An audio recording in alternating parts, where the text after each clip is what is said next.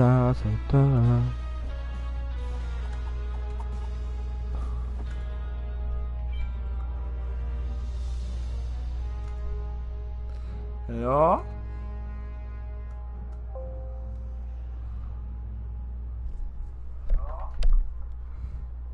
Perfection. We are good. Ready? Now it's time for a short rest. Hello. I know we're a little late on the draw. Not only did the update come out Tuesday. I was busy Wednesday. Tuesday it was late and I had school the next day. So today is the only day I have time because not only did I not have school today, but I do not have school tomorrow. I do a game tomorrow, but I only need to wake up by like 9. So we're good.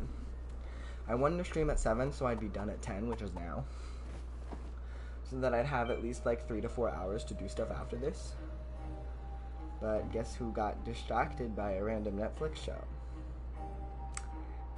And some quote-unquote spoilers of the next characters. I hear an overloaded 4 stars coming out, and I'm kind of hyped, except that she's split scaling on HP and attack, but that's neither here nor there.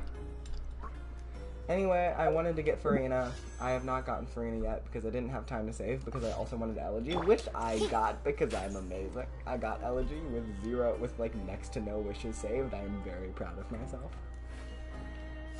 The only thing is now to do the exact same thing with Farina, which I don't know if that will happen, but I hope it will because she's like perfect for this team right here. So yeah. Look, I love Yelan, but Farina's just better. I'm sorry. Yelan has better like base damage, but Farina has better damage buffers, and I'm using Yelan as a buffer, not as the DPS. Because she does good. I already did the first part where you walk into a small section of the prison, and it does document will be effective immediately upon signing, and you two may exit the Fortress of Meripede via the regular channels. It's been so long since we've been to the surface. Let's hurry up and... Huh? What is that? What is... Okay. Okay. What's happening? What's going on? Are you okay? I'm fine, thanks. But I wonder what that tremor was just now. Yeah, me too. Let's go ask the Duke.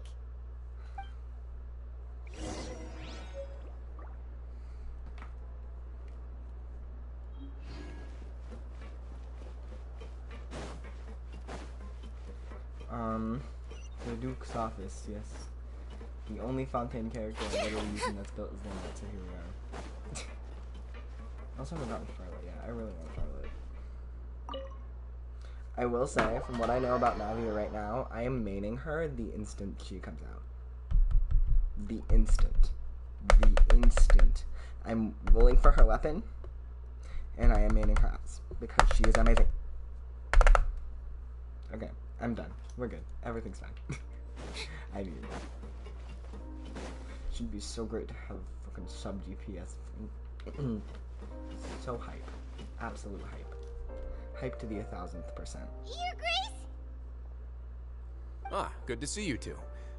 Is there something you wish to see me about? Yeah, what was with that earthquake just now? Ah, that. The tremor didn't originate from the seafloor. In fact, it seems it came from the surface. Over the years of serving as the warden here, I have developed a sense for distinguishing between what occurs on the surface and what occurs underwater. Besides, the seal that Monsieur Neuvillette set in place won't fail so easily. We should check on that. So the fortress is okay? I hope so. If you I'm recall super our excited last for the second incident, quest, if by the there way, I really love were Farina a problem, anyway. there would be crowds of inmates in a panic right now. Huh, you've got a point. Okay, seems we need to get back up to the surface and ask about what happened. By the way, do you know what day it is today? I believe today is this month's pipe cleaning day. Wait, seriously? Actually, today is the day we say goodbye to the fortress. Ah, yes. Have you completed your release papers? Yep. It's you two. Hi, Susie, my little baby queenie. I love you so That's much. right. Today is our last day in prison. Sorry. But now that Paimon says that, it doesn't feel like we were confined here. It's actually been pretty nice. I don't know. Her vibe screams 4-star, but I do not care. Oh yeah, Paimon feels fond of this place now. Well, then be sure to come back and visit. I'll miss you. If you've signed the release papers, then you're free to go. The guards will escort you out. You're not going to see us off? I knew you'd ask. All right, sure. Let's go. Well, you actually agreed. No worries, you must be busy. Paimon was just joking. Ah, so you do have a polite side, I see. After being down here for so long, I imagine you must feel like you're lacking companionship. Shall I come along too? No, that's alright. It's not like we'll never visit again. Yeah, don't worry, we'll come back to see you. Paimon really likes the cafeteria here. The chefs sure do know how to make good grub. Yeah, we're friends with some I of hope you them. won't be here as convicts the next time I see you. We'll do our best to stay out of trouble. Of course. Well, it seems our work in the Fortress of Merity Hold a vendetta against you, obviously, but that's neither here nor there. during our journey. And since Nervalet was the one who asked us to come here, we should probably go report to him now. Next up, the Palais Mermonia. Mm-hmm. You're going to see Monsieur Nervilette? Please pass on our kind regards. I'm sure just your regards will do, no? Oh, you I asshole. believe it would be the polite thing to do. You're right. I've heard the Palais has been terribly busy these days. Tell him that I hope he hasn't been overwhelmed by the recent string of troubles. Not even like, you're my friend and I care about you. Just don't get overwhelmed, you dumb bitch. If you're concerned about things at the Palais, why don't you take some time to go up and check? I believe you should still have some vacation time to spend. Thank you for being so understanding. It means a lot. It's been some time since I've gone to the surface. I must say that I've started to miss it a little. Enjoy your vacation time, Caesar.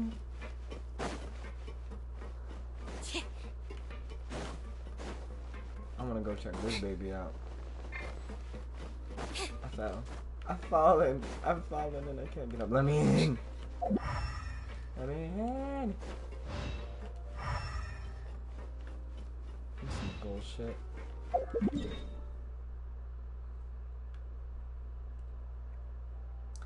It's social suicide. Oh my goodness.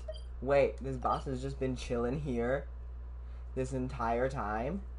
Is there gonna be a quest related to it, or is it just sitting here doing nothing? This boss could have been here so long ago. We could have had it from the very beginning, but nah. Absolutely not. Ugh. Bullshit. That's some fucking bullshit.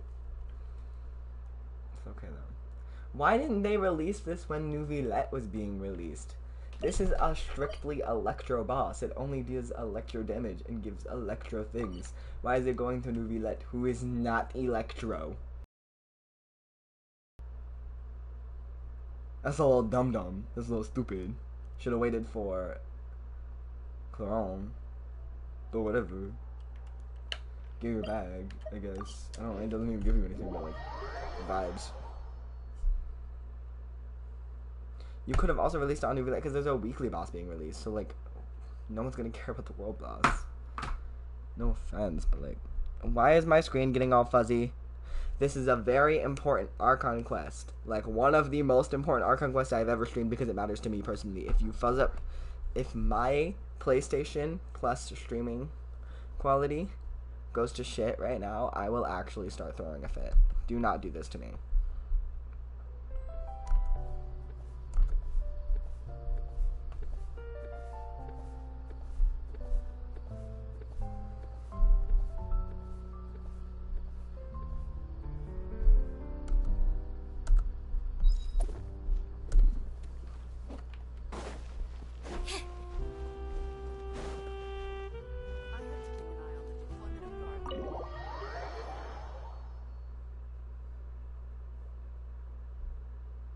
It could just be my computer, because it has happened before, but it seems to only happen with my streams now, which is a little upsetty spaghettiing, and I do not appreciate.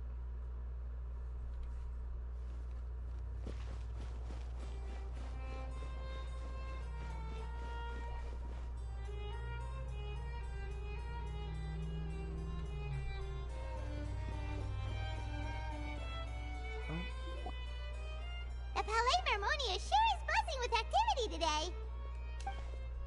Halt! Huh? Oh, it's you two. Apologies. Monsieur Neuvillette did say you'd be welcome at any time. I remember. Excuse me. Would you mind helping me take a look at this report? I'll be right there. Sorry, I've got my hands full here. You can see yourselves in. Of course. I hope you're doing all right there, bestie. Everyone's so Don't overwork busy. yourself. Seems a lot has been happening. Yeah.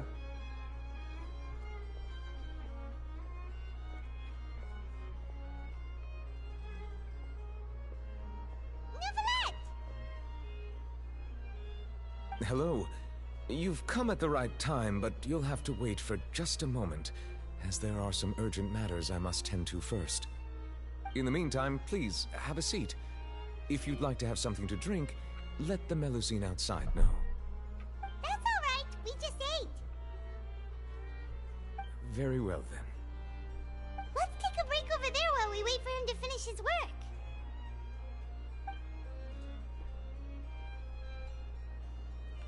We're just waiting, we're just chilling. Come on, boy. You got this. I believe in you. All right. Cheerleader. I should wrap things up for now. Are you done with your work? Yes, sorry to keep you waiting. Sorry, I'm in Dendro mode right now. Today should be the day you were released from the Fortress of Meripede, and it appears that you have managed to complete all the release paperwork. That's right, and we came here to see you right away.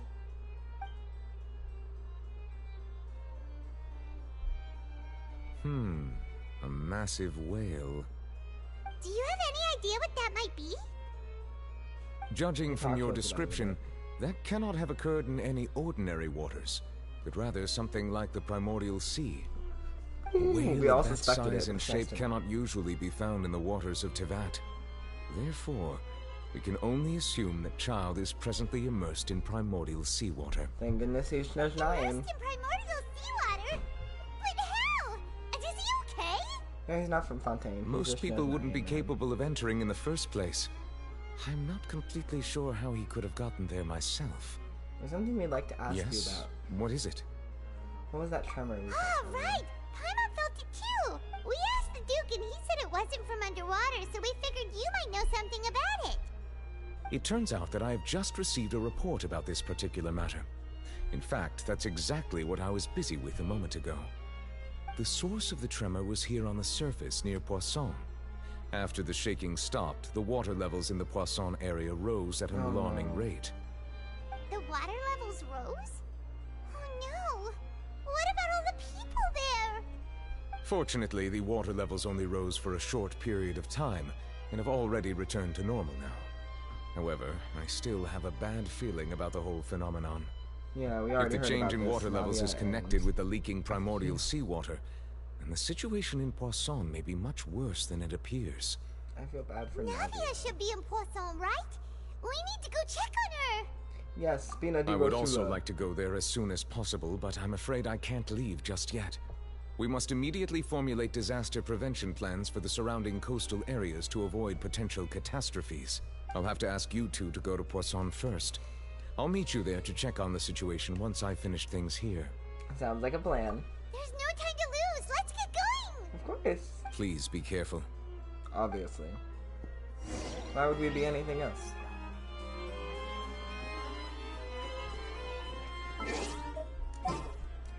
For my personal not wanting to be peeved for the rest of this quest, There's still a I'm long changing road the ahead. Traveler from Dendrohydra. It just bothers me. I feel like they have to be the correct element in a specific location. It's like, it's necessary. Or else I will have a freak out. It needs to happen. I do not know why I'm like this, I just am like this. I saw that it was green, and it's the only thing I could look at for the entire fucking speaking section. It was so bothersome. I only changed it to Dendro because I needed to use Dendro Traveler for something. But now I no longer need Dendro Traveler. I have my Kale with Elegy. Elegy for the end. That's enough for me. I also have Nahida. I probably don't use Nahida nearly as much as I should.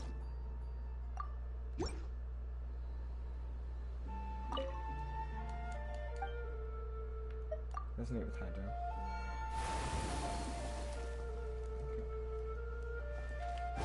Water jet! Oh, I get a cute little shield. It's a very temporary shield. But it's a cute little shield. I'm also gonna equip this guy with weapon. I don't have a Fontaine weapon outside of the ones that are actively being used. So yeah. Is there anything like nice and generic?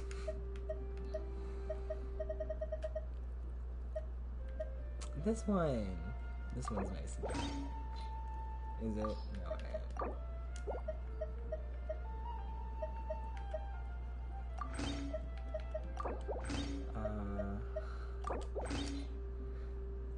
Generic enough. I don't know why. It's a personal thing.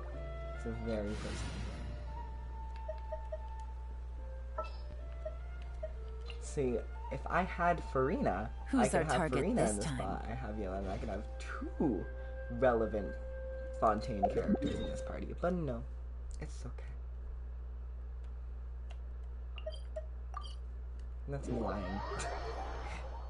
Tis not okay.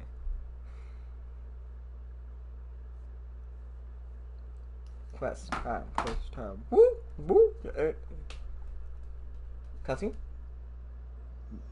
No, that's okay though. Oh no! What happened here? The place got wrecked. Why is this thing still on fire? Weren't they in rough shape before? Oh no, the entirety Navia of should be Poisson. around here, right? Oh no, is this where she has the everyone is dead moment? Oh my baby boo. Navia is like one of my favorite characters. Navia and Lynette. I wouldn't die for those 2 angels. We haven't seen a single soul all the way here. Oh, this is getting scary. What will I ever do now? Look, there's someone on the roof over there. They were able to get away by standing on the roof. Just That stay checked put. We're coming up. Watch your balance. All right, just hurry. Some of the disaster victims were able to get to high points in Poisson and live. But I think most of these babies are dead. I'm not young anymore. How will I survive on my own? Desiree? My Desiree! Desiree. Desiree. Oh, he looks pretty sad. My leg. My leg. Did you trip and break it, or did your leg just turn into water? Happened? It hurts. I think she just tripped and broke her leg. Just hang in there. That's Help still is pretty on the bad. way. You can hold my hand if it makes you feel better. Why is his beard so awkward on his face? I'm sorry, but it's just so bothersome.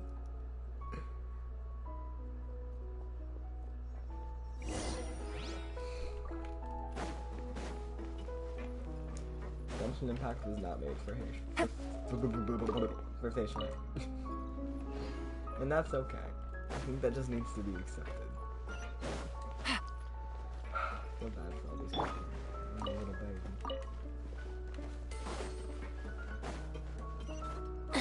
There she is. There's Navia. Hello, Navia.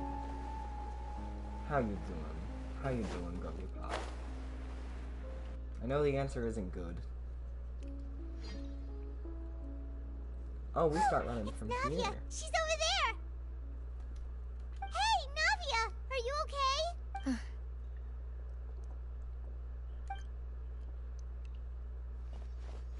You're here. We heard there was a situation in Poisson, so we came as quickly as we could. Yes. As you can see, the water level suddenly rose. It caused quite the disturbance, in fact.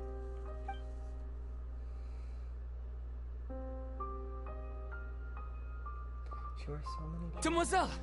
There was a wounded resident next to a building southeast of here. We've already transported him to safety, but we've run out of medical supplies. He's wounded? How badly? He fell, so it's probably a broken leg. He's pretty shaken up. When the water level rose, he desperately climbed up to the roof. Once the water receded and he saw the ground, he became terrified and eventually... He jumped down then. Find the leader of Squad 1 and tell him to take the wounded resident to see a doctor. He should know where to go. Understood. I'll take over his search and rescue mission in the meantime. Mm-hmm. All right, you'll be in charge. This is a rather intense situation. I'm sorry. Little baby boy. Where were we? The situation in Poisson? Oh. Right. Allow me to explain. A little Of earlier, course, take your time. we suddenly heard a loud noise. At first, everyone thought that something might have exploded in the waterways. But before we knew it, water started pouring out from everywhere. The rushing water seemed a little odd, almost like the unique color of primordial seawater. Some people didn't realize the danger and thought it was just ordinary water, leaking from somewhere.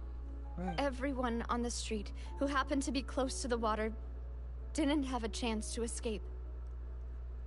Oh, As the water levels that's rose, their bodies? they suddenly disappeared. They were all dissolved. I'm sorry. Specifically, the makeup on some Genshin characters is just not modeled well. The rest is great. Those who realized what was happening Sorry, it's started to sometimes flee very in a bothersome panic, when there's little desperately things like trying that. to But get that's to just higher me, ground. The person who looks at the dumb thing. Many were injured in the stampede, and some people fell from significant heights.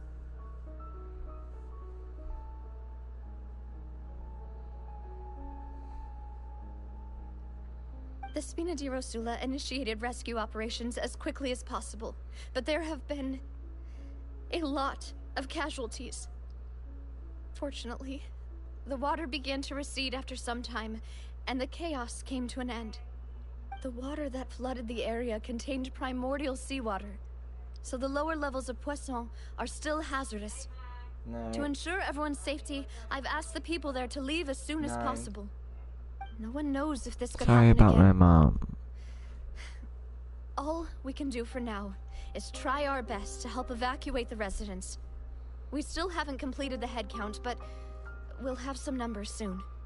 Hopefully the How majority awful. is good. And all of this just came out of nowhere. It was quite frightening indeed. I only wish that everything that just happened was a bad dream. Is there any way we can help, Navia? Yeah, we're here to help. Thank you for being so willing to help in a moment of crisis like this. You don't know how much it means to me. I really can't express how grateful I am.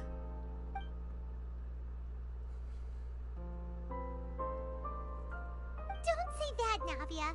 That's what friends are for. I'm losing Silver to John. No. Demoiselle! We've got a situation here! Oh no. I'll be right there.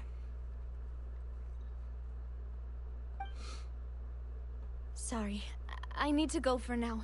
It's okay. And off she goes. Seems it might be a while before she can take a break.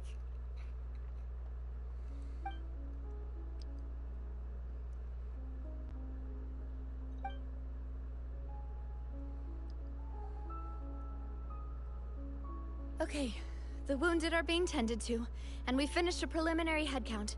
More support has just arrived, so I suppose I finally have a moment to focus on my own matters.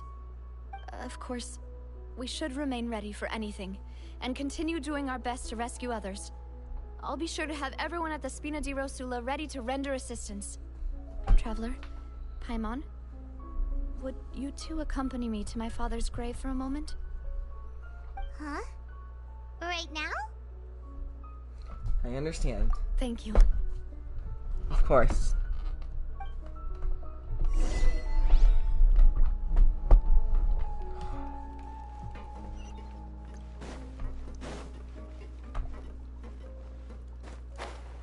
the water safe?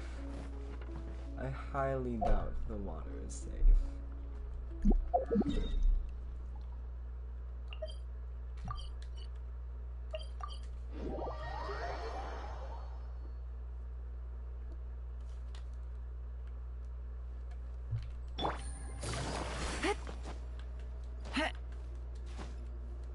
Those two animal people, so stamina consumption and speed is absolutely not a problem.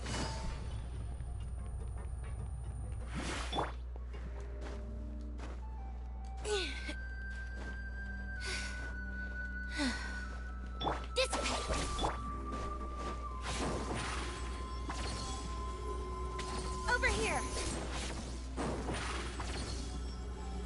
Surprise!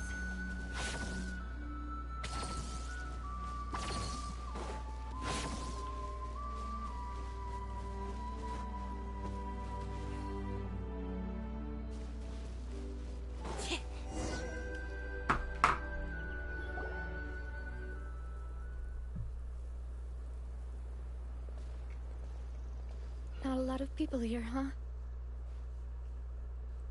Well, given the time of day and the whole situation in Poisson, Paimon doesn't think there'd be a ton of people here visiting graves. Right. That's how things are now. The living are so exhausted that they've no strength to spare any words for the dead. Navia? There's no need to push yourself so hard.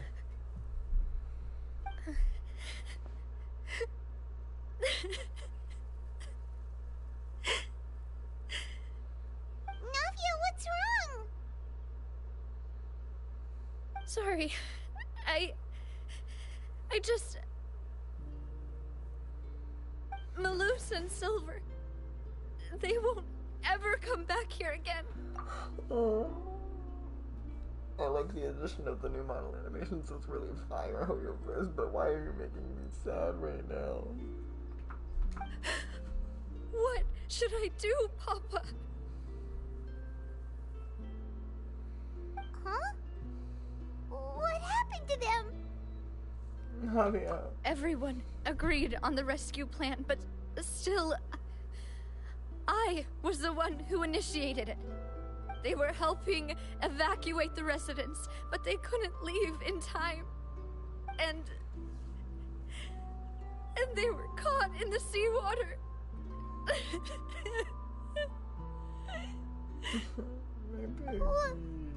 What should we do?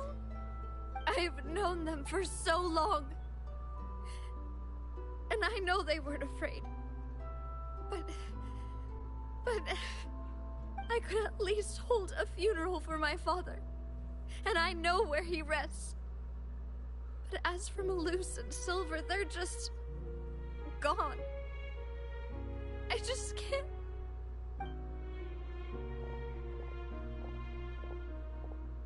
Everything looks so clean after it rains. Even the gravestones. I didn't expect that you'd enjoy a glass of red wine in front of Master Callus's grave. I can understand. Besides, the scenery here isn't half bad. See, it's not just me. I always want to bring something when I visit Papa. Perhaps we might even have a picnic. He wouldn't be angry, would he? How could Master ever be upset with you, demoiselle? Yet the cemetery is the home of those who have passed, is it not? Everyone ends up here sooner or later, no matter who you are. Buying yourself a plot in advance, are you? No need yet.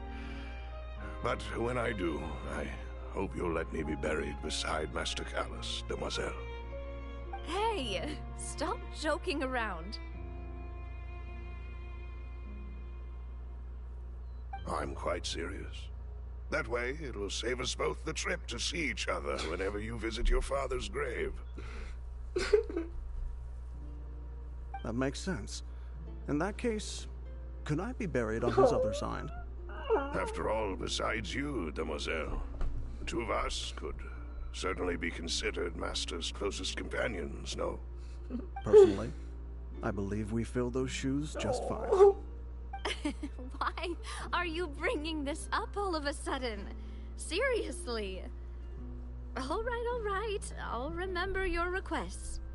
But I'd really prefer not to talk about this stuff. And what do you mean by saving me a trip? I'd make the journey even if I had to visit you two somewhere else. I'd promised to let them rest in peace here.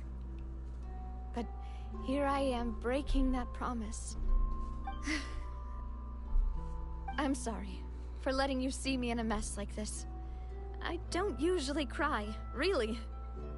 Paimon doesn't know how to help you feel better. But, well, she understands how you feel.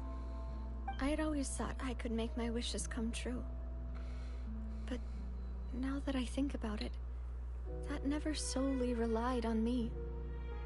Many things can only be accomplished with someone else's help. Malus and Silver have helped me so much. But by contrast, I could do nothing for them. I'm so sorry. You can spend as much time as you need here, Navia. We'll stay with you. Yeah, we're here for you. Thank you. Right now, you don't know how much that means. By the way, you can have a look at this. It's a list of victims from the incident that took place here. Obena, Khan, Burnett, Giverny, Francine, Karina, Daisy Ray, Joinville, Julianne, Esson, as well as Malus and Silver. So, everyone else is safe. But still... It's okay. I know what you're thinking. And you're right. We lost Malus and Silver. But we were able to save more than we anticipated. The overall outcome indicates that the cost was worth it. No one's sacrifice is truly necessary. Right! I stand by that Don't statement. think that way, Navia. One No one person deserves might be that. saved at the expense one of needs another, that. sure, but that isn't something we should ever consider a trade. Malus and Silver were not the price for saving anyone. They're heroes. Exactly. You're right. Thank you, Paimon. What you said just now was pretty amazing, actually. Paimon, look remember at your you go, words. Paimon. Oh. Really? Seems you've become more eloquent in the time since we last met. Did Arlecchino help out? The knave? What are you doing here? I like her. I like the Is everything name. going well on your side? See, one thing I don't like is how Paimon and the Traveler hold a grudge against all Fatui members. The Knave has consistently proved themselves to be kind and forthcoming and sweet and genuinely caring about the safety of the people. She's actually a good person. Yes, my people are carrying out the mission according to your request. All the residents of Poisson have been evacuated, and we're preparing to relocate them to higher ground. As for these supplies, we have everything taken care of. There is no need to worry. I love her. Thank Look you at that queen again. very much. Wait, do you two know each other? We just met recently. Right, Miss Navia? Usually, I would call this a coincidental encounter. But that doesn't quite fit this time. Besides, it never even crossed my mind that a Fatui Harbinger would come looking for me.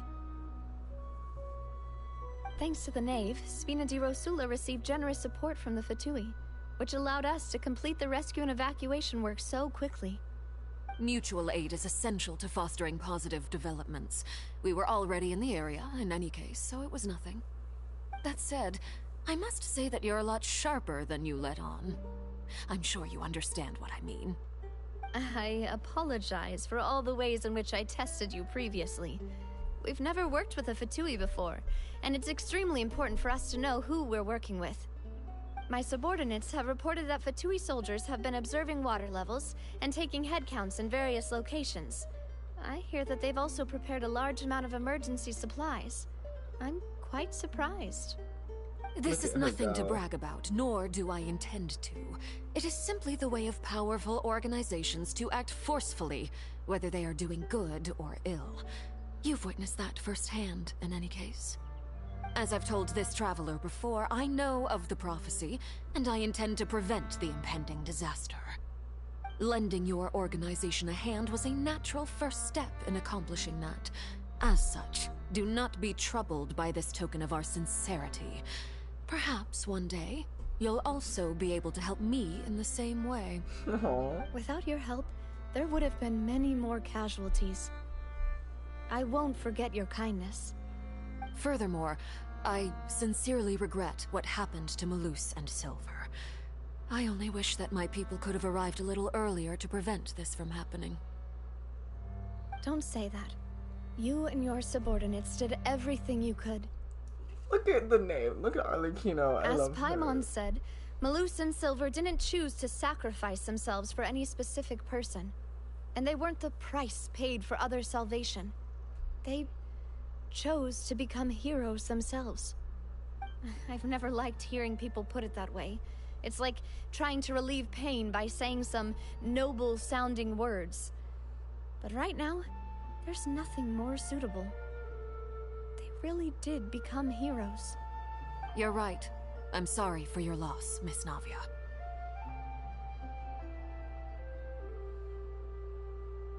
Water is life to Fontaine's people, and it also spells disaster. It's no wonder that people always say that prophecies represent fate. Fortunately, I've never been one for such opinions. So, you're one who will try to change fate then? Of course. That is why I'm going to Hotel Bouffe de Thé. I still have some things to take care of, and the children need my attention. By the way, Traveler, Paimon, one more thing. Alright, then we'll just... Huh? This isn't right. Paimon thought you would ask us to walk with you for a moment so you could tell us something in private. Paimon's too That used is to the a other. clever and useful conversation technique, which I do like to use when necessary. But there's no need today. It would not hurt to have Miss Navia listening in. Traveler, I'm sure you remember that I said we could work together when we had the chance. I would love to You work and I with both you. know that there may be issues with the Primordial Sea. Previously, it was the fortress of Maripede's sluice gate, and this time it was the water levels in Poisson. These are both signals. So the time for jolly cooperation has come? Indeed.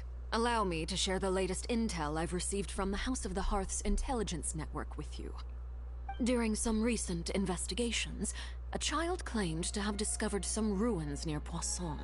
The ruins date back to ancient times, and seem to be worth investigating in many ways. Judging by the dating of the ruins, they may be related to the prophecy and the coming crisis.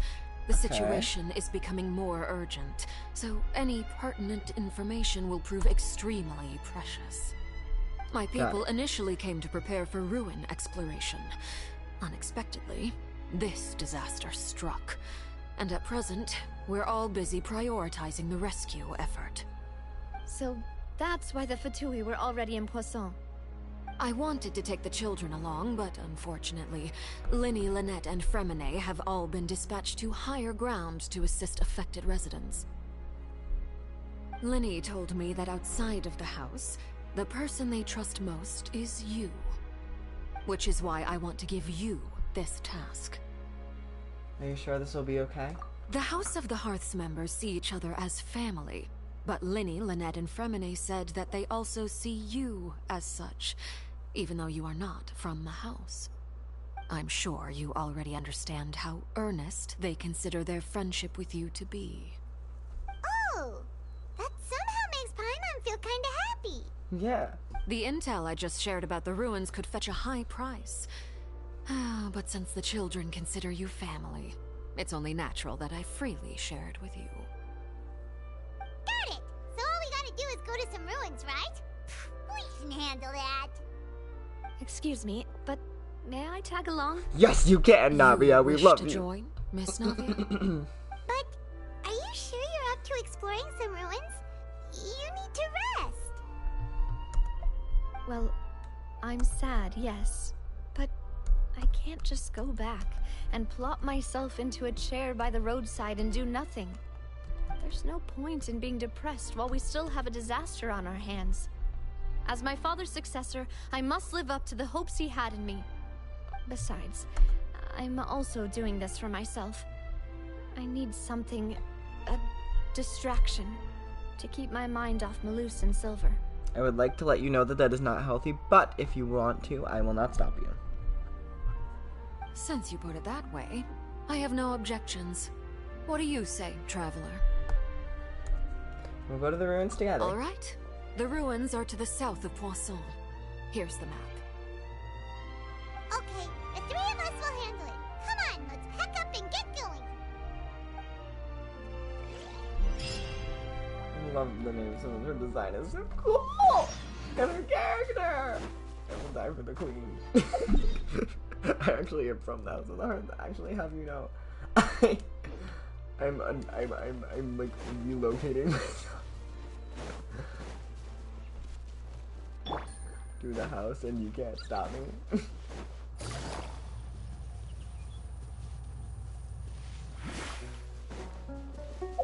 Sorry. I think I might have done something a little stupid. Yeah, I did. But it's okay, we're already here. And I don't think going here is gonna make it go any faster. Take it easy.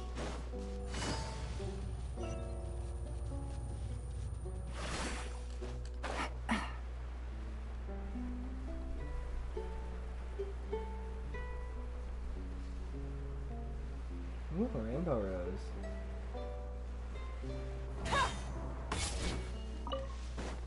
Very important. Also, like lilies. I think it's what they're called. They also have a lot.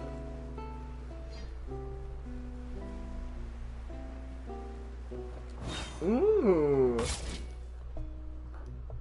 So, are these the ruins the knave was talking We get a about? domain. Whoa, talk about old. They seem to be pretty ancient, all right. Let's go in and have a look. Just be careful. Of course. Nothing but.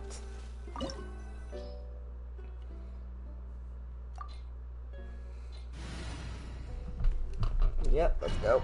I'm just taking my animo team. I am trusting it. I am trusting it. And if I have trusted wrong, then, well, that's on me. I thought the Poisson, I can speak. The Poisson situation would be a little bit more intense, but I appreciate the vibes here. We're just getting right into it. And Navi is tagging along, which I appreciate.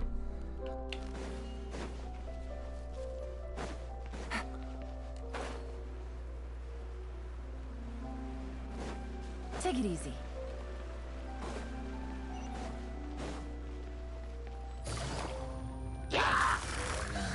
Quiet. Game's up. Gears of the store. Lightning's terrified. Cue the spotlight. Step on up. I love just how much damage I do. Absolutely terrifying. The amount of attack she has. Like, Lynette has so much attack.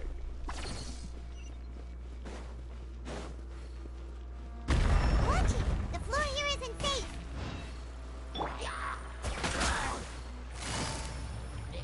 Gotcha. Over here. We're good. We're good.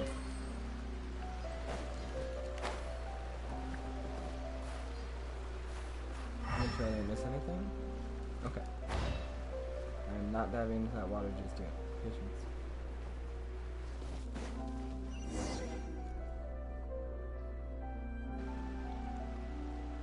This place has also been contaminated by primordial seawater. Yeah, Yep. and a lot of it, too. A Fontainian would most likely dissolve the moment they fell in. You should go back to safety, Right. Navia. You can't go down if there's primordial seawater. It's too dangerous, and it won't be any help for you to just stay here. Don't get my mind wrong. We're not saying you're useless. It's just that... No, you're right. I can't do anything in this situation. I'll leave this to you. From the look of things here, maybe there's no way back. That complicates things. Maybe the only way left is forward. Navia, just because you are mourning does not mean you get to throw caution to the wind. Absolutely not. You are not allowed to dissolve. I need you. Emotionally, you are one of my favorite characters, and if you dissolve, I will start crying my f***ing eyes out. Come on, bitch. Get your shit together. I don't want this cutscene to happen right now. Don't fall into the sea of stars. It's not good for you. In that case, do you want to wait for us here? The water levels here are unstable, and there's a chance the water will rise. So, staying here wouldn't be safe either. I'll go together with you. Perhaps we'll find the exit just up ahead. Seems like there's any other option. Please be very careful. Do not step into the water. Step around. Let's try climbing over from the side. Yes, agreed. Do not touch the water. Just climb around it. Do not fall, Navia. Do not fall. I know that I'm quite sure this is exactly where the cutscene takes place because I remember this Sea of Stars and I recognize this ruin area. It's literally perfect for that stupid cutscene in the thing, and I don't want Navia to dissolve yet. Come on, girly pop, we just reunited with you. I miss you. Crawl. Do not go dying on me right now. I'm emotionally attached. It's unfair. Okay, we're good. I think we're good. Hopefully.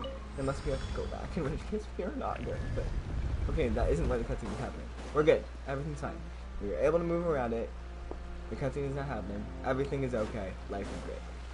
Nothing is bad. We are okay. Why are places in the ruin floating? Why are we at this weird angle? And why are places... Wait! There's something wrong with this bridge! Run! Oh, it's now! I just felt safe, you asshole! You did this on purpose. We just started feeling safe and you immediately knocked her into this. Come on.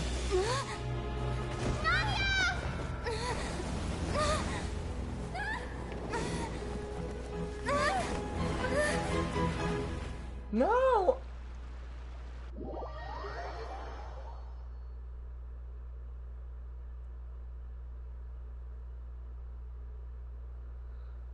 No!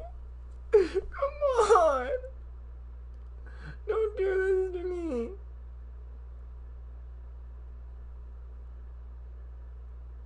No! This is bullshit. It's complete fucking bullshit. We didn't see her fall in. It ended right before she fell. Right before she hit the water, it ended. Demoiselle. Huh?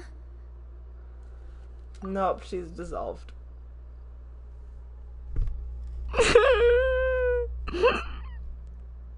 I was hoping. No, she's gone. But at least we get to see how the dissolved people feel while they're dissolved. Demoiselle, what are you doing here by yourself? Would you be standing here till dark if I hadn't come to get you? Maybe she just wants some time to herself, Malus. Why are they all distorting like water? Oh, was I sleeping? Does the primordial water distort the minds of the people? Because we just lost Navia. Like, she definitely fell in and dissolved. There is no other reason for what is happening. Yes, it would appear so. Oh no. Now she's gonna think. Now she's tricked into thinking it was all a dream. I must be tired. That's quite possible. However, you were the one that suggested we go out for a walk. Oh, you manipulative ass. Right. I nearly forgot. Not the people, but just the It water. must have slipped my mind when I dozed off. I haven't had a nap today yet. Have I? This is a familiar feeling, yet something's a little strange. Is something the matter, Demoiselle? Oh, no. No, I'm fine. I was just trying to recall why we came out for a walk. Do you remember Mr. Giverny? He'd requested our help before with foreign merchants who had a debt dispute with him, and we'd resolved the matter not long ago. We were headed to see how things were going with him at the moment. Ah, right. Yes. I remember now.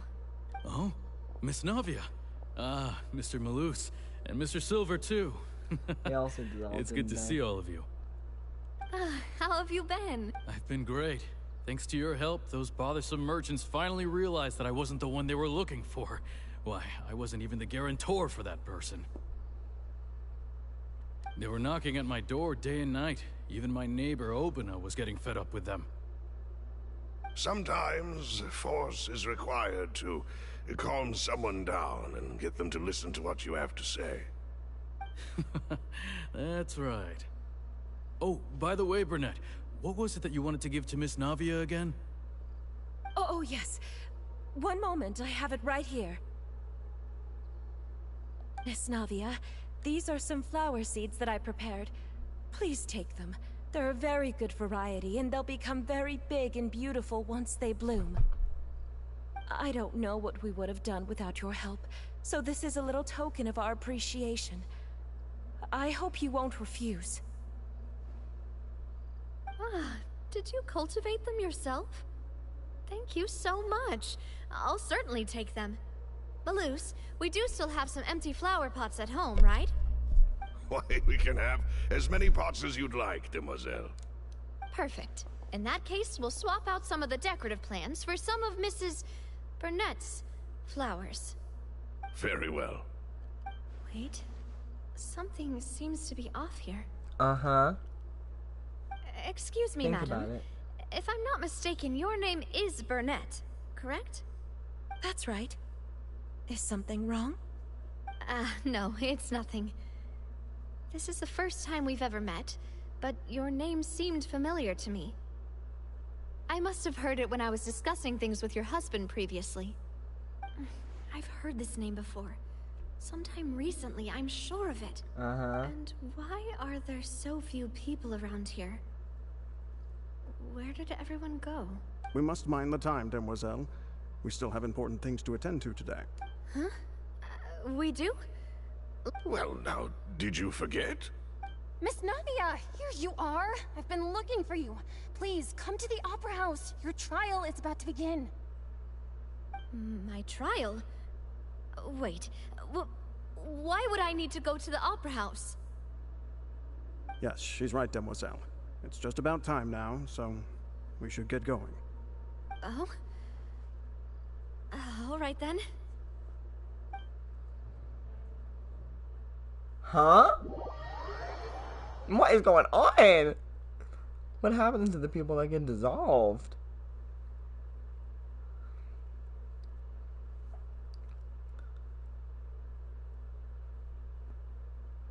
What's she going on trial for?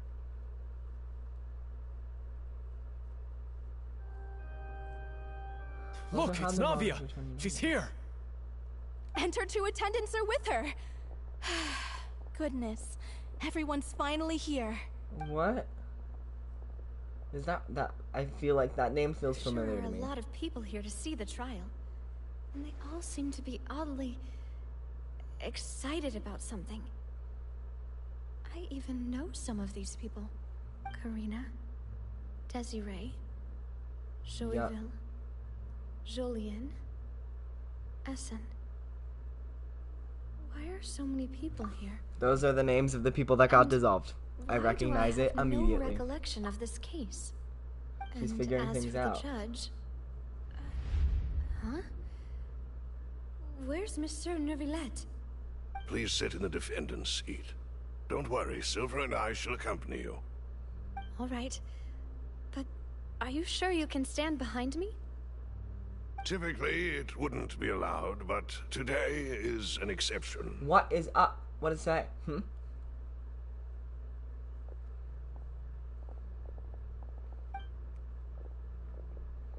Hey, what kind of place do they think this is? Come on, do they have any idea what they're doing? Seriously. Enough with the whispering! Could someone please tell me where Monsieur Neuvillette is, and why I'm standing trial. My dear Miss Navia, have you not yet realized what you've done? In that case, allow me to explain. As all here know, you are Master Callus's successor, the head of the Spina di Rosula, someone held in high regard by every soul in Poisson. After you took over the Spina, you treated all of us just like the late Master Callus had. If anyone in need reached out to you for help, you responded. Not only you, but your butler, your subordinates, nearly everyone in the Spina di Rosula fought for the well-being of those in Poisson. Wait a moment. Aren't you just proving that I'm a good person? Yes, correct. Absolutely right. And that is why you stand accused. You have helped so many people get through so many difficulties. You are one with us. We are inseparable. We are one big family. All of us who are from Poisson, inextricably linked. And with you being so important, we couldn't possibly do without you. Therefore, this fair and honorable court shall declare you guilty, and you shall stay here. You will be together with us forever. Huh? What are you saying? They've all dissolved. Everything you have said is correct. I have indeed done a lot for my hometown, and I would be willing to be with you all, but what is the purpose of having me stand here like this? What is there to discuss? Ah, well, if that's what you think, then I have no further comments. How wonderful, Miss Navia! What is happening? I know all these people. Why are they laughing? I seem to remember now. Yes, I get it. This trial is... Wait just a moment. This isn't right! Yes, baddies. What was that, Mr. Malus? Our conclusion is very clear and unanimous. Let the court judge her now. She's guilty! Stay here, Navia! You're one of us! What? Demoiselle, don't admit guilt. This trial means to keep you here forever. I wish to exercise my right to defend Our Lady. Mr. Joinville, you only know of Navia's goodness, but nothing of her utterly independent mind. She was born a free and independent spirit. Yes, come on, girl. She has never been tied down by anything. Indeed, even the death of Master Callus couldn't stop her. Fighting for it, girl. Her actions Come cannot on, Navia. serve as proof Let's that she go. identifies herself as part of any group. Don't She let your merely memories acted as an separate you. individual, extending her hand to help others. Let's go, bitches. Please do not mistake her actions as being otherwise. Really? As an individual, Navia's like a second you main say? character to this entire Don't quest. forget, we are all Fontainians here. This is the nation of justice, the nation of Hydro. Okay. And you kind of forgot, we have theories about memory juice. What if her memories and thoughts and other people's memories are clashing and trying to keep her here? And keep her dissolved and separated? And what if she resists? She doesn't separate. Even if into Miss water. Navia only voluntarily rendered her assistance, that doesn't change the fact that her beautiful soul must return to everyone. Water accepts all, blends with all. It will surely accept her kindness. Everything is measured here in the nation of Hydro, and in the end, everyone shall meld together. Thus, when a unanimous opinion emerges, that opinion represents justice. But not everyone Now, here is I accounted speak for for. everyone. Our opinion is consistent. Navia should stay. We and Navia are one. And you would call this justice? Preposterous. You are merely She jealous gets to that exist as her Demoiselle own still instead has a of known chance together as to a exist unit. as an Okay, I'm individual. starting to figure things out slowly but surely. Have you forgotten how much you all once longed to become individuals? To become independent? Do you mean to defy our justice? If your justice is flawed, then why should we acknowledge it? As you said, we can also have our own justice. Silver and I shall defend Demoiselle. Yes, bitch. And that is how we will enforce justice. My head... It hurts. Come on, girl. Fight through. Silver, it hurts. My head is spinning. All I can see is stars swirling in front of me. I remember now. Everything that seemed odd from the very beginning. Karina, Desiree, Joyville, Jolien, Essen, and Mr. Giverny and Mrs. Burnett, who we met earlier. Even Malus and Silver. I don't want to admit it, but they're all dead. Don't be afraid, and don't admit guilt. We will protect you to the very end. Absurd! Who are you to say that she cannot be judged? We are the majority, and in the nation of trials, the majority is absolute justice. We are the will of all. Don't let them escape! We shall keep Navia here with us! Mr. Malus and Mr. Silver, must you be so stubborn? How could the two of you possibly hope to stand against the collective? Do not resist. This judgment is fair and just. Navia belongs to us. After all that happened, she should not be left alone in Poisson. Yeah. They're all Oceanids trying to gather a collective, and they refuse to let the collective separate. What are you saying? Which is the collective memory juice No of more everyone's excuses. individual dissolved selves in the water. She says we're jealous. Jealous? How could she possibly be an independent individual? What's with these people? Who's jealous of her? She belongs to us. Miss Navia. Silence. When did Neuvillette appear? Where did he come from? Monsieur Neuvillette! Such commotion is prohibited in the court. The court will adjourn for the rest of the day. Our thanks, Monsieur. Please leave with me, Miss Navia, while there is still time. But... Go on now, Demoiselle. This is your only chance to leave this place. What, can't bear to leave us behind or something? Malus. My apologies. I couldn't resist making one little joke once. Oh, my baby! This shall be our last goodbye. It's okay, baby. Malus. Silver. Quickly, you must come now. Come on, Navia. Goodbye. I don't know exactly what's happening, but I have a pretty good idea, and you need to get out of here. I don't know why Neuvillette is here, but I understand the rest completely. Come on, girl.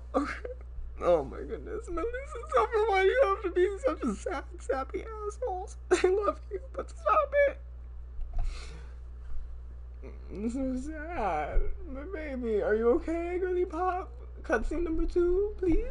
No, wait! Just a second! Navia? You're awake. Good. Where did you come from? I must have been dreaming. Malus and Silver were still alive, and they were defending me at some insane trial. It looks like you're all right. Did all the sad feelings cause you to have a nightmare? Paimon could give you a hug. The ruins you were exploring suffered a cave-in. When I arrived, I found you falling toward the water. You were just about to be dissolved within. Hmm? What is it? I think I saw 2 Oceanids protecting you. It was only for a moment, perhaps even a fraction of a second, but they gave me the chance to retrieve you.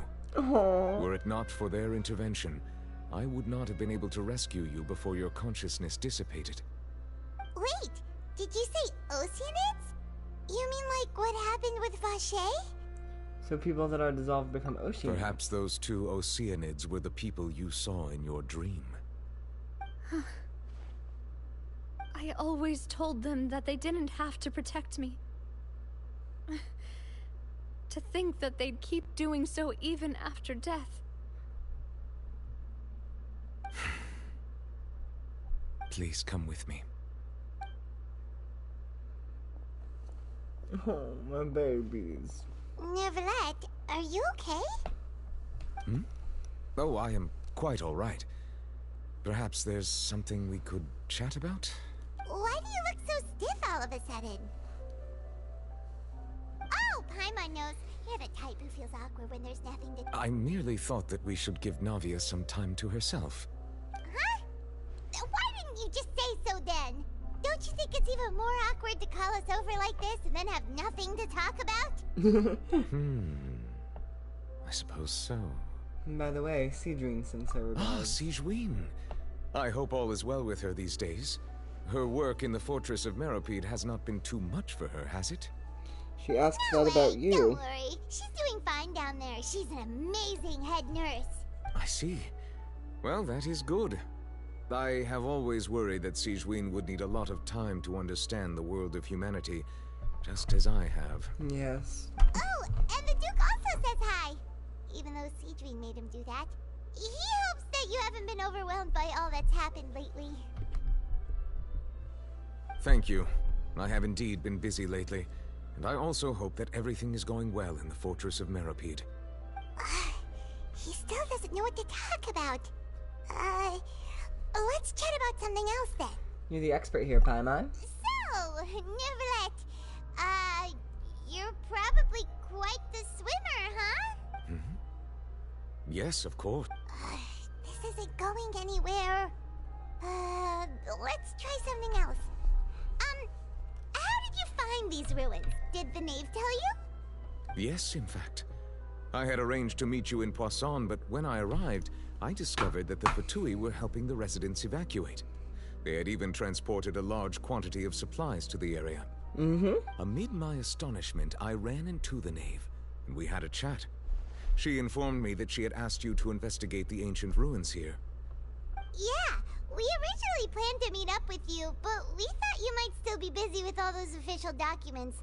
We didn't think exploring the ruins would take very long, and who would have thought you'd wrap things up so quickly? Yeah.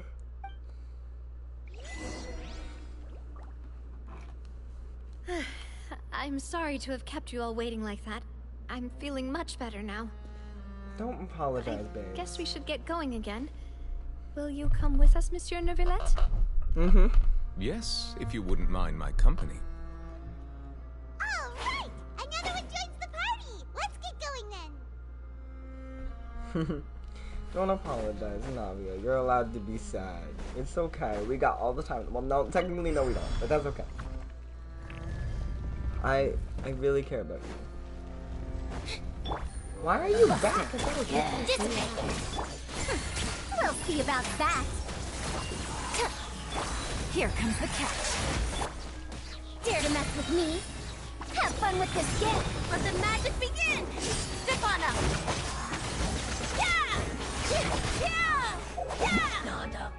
Look at that attack buff. Oh, it's even higher. Okay. Get it, nearly 3,000. I feel like that's a little bit too much attack. I don't think we need that much. I think I'd do fine with a little less. Well, no, because then we don't get any of the attack from here. It's a weird situation. We'll see how I feel.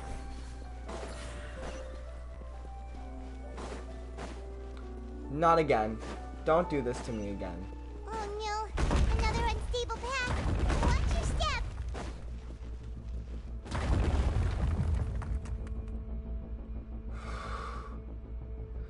Do not. No. No.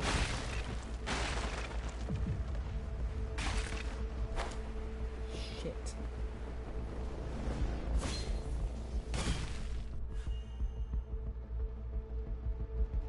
No. How do I get up there now?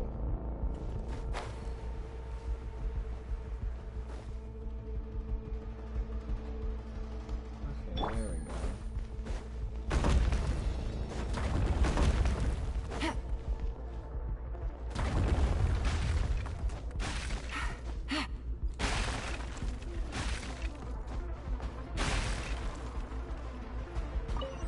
don't enjoy this. I mean, I do, but I don't, you know. The ruin is collapsing around us. The ruin is collapsing around us. The ruin is collapsing around us. The ruin is collapsing around us. We're all going to die. Everything. Over here. Yep. Come on. Bitch.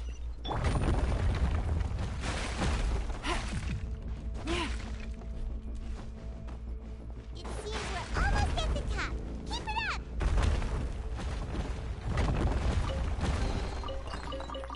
The ruin is just shattering into pieces as we move.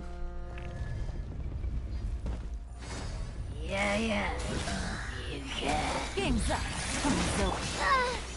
The puzzle is What the still fuck? unsolved. No. Care to mess with me? Be a me! Entirely unacceptable. Gotcha. Zip on up. Over here. Yeah! Stay calm. Out of my way. Dissipate. Things are about to get dicey. Cue the spotlight. Truth repeats itself. Zip on up. I'm a little uncomfortable, but it's okay. It's scary. Everything is very scary. I don't know what to do. I love the drama. This quest is really getting my heart rate up.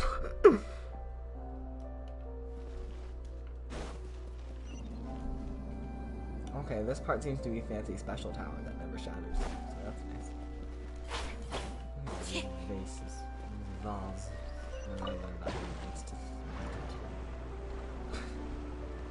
Yeah, that part looks a little more stable.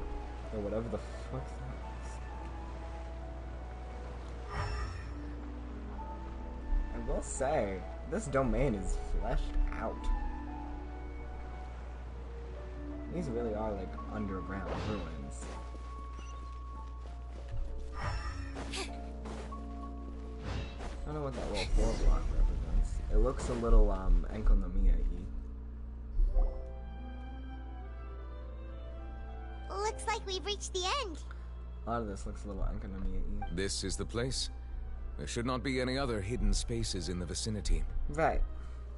The path sure had some twists and turns, but it turns out that this place isn't actually that big. There seems to be something on the wall.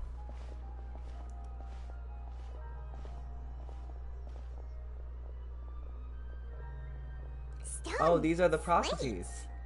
It seems like they were put here as an offering. Could we take them down and have a look? I think this relates to the prophecy. Perhaps we should just leave them be for now. There are 4 locations in total, but only 3 stone slates. The slate that should be in the first empty spot is missing. The surrounding walls also show signs of damage. There's something written below. Let Paimon see. Reason dictates that this nation be destroyed. I shall record the history of its future here in its past. Say what? Huh? It feels like someone left these slates and these words here for a purpose. But does he mean that Fontaine should be destroyed? They. Can we use That they? would We fit do the not. circumstances dictated by the prophecy, yes. Indeed, the slate's contents correspond to it. Take the second slate, for example. Can we use they? We do not know this person's gender. There's a person kneeling here. She seems so dedicated. That's Celestia in the sky. And there's a whole bunch of other people behind her doing the same. She's facing this...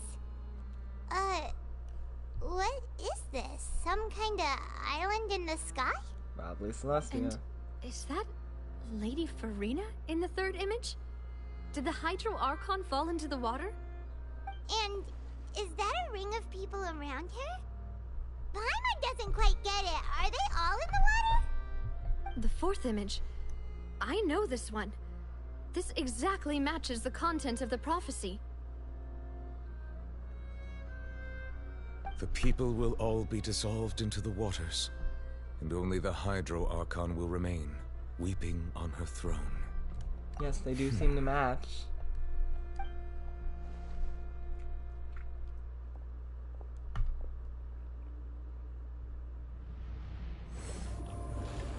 Oh?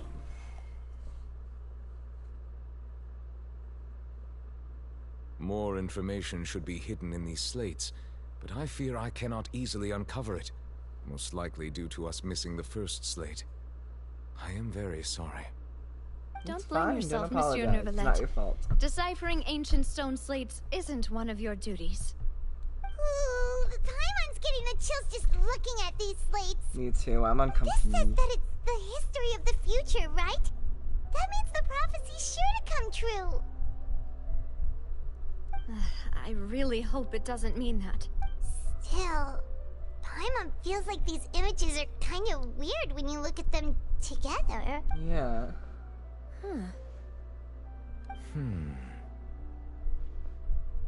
I get what you mean. The issue is the order of the third and the fourth images, right? That's right! If the images are in chronological order, shouldn't the fourth, the waters drowning Fontaine, come before the third? Where the Hydro Archon herself falls into the water? And yet the order is reversed here. And the second image is also quite concerning. What sin are the people in the images confessing? If we go by timing, Lady Farina only emerges in the third image.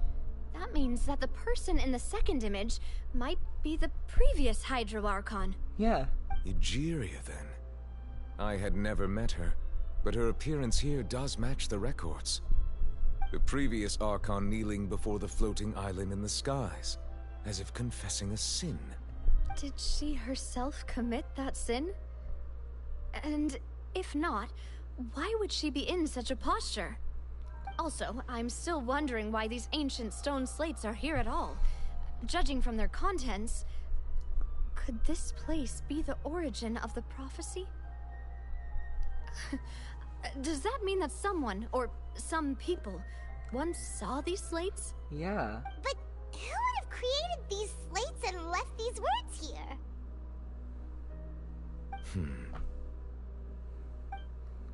It seems that any further clues will have to come from Farina. In that case, there's no time to lose. There's nothing else to be gained here, so let's head back first. Did she fucking make these? Is she some weird time traveling baddie? But Yeah, we better get somewhere safe for now. is that why in her demo she was like, but don't you see, the prophecy has already happened? Oh no.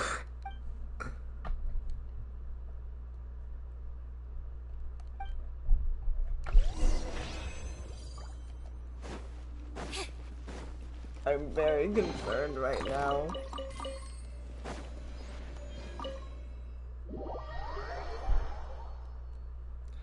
Very concerned, very upsetty spaghetti. And she does not dissolve in the waters.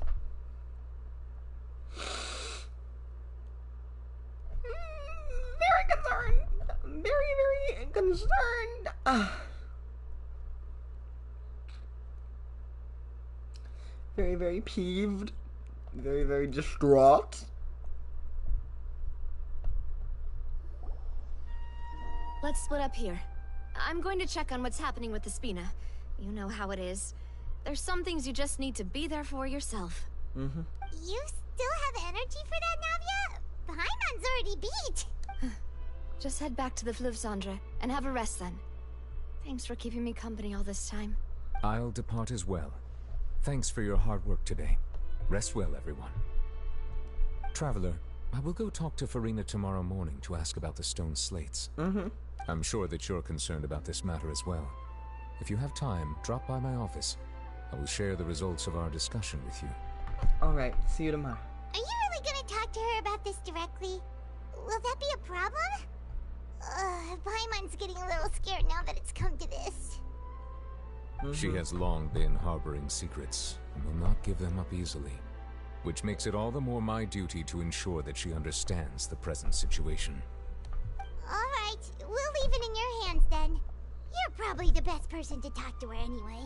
I will be carefully considering my words tonight. Of course. Traveler, Paimon, Our safe house at the Fleuve Cendre is always open to you, as ever. So please don't think you're an imposition. Of course. All right. I'll be on my way then. Mm-hmm.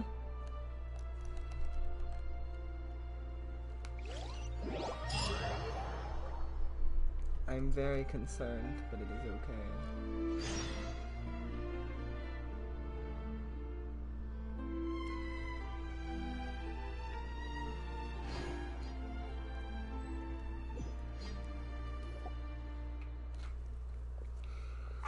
We're finally back! Welcome back. We've got a special menu prepared for you two tonight. Thank you. Yay! And there's good food too! Navi, no, the boss is the best. You did great as well, Paimon. Ooh, desserts! Nice, these are all Paimon's! Paimon's already starting to forget what happened today. Mona! Mona is here. Oh, that voice. Is that who I think it is? Yes, why are you here, girly pop?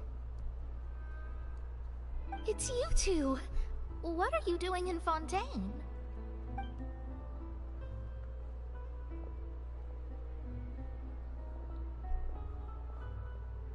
Mona? She looks at the stars reflected in the water. Did the stars not tell you that we might meet here? Seriously, nobody just uses a scry glass whenever they've got time to just see who they'll meet on the road. Still, we didn't expect to see you here. Wait, you're not a Fontainian, are you, Mona? Well, I have some business to attend to here, so I booked a hotel in the city. I was just out for a stroll when I bumped into you. Quite. Why did you think I was from Fontaine, though? Is that because Magistus doesn't sound much like a Mondstatter surname? Yeah, let's go with that. Well, I used to have my own surname, which was, well, some other thing. Either way, the old hag told me when she took me as her disciple that the first step to being a great astrologist's pupil was to change that name. There was nothing for it, really. She really is amazing at astrology, so I changed my name to what it is now according to her wishes. To my surprise, however, Magistus is not the name of some ancient house or clan. It isn't? Nope. Although it is used by us in place of surnames, it generally just means great. Wow! Imagine including a boast in your name. Wait, are you gonna have to put that into your genealogy as well? I reckon so. In any case, I'd give my disciple a name like this as well, if I were to take one. And may I ask what your master's name is? Astromancer Barbeloth Trismegistus. Whoa, that's a long one. Does it also mean great or something? My name means Mona the Great Astrologist. As for the old hag, hers is, in plain speech, the thrice-as-great Scholar of the Stars. Just take it as a title specific to astrologists. Thrice as great? That's so petty. I know, right? I agree. That's just how she is.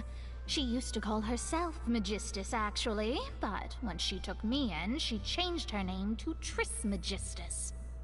Talk about excessive. Uh-huh. Magistus is thus the calling card of our school, so to speak, which makes it about the same as a surname. It's all right if you don't get it. You can look into it further should you need to study astrology more deeply. So she is a Mondstatter. She is a Mondstatter. She just studied. Okay, so I thought she was Fontainian too, but no, she's a Mondstatter. That sounds terrible! Shut up. But anyway, you're not Fontainian, are you, Mona? You're from Mondstadt, right? Well, I was born in Mondstadt, yes. My parents migrated to Dornman Port, and I traveled with the old hag for a while, after which I settled down in Mondstadt City. Dornman Port. We've heard a lot about Dornman Port, and we have never seen it or been there, ever. So she was born in Mondstadt. Then. At least we know you won't be dissolved by Fontaine's waters. Speaking of that, I'm sure you're aware that a bunch of things have happened here in Fontaine, right? I know you're not a local, but I'd avoid getting too close to any water that looks strange all the same. There's something ominous about it. Well, the water, I mean. Yes, I agree. Did you come to Fontaine because of the prophecy, Mona? That was the main reason, yes. Just a while back, the Steambird invited me to take part in a panel and speak about the circulation of the prophecy as an astrologist. The invitation was sent quite early on. I don't think anyone expected Fontaine to be in this much trouble. What do you make of that prophecy, Mona? Just tell us what you think as an astrologist. Your word would go a long way to make things more certain and less scary. Yes. What I can tell you is that I'm an astrologist, and that this prophecy concerns the fate of Fontaine, even that of all Tevat. Ascertaining this is akin to reading the fortune of the whole world. I'm afraid that this is not something that just anyone can do. If I could do it, you would no longer call me an astrologist, but a visionary. But on the flip side, the prophecy is so huge and powerful that it must surely come from a powerful visionary. Its contents involve the fate of the world. Disregarding it would be a mistake. Exactly. A visionary? Sounds really powerful and all, but does such a person really exist? Yes. Of course. The old hag could do it, and I'd bet there are others amongst those Hexenzirkel colleagues of hers who could do something similar. She did train under the Hexenzirkel. I need to ascertain the accuracy of the prophecy. Can you help me get in touch with your master? Are you sure? Very sure. All right, I'll help you. It isn't often that I see you with such a serious look on your face. Thanks, Mona. You're amazing as always. Oh, well, this is something only I can do after all. So yes, your praises are quite welcome. I love her. Greatest of astrologists for you. Of all the people we know, you know the star's the best. Indeed, indeed. That's the spirit. I love her. Oh, sorry. I came to see what all the commotion was about. If there's anything you need, do not hesitate to inform the Spina di Ros. Oh, whoops. Guess we were getting a little too carried away there. Well, I'll go tend to my own business now. If I receive any news, I'll be sure to come find you two again. And there she goes, I think quick I as might have rushing tightened water. one of my Achilles And here we are with the Spina guy giving us suspicious looks. Yeah.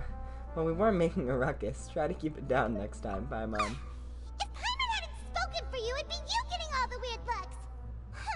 The things Paimon does for you.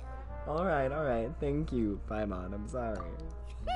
That's more like it. Good morning.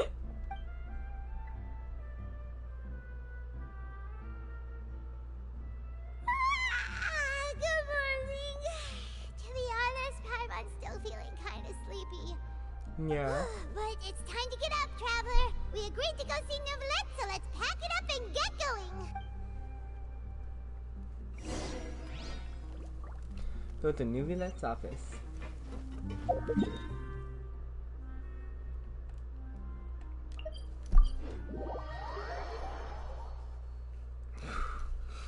An hour and a half in and things are already feeling very suspenseful.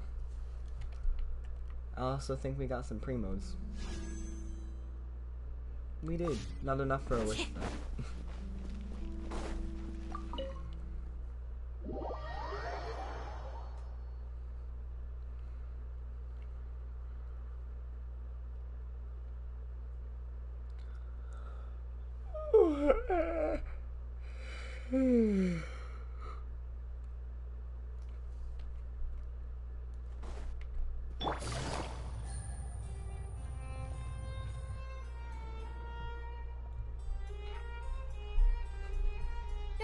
You're here! Finally! Is something wrong? Monsieur Neurvalette and Lady Farina, they seem to have gotten into a dispute. Please go see for yourself. Oh no! I'm concerned.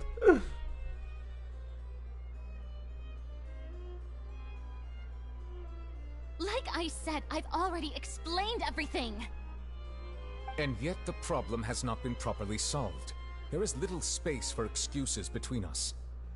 It is not my intention to offend you, but please, tell me where you stand. You are the Hydro Archon Focalor, are you not? Look at this. This is a list of the victims from the recent Poisson incident.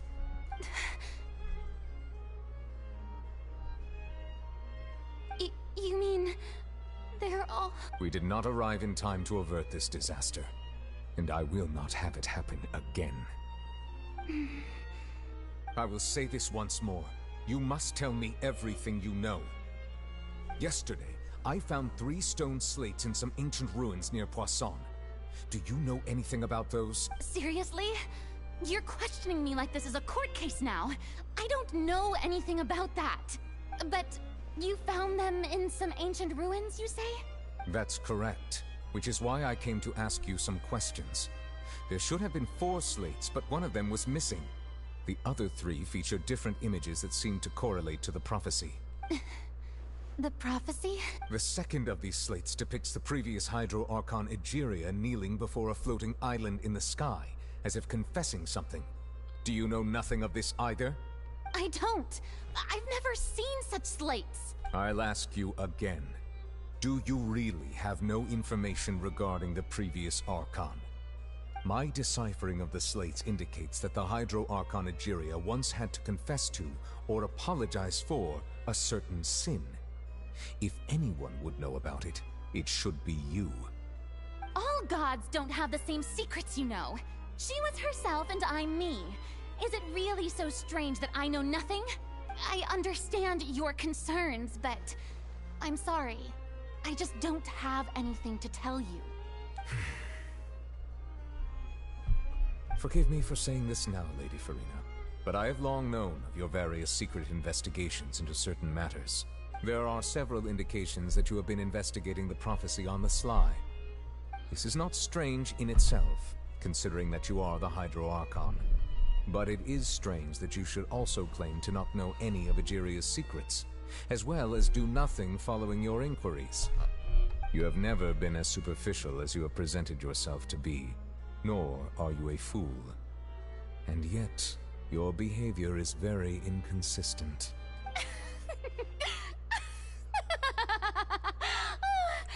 So you've been watching me all this Okay, time, girl. have you? I You're didn't such a think you baby were that little bitch. I tight. love you. You...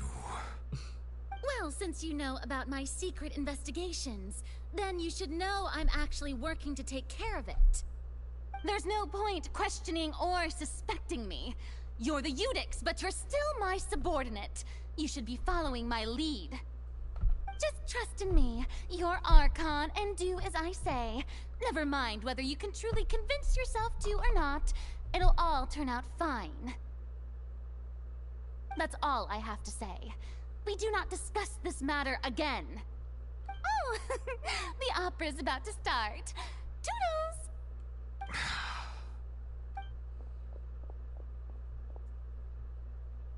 Farina, the slow motion is baddie. Did Farina not notice us standing by the door? Wonder what's up with her. She was smiling. She didn't seem in the mood to care if we were listening in or not. She seems to be deliberately hiding something. I assume you've been outside for a while now? Mm-hmm. Oh, you noticed. Seems Farina didn't even realize we were here.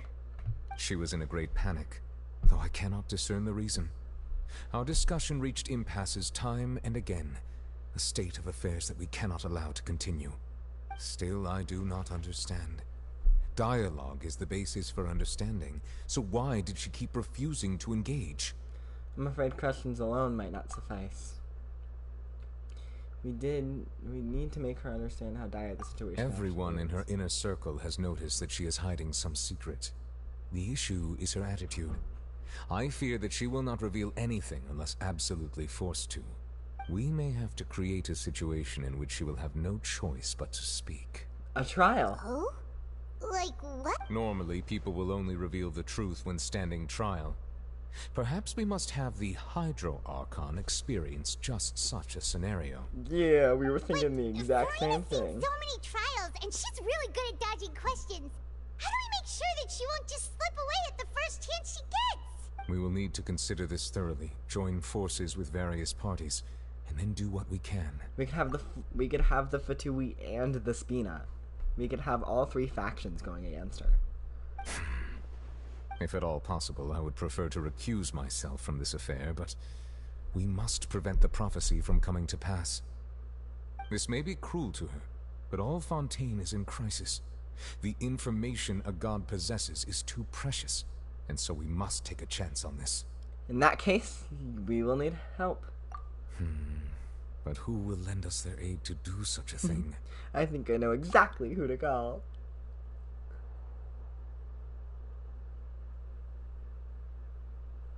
Yeah, bitch. Who you gonna call? Sorry. It was very important. Very necessary. Come on, bitch. Let's load.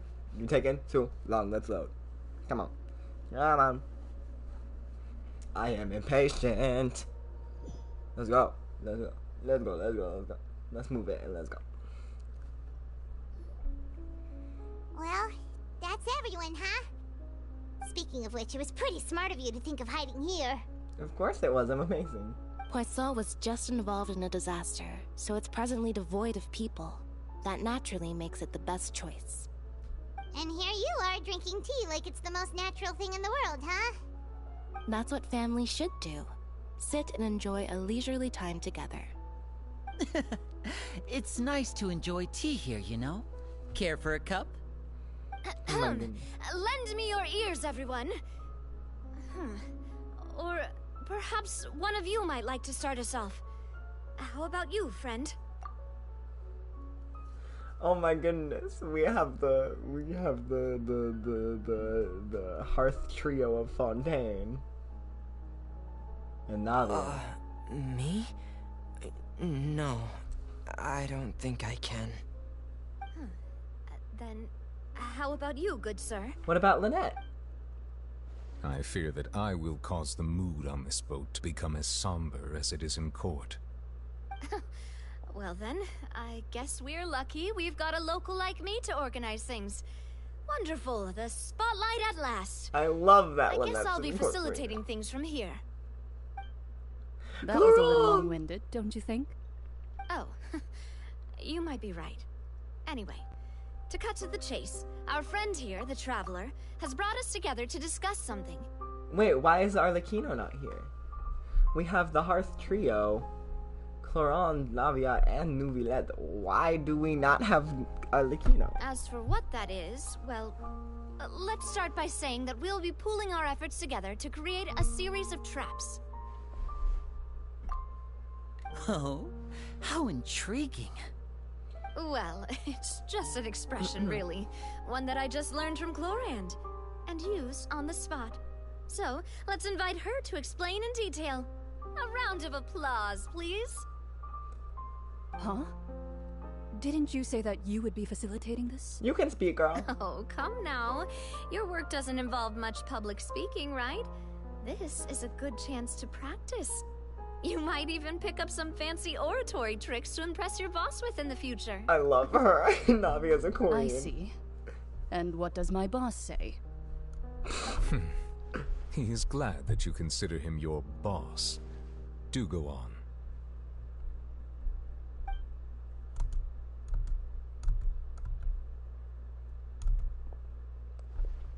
In that case, do any of you have experience hunting? Not that I recall. Fremine and I once used a wooden stick in a basket to catch wild rabbits when we were younger. As for Lynette, oh, right. You were sick that day, weren't you? I've also gone diving to catch some fish before. Does that count? I'm afraid not. You may or may not have heard, but Fontaine once played host to a group known as the Marechaussee Hunters. Though that was their name, they did not hunt animals, but rather various monsters left behind by the ancient dynasty of King Remus. Today, Fontaine's monster population has already thinned greatly, so the hunters have blended back into society, taking up arms in other lines of work. They even left a unique methodology of hunting in their wake. A trap comprises of the following components: bait, a trigger, and a containment device. Sometimes a lethal implement will also be necessary to deal with the prey. So, if we were to build a trap together, right now, what would you choose to build it with? For me, I would prefer something basket-shaped. Pigeons and rabbits will see the bait and naturally enter the snare. Our line of work requires a deft hand, and we're some of the best in the industry, so you can count on our techniques. You used some of those techniques while moving the people of Poisson, didn't you? My subordinates mentioned that you even performed some magic for the bawling children. Yes, and I even managed to gather some intelligence in the meantime. I'm quite the multitasker if I do say so myself. I'm afraid I can't claim that as my strong suit. I prefer more stable methods, like placing bait in the water and waiting for the fish to come within reach. That's the kind of method I would count on. Calm and steady. Yep. Exactly the kind of person who would catch loads of fish. Yep. And I can be their assistant. With discretion, I'm sure. I'd probably use some sort of mechanical animal. Papa once bought me some small clockwork squirrels, mice, and such. When placed in the forest, they can attract others of their kind. I remember that you liked those too, didn't you? I did. And that would be a good way to go about it. If they're realistic enough, animals of the same kind will follow them all the way to the trap. What about you, Monsieur Neuvillette? I fear I do not have any related experience. That makes sense. You usually solve problems directly, without the use of any such tricks. Which is why sometimes things slip through your fingers as people are more conniving than you. If we were to create a trap now, how would you design it? I would like for it to be effective, but bring no harm to the prey. A more gentle trap would be ideal. Kind, as always. However, our intention doesn't necessarily change the containment device and the type of implement we need. If we wanted to kill the prey in one strike, we would need a powerful implement.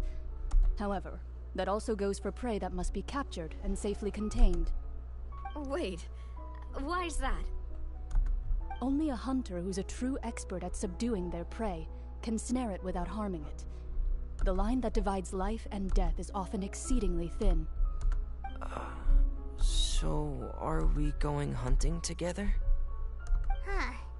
We hadn't thought of seeing ourselves as hunters. It kinda works, but maybe it's still not the best metaphor. If our means of capturing and dealing with our prey is to put them on trial, then the hunting metaphor is actually quite accurate. But we shall require much more courage than any hunter to judge a god, a being whose seat is an exalted throne. Yeah, that's right. Oh, so that's what's going on. Sounds very interesting.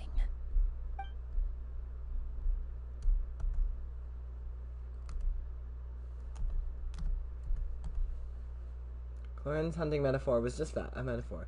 You will not call this a hunt, because that is not what you should do at present, nor has the relationship between you and Farina reached such a dire stage. Basically, Farina is not at the point where we need to chase her. We just need to use a few manipulation tricks and some happy convincing that hopefully will not harm her, and we'll get where we need to be. What you need is simply the secrets she is keeping. Attempting to take her secrets is an act of sacrilegious disrespect and must be done to prevent Fontaine from sinking into the waters as foretold by the prophecy. There is neither hunter nor prey, but there must be a trap. That is what you will need. We are figuring out said trap.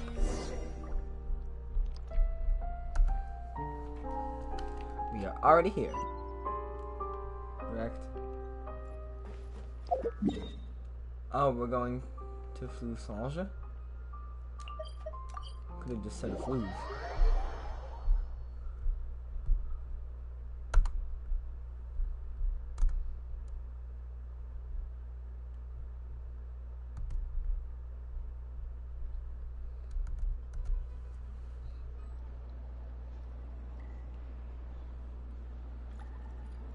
Okay. Oh, to our little secret spot. Oh my goodness, are we gonna meet Mona again? Oh my goodness. So hype. So hype. Mona. It's been a tough few days, hasn't it? So much has been happening. Those meetings sure did make me hungry. Paimon didn't think the meetings would go on for so long, but everyone seemed pretty fired up, huh? Paimon thought they'd be at least a little frightened.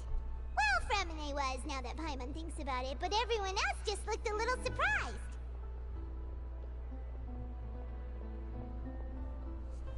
Do you feel more confident after the meetings, Paimon? Well... It's hard to say. Paimon doesn't have any experience with this sort of thing. But with you around, Paimon sure will do great. After all, you're the most reliable person in the world, aren't you? Huh? Huh? Is something wrong? Did you just pour some tea? Paimon didn't notice you doing that at all. No, I didn't. Then what's that? Paimon's never seen that cup before. Don't be frightened. I'm just joining you two for tea. I merely refrained from saying anything till now. Who are you? Who's that voice? But there's no one here. Ah, have you forgotten me already? Huh?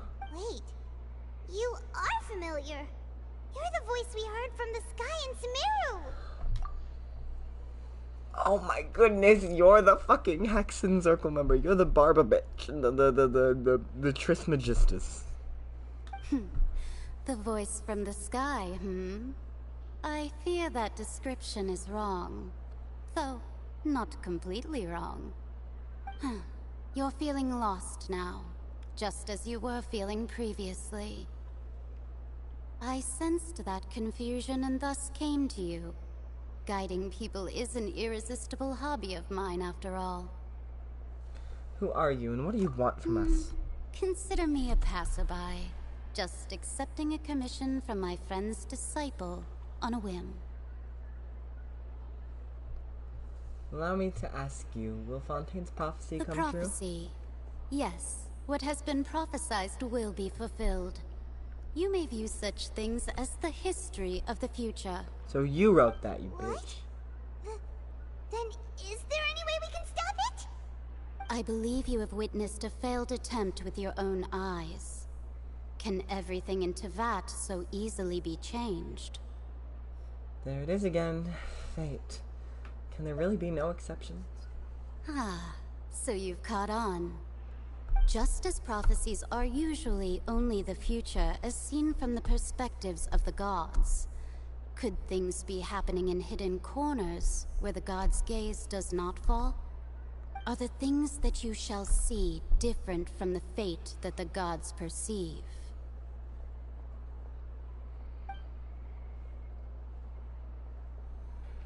I would like to hope so. What is she talking about? It all sounds really impressive and important and stuff, but it also sounds kind of scary. Yeah, it sounds very scary to me. I believe that you understand, right? Some things are insignificant, but others you must reach out to change. Ultimately, fate shall serve as your only guide, no matter what will happen in Teyvat's future. All you need to do is to play your part. This was good tea, by the way. Thank you for your hospitality. Well, that'll be all for today. Got it. The voice. I guess. It's gone. Uh-huh. Mage, and is this the clue you're leaving for us?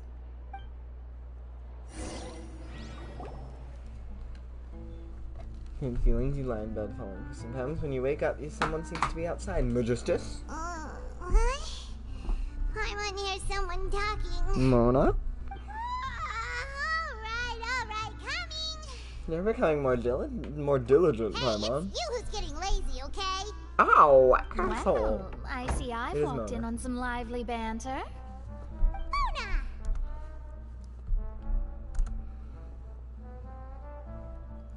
How have you been these past few days? Fine, just fine. I went to take part in that Steambird panel. It turned out to be more interesting than I expected. Not all Fontainians are pessimistic about this. One journalist mentioned that sitting around and waiting for the end to come would be wrong, and that they should make their own rescue preparations. I agreed, so we had a brief chat with her. Did she have pink hair by any chance? Why, yes! It was Charlotte. You remember her, right? That daredevil journalist? Yes, of course I remember I'm her. in full support of her view. Prophecies are very important, but how can people allow their lives to be commandeered by just a few words? That's right! Paimon's glad to hear something sensible for once. Ah, yes. About what we had discussed before. I did try, but I'm afraid I couldn't reach the old hag. I'll try again tonight, but I wouldn't get your hopes up. Actually, someone already came over.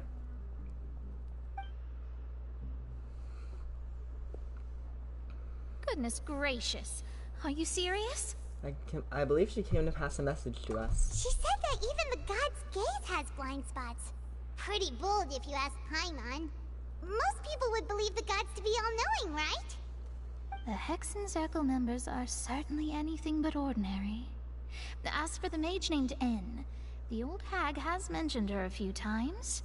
She said that N's sense of direction is incredible, and that she loves guiding those who are lost.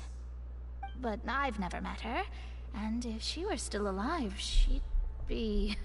well, suffice it to say that the hag's at least a few hundred now, and N's been around for longer than that. Whoa. The Hexen Circle sounds like a scary group.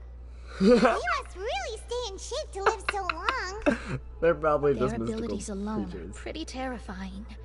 If she came to see you personally, then the problem you're facing must truly be of great importance. Well, it's not like Paimon could understand anything she said. Yes, she was quite cryptic, but I suspect she means that there is still a way to turn things around. She didn't say when or what that would be, though, so... perhaps it is something that you cannot know right now.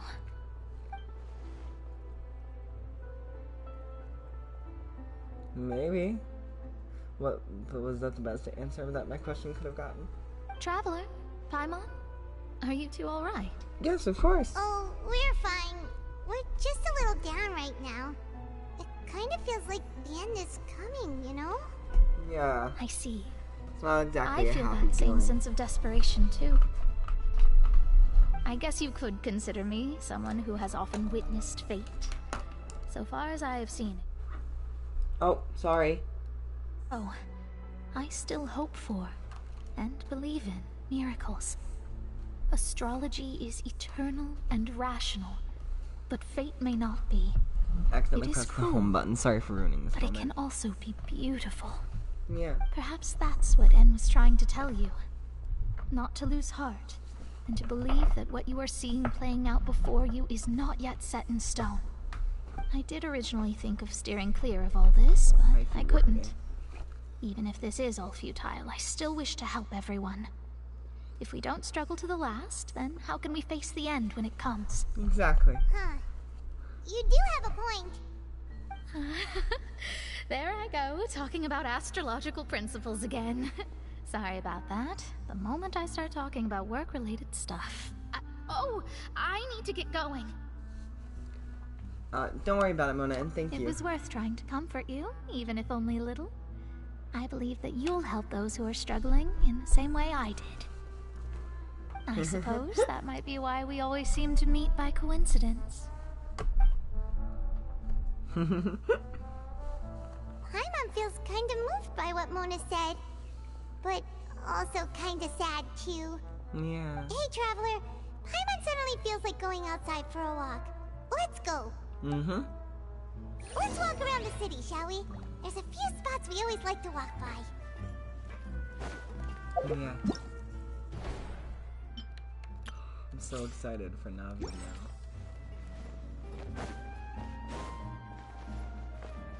Now that she's been announced, she's like one of my favorite characters. So like, my brain's on Navi, but it's okay.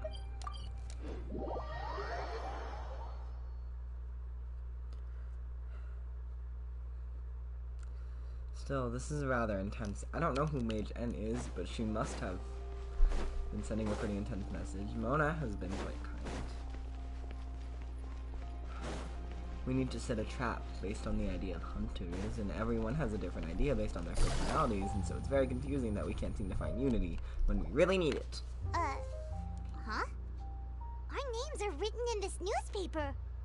What's going on? Maybe we're famous? What's happening? Let Paimon see! The underwater stronghold, the Fortress of Meripede, has continued in its noble autonomy, but that does not mean that others cannot interact with it. My recent attempts to enter the fortress bore little fruit. Huh. Guess Charlotte still hasn't given up on that. Thus, did an Outlander friend become the focus of this report? A blonde adventurer with their white fairy, legends trailing in their wake. It is said that this mysterious traveler once visited the underwater fortress. So while the fortress's interior remains a mystery behind closed doors, do not fear, for the tales of the traveler contain surprises in spades. Journalist Charlotte's biggest scoop yet, the Traveler's Trail, World Walker. Huh. Charlotte took so many awesome photos of us and we never even noticed her. She hasn't been able to get a hold of anything at the fortress, so since we're easier to find, she's using us as the subject matter instead? That sure seems to be the case. Ugh, seriously? Well, fine. Those headlines and photos do look cool, so Paimon will forgive her this time.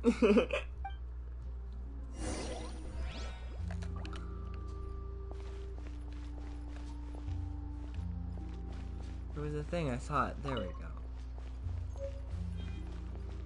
Number 100. Wow, that's a clean number.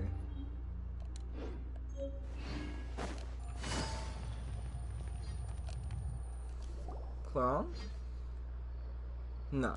Sorry, I thought that was cloned. It was not. We're here! Paimon's hungry. Should we go in and get something to eat? Yes, please. I'm personally, right now, I'm starving. I love this quest, but I really want to end soon. I need a food break. Like a 30-minute food break.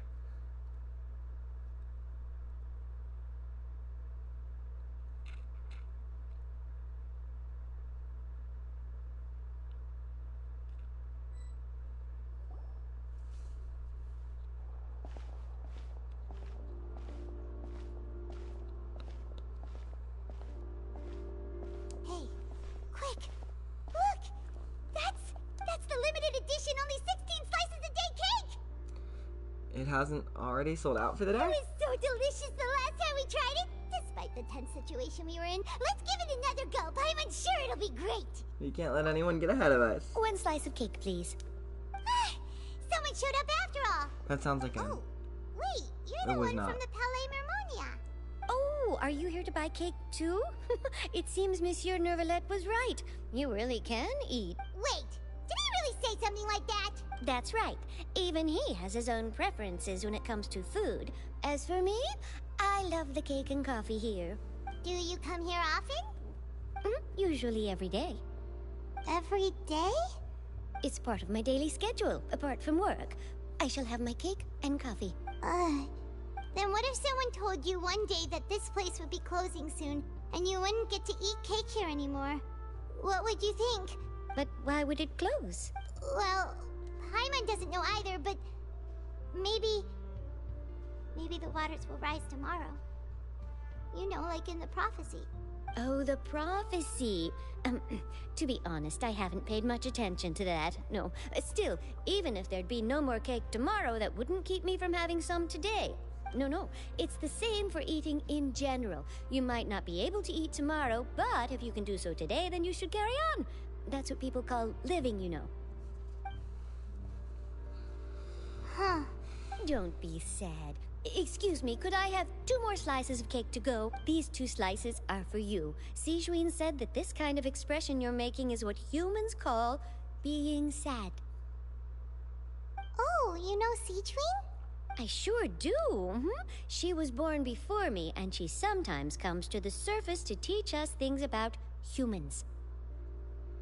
She said that humans are creatures that are saddened easily, yes, and you can only lift their spirits by feeding them delicious food. So please try the cakes here. I've got something else to do, so I'll be going now. You two try to stay in a good mood after eating, all right? Bye. Bye.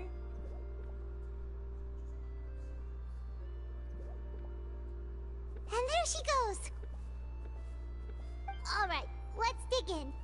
I'm unsure this cake will be delicious. Mm-hmm. It's more delicious than last time, and the flavor gets even better with a sip of tea. It sure would be nice if we could come again tomorrow. Uh-huh. Sure would be nice if we could always eat delicious food here. Yeah.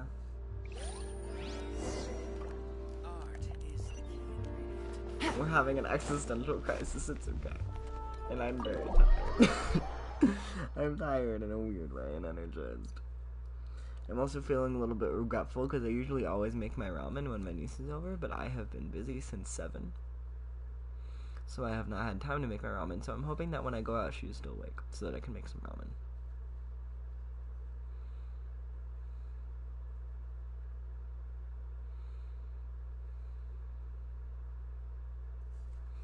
I'm having a lot of thoughts. Oh, we're near the Seabird office. My brain can never stay. Let's go look for Charlotte and have a chat. Yeah, Charlotte! Charlotte, hey Charlotte. Hey girl. Wow! If it isn't the I'm Traveler not gonna start laying down. That's a bad Have you seen the article I wrote about you? I have. You've got some nerve. You just used us to make some quick mora. Can we negotiate a profit split? Oh, you needn't worry about that. I heard that you were in Poisson some time back, so I sent you a letter to discuss just that. It appears you didn't receive it, though. It's all right, though. I've set aside the amount intended for you. I've even set the table with some food. Really? Oh, you're the best! Paimon is easy to please. She has You're learned. almost a little too easy to win over, Paimon. If I were a journalist with ulterior motives, you'd be in trouble now, you know. Yeah. Oh, Paimon knows you're not like that. Still, what brings you here all of a sudden? Were you looking for me? When Mona mentioned you, we thought of coming to see you at work. I see. It seems you've already bumped into Mona here in Fontaine. So she mentioned me? What did she say? She said that you're a real daredevil of a journalist. Nice. In which case, can this daredevil journalist dare to request an exclusive interview with the legendary Traveler and Paimon? Huh? So your article in the paper today doesn't count? Oh, of course it doesn't. That was more like live photography. What I'd like to do is dive deeper and ask you to talk about the things you've seen and experienced. You seriously want to interview me? Yeah. Are we even qualified enough? Why not? If I say you're worth an interview, then you're worth it. But not right now, of course. I'll need a few days to prepare. Oh, in that case, we'll just chat when you have the time then? Oh, so that's a yes? Ooh, splendid! I'll tell the editor-in-chief immediately. I'll have to apply for lighting, a venue, some props, and... Whew, so much to get done now. Talk to you later. Of course, Wait, yeah. Paimon's still got a question for you. And what's that? If, just for example, Fontaine were to be flooded tomorrow, what would you do today? Paimon's having an existential crisis. I'm with her on that. That's I'm the a little prophecy you're concerned. talking about, isn't it? I mean, I do hear about it often, but I've never once thought that the day could be tomorrow. If you're seriously asking, then I might try and think of a way to leave Fontaine. Oh, but I'm still a journalist first and foremost. That means I have a duty to be reporting from the scene. And secondly, I wouldn't forsake my homeland that easily. From what I've seen, most people don't know what they'd do should the worst come to pass. In truth, it might be better just to behave like normal rather than worry over such an end. So in all likelihood, I'd probably still be prepping at the office for that interview of ours. I know what you're thinking. That sounds a bit sad, but I've always believed that it's best to do what you enjoy. Just think about it. If this nation really were to be suddenly destroyed tomorrow, but I still successfully finish an exclusive interview with a truly unique person, then the story I would wind up writing would truly be timeless. And then do you know what I'd do? Well, I'd write that story, send it for printing, and use messenger pigeons to get copies out to the various nations as soon as possible. I'm not a dreamer, nor am I a workaholic, but I do love my job, and I'd be proud of leaving such an article behind. I guess you could say that I was born to be a journalist. But anyway, that's my answer. And on that note, I'll get back to my preparations. Of course. Seems people really aren't too worried. So nice. All of a sudden, Paimon actually kinda envies her. Anyway, let's go and take a look at the sea, shall we?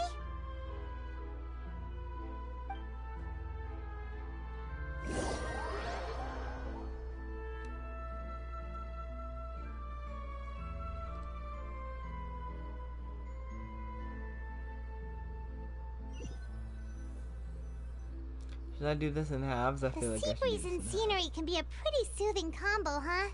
Yeah. Paimon's been thinking. Yes? If it wasn't Fontaine, but all of Tevat that would be destroyed tomorrow, where would we go and what would we do? Yeah. No, Paimon should ask, if you could choose, what would you like to do? Okay. If I could choose, huh? This is like Charlotte said, suddenly trying to consider what you'd let's We've do always is been pointless. moving to the next destination, so we haven't spent much time thinking about these kinds of things. We didn't have to either, with us always being on the road and whatnot. Until that moment comes, I think I'll keep journeying on. You mean, still traveling? Yes, cherishing every single moment. Huh. Wait, isn't that what we've always been doing? Well, yeah.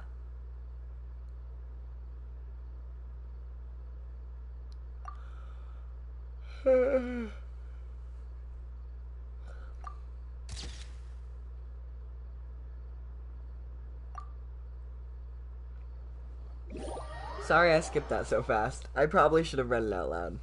Usually when there's writing, I do read it out loud for the stream, but today I'm just kind of immersed, so I keep forgetting to speak with my mouth, and I'm just, you know, talking in my head.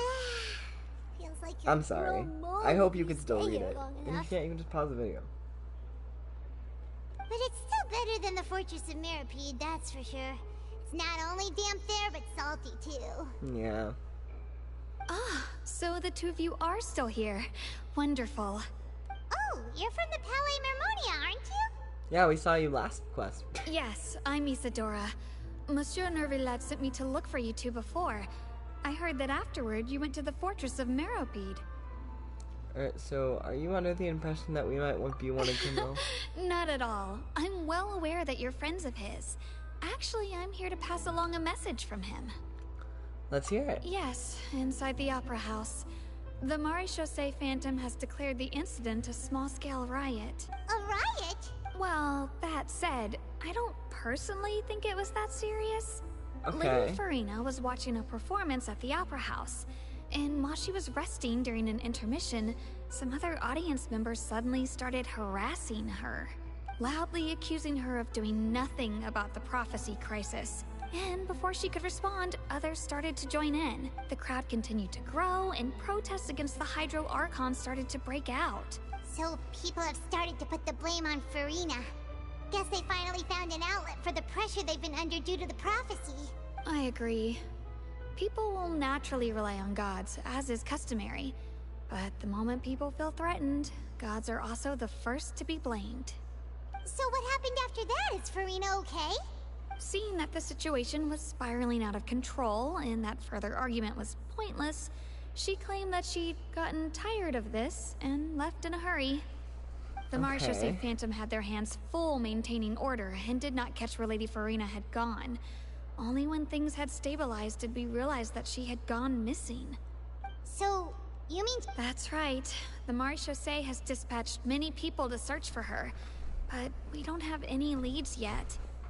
That said, That's concerning. I don't think there's Sorry, much I'm to moving worry around a about. lot. I'm trying to She get is comfy. a god after all. Even if she were to fall into the hands of rioters, what could ordinary people do to her? I understand the situation. Good. Monsieur Nervillet sent me to tell you about the situation, but he didn't say anything else. Don't worry, this is more than enough to go on. Thanks for keeping us informed. Is that so? Well, alright then. In that case, you two take care. I'll be heading back to the Palais now. Okay. Well, sounds like we should hurry over to Poisson then. You sure cut on quickly. If we know Farina, she won't try to fix things in this situation. Instead, she'll look for a place to wait out the heat. Uh-huh. And, as we also know, she may be loud and dramatic, but she doesn't have a heart of stone. Yeah. When Nervillet was talking to her in the Palais Mermonia, and she heard about Poisson, she couldn't hide her sadness and remorse. It would be hard for her to ignore being accused by the public today. Yeah. Paimon thinks Farina's probably taken the opportunity to slip away to Poisson and try to relieve the sense of guilt that she's feeling. That makes sense from what we know about her. Well, what do you think? Paimon knows the answer, of course, but Paimon can do the analysis to back it up, too. Cool, huh? I see becoming a detective's done you some good. In that case, there's not a moment to lose. Poisson, here we come! Mm-hmm.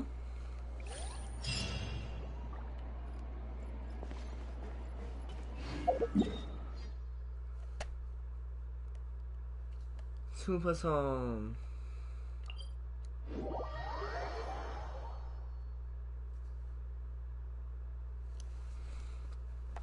I want to see the trial. Come on. I'm antsy. We actually might stop just before the trial. This Leave place y'all on a looks cliffhanger. deserted. Guess all the survivors must have evacuated already. All that's left here are signs of devastation. Could Farina really be here? Let's try to find her as soon as possible.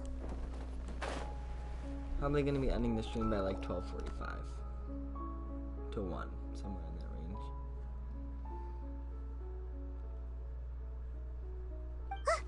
That's Farina, right over there. She really is here all on her own.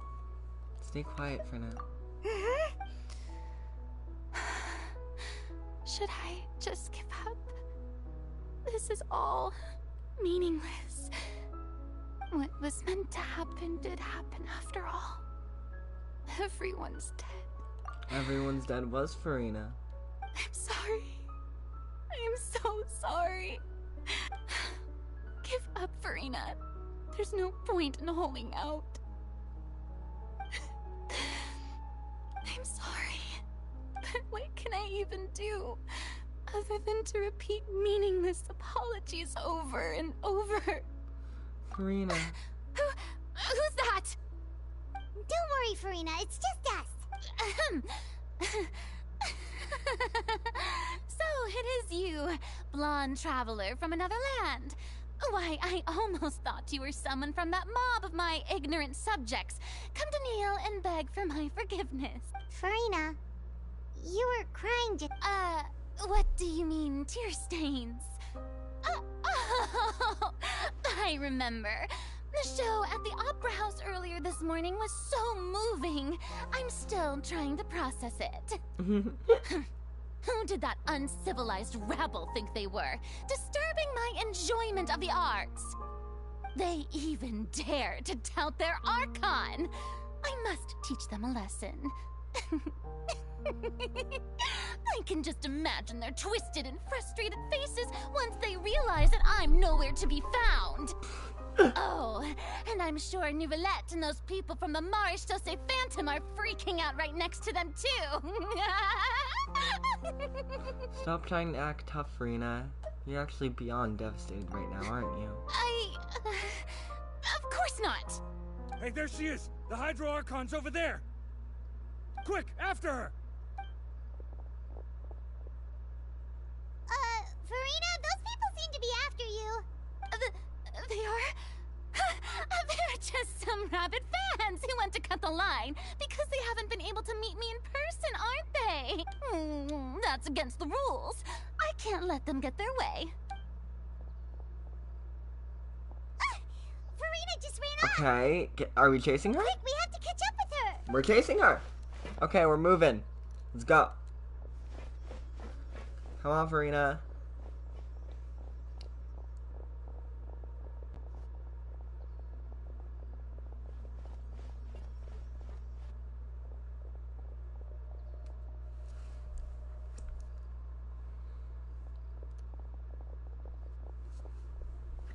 We hid nice and well.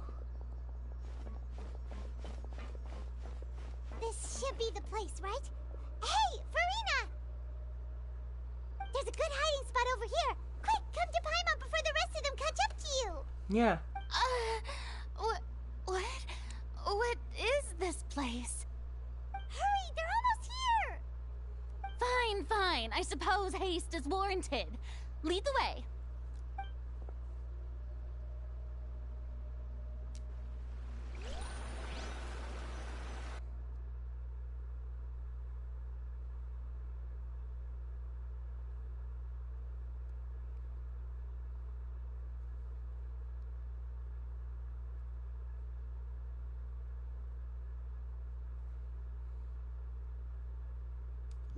These loading times are ridiculous. I have a story to get back to. Come on.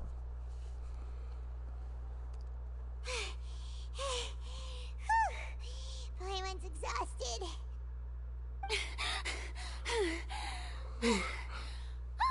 I'm so tired. I totally thought they had caught me. No, I mean, I merely gave in to the sheer enthusiasm they displayed. This place is not what I'd call soundproof. You're right. Yep, that's a good girl. Don't say that. That's a weird thing to say. What's happening? The ground's shaking. Is it an earthquake? Another disaster just struck, I suspect. A quake of this It can't be. It's happening again. It is? Well, there's no need to worry too much about that.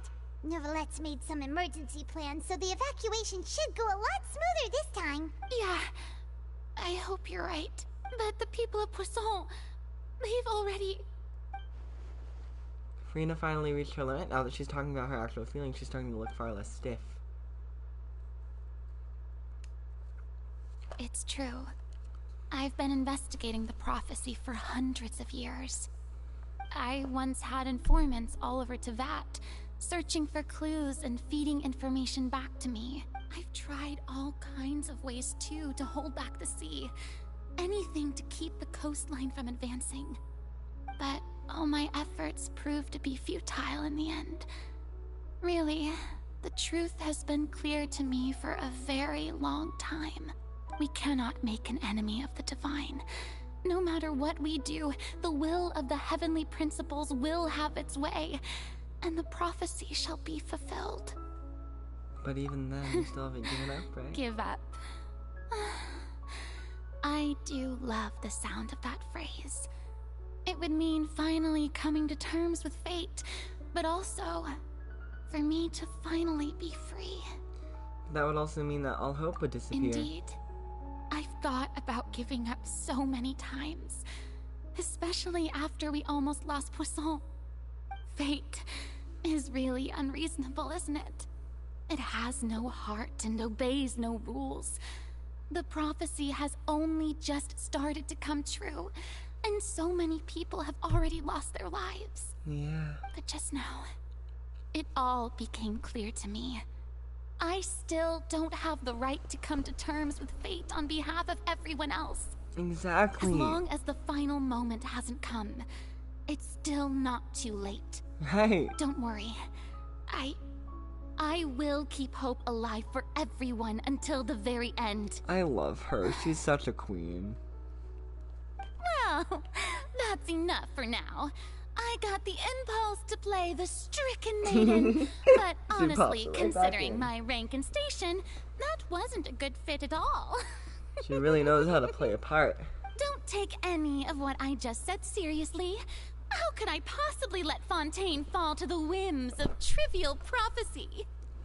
She really is a beacon of confidence. Come on! Paimon could have sworn you were actually being honest just now. Yeah! Running out of time. We can't go back to square one like this. I have to get more information out of her. Farina, you might not have to shoulder this burden alone. Although I don't know what you might be keeping from everyone, your people are more than willing to share your burden with you. Share my burden. That's impossible. It was fated right from the start that this would be my duty alone. But even if your burden doesn't need to be shared, you can still choose to confide in someone. You can share it with me. I'm what you'd call a witness. A witness? Yes. I've heard that you came to Tevat from beyond the stars, yes. In other words, you never belonged here. And if Tevat is, in its entirety, a show on a stage, then you're just a spectator, aren't you? If that's the case... There's no time left. Please, Farina, just spit it out. Cutscene. Cutscene. Cutscene. Okay, maybe not. Yes, cutscene. This is a really good cutscene. Come on.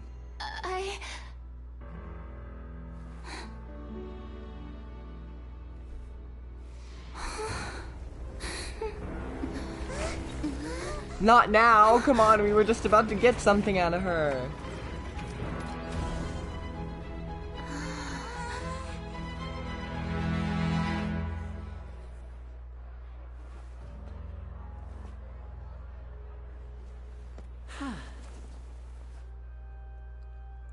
Get it, Lenny and Lynette. What the magic trick? But I feel bad for Farina.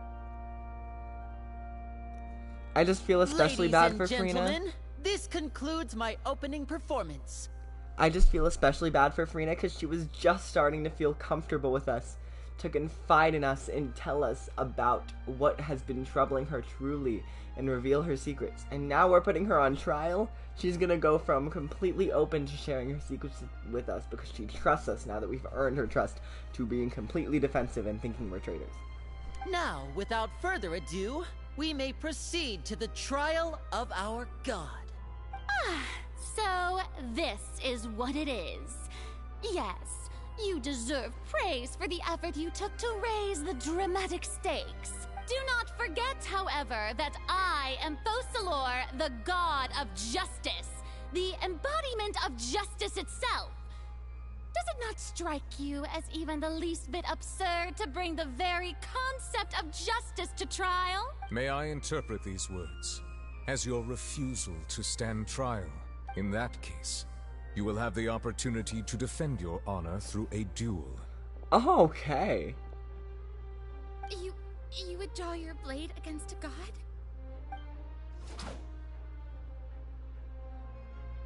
I see. It seems like you have made up your mind.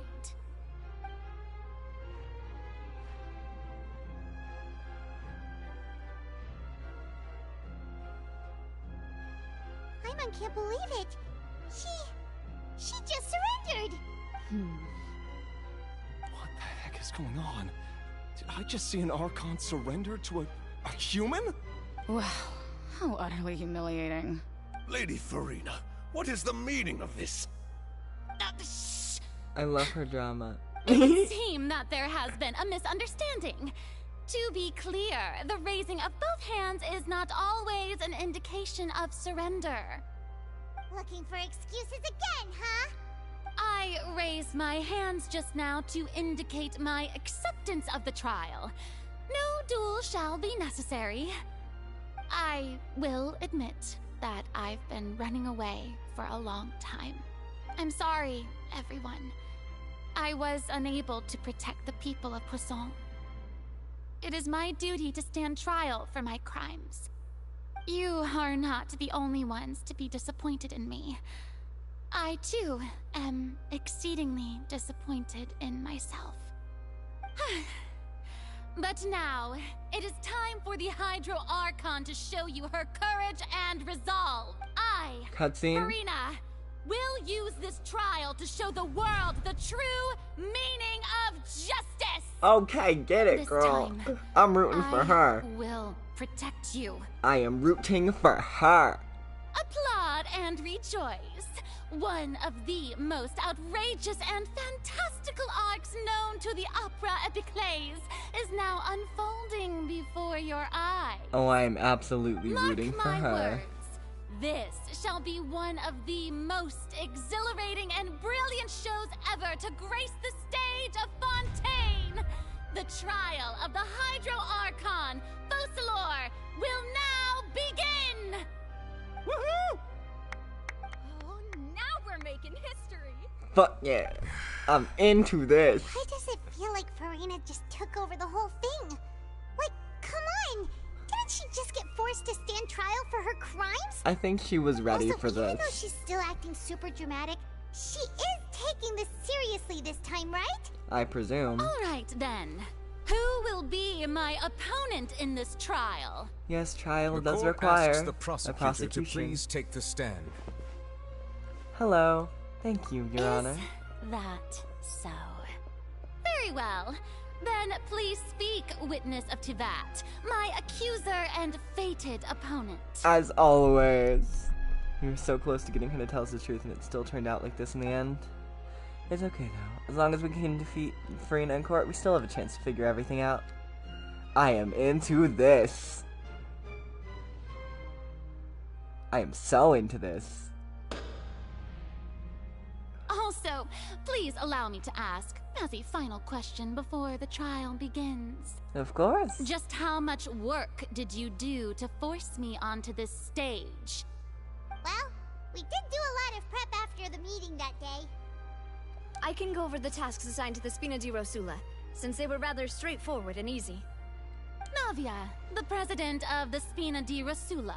Most of the people who participated in the disturbance this morning were my subordinates. They changed into plain clothes and came to the Opera House as regular audience members, waiting for the perfect opportunity to incite insurrection against you. The people's resentment against their Archon has been building as more and more of the prophecy is fulfilled. A spark was all we needed to turn smoldering anger into a flame.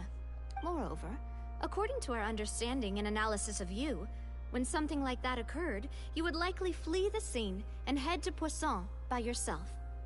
So, we arranged for a second group to lie in wait there. So, you mean, the ones who scoured the settlement for me were also from the Spina? And their goal was to force you to step into the giant magic box so you may personally participate in the greatest magic performance in all of Fontainian history. That's right. That house was a magic box, rather than someone's residence. As the super ultimate version of the setup that I used when I first performed at the Opera Epiclese, the volume of the box was increased by a whole order of magnitude, and the distance it traversed was the entire gap between Poisson and Araneas. Its cargo, of course, was an Archon instead of a human. My thanks, Farina. Without your help, we could never have pulled off such an extraordinary performance. I love these two little drama queenies. You're welcome. Of course, this performance was only made possible with Father's support. The House of the Hearth spent a massive amount of labor in Mora to pull this off. We had to select a location, construct the giant magic box, dig a tunnel, and open up a path through the water. It was a lot of work for all of us. So, in other words, the earthquake that we felt within the giant magic box was just a normal tremor from the transportation of the whole house? That's right. It wasn't a sign of another disaster to come. Sorry about that. Then, I can guess Nervilette and Cloran's parts. You gathered a crowd, prepared a stage, and made sure that the champion duelist would be immediately ready for a fight. Also that as soon as I appeared on the stage, the trial may commence without a hitch. Am I right? Yes, that is correct. Well, Clorand, I must commend you for your courage. Only the most outstanding champion duelist in all of Fontaine would accept a duel with an Archon without flinching. She's so smart. She's just over here figuring things out. As for you, Traveler, I suppose your role was to keep me distracted with conversation once you found me in Poisson. You'd make sure that I didn't notice anything amiss before revealing yourself as my prosecutor once we'd arrived onto the stage. No. Oh? My mission was to give you one last chance. We hoped that you'd share your secret with us before the magic box arrived to the stage. Is that so? Then I suppose I must have missed my final chance. It's fine. It matters not. What's done is done. The stage is already set, so there's no reason to disappoint the audience. Let's see this trial through to the very end. Oh, she's in it. We're all in it to win it. Okay. Yes, we're judging the Archon. Madam Prosecutor, please allow me to pass this along. Of course. This is a document that Miss Charlotte applied for and received permission to share with you during the trial. According to her, it should speed up the proceedings. Huh? Charlotte wanted to give us something? Oh, so she's here too! Hey, Charlotte! Hi! I love her. She's a queen. Hi, Muncie. Isn't this the exclusive interview that she did with us before? So she's already finished it, huh? Yes. Wait, then that means this document is a perfect timeline of everything that's happened ever since we stepped foot in Fontaine! Yeah. Oh, that's perfect. So in other words, we can refer to this anthology of evidence every time we want to use something from our journey as evidence for an argument! It's a super practical gift. Let's quickly confirm the information in it. Just think of it as a refresher, alright? Got it. You defeated the Hydro Archon in the very first duels you took part in at the Opera House. That's one for the history books, all right. I didn't think that you'd wind up getting to the bottom of the case I'd been following all this time. This is the first time of the fortune. I'm already aware of the majority of them. I nearly lost my awesome friend Navia. To be honest, that still gives me shivers. The words of someone as extraordinary as a witch can probably only be truly understood when something surreal happens to you. Exactly. We had the same thoughts, girly pop. The prosecution and the defense are both in position. The trial shall now begin. Woo! Oh, come on, nervy lads. There's no need to repeat all the unimportant legalese. Just fast forward to the part where the prosecution lays out my offenses. As the defendant and the lead actress of this performance, I still haven't even been informed of my supposed guilt in all of this. Of course, it is only natural for humans to struggle to understand the actions of a god. However, you will need more than that to convict me of a crime. Fair. That's true. But my charge here is unrelated to your conduct as an Archon. Oh, we're speaking. Instead, I would like to charge you as a fraud, who's never been the Archon in the first place. Fuck yes, I've been wanting... What was that? Lady Farina's a fraud? I've been thinking this for a while. And I'm super hyped. That we were going to try Shit, to not right Archon now. for forsaking our duty, but did I hear that right? She's not our Archon at all? Charge accepted. Lady Farina, do you plead guilty to the charge?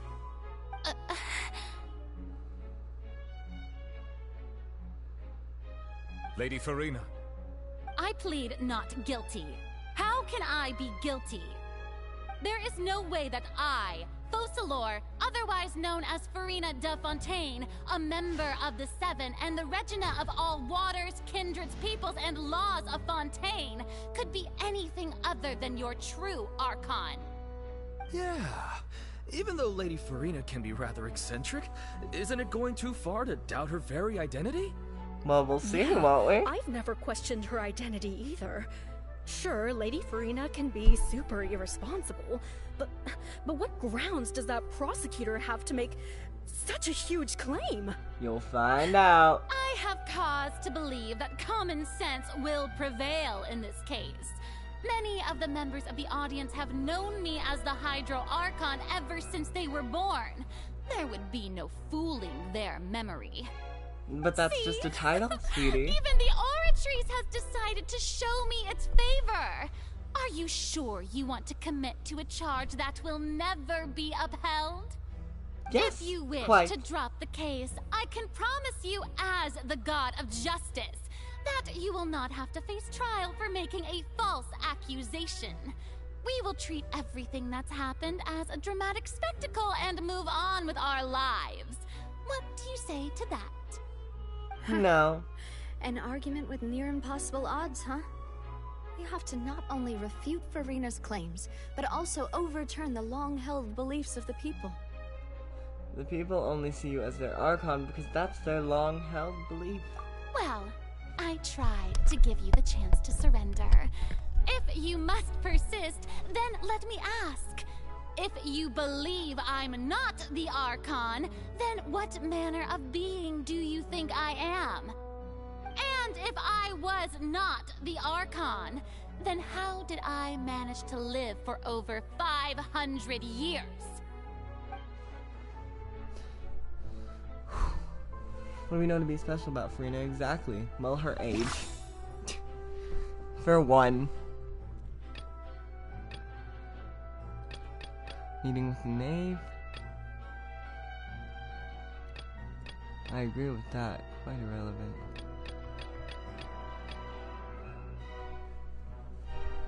She revealed that she had already probed Farina on her own and believes it's possible that not only Farina is not the Archon, that she's actually afflicted with some sort of curse.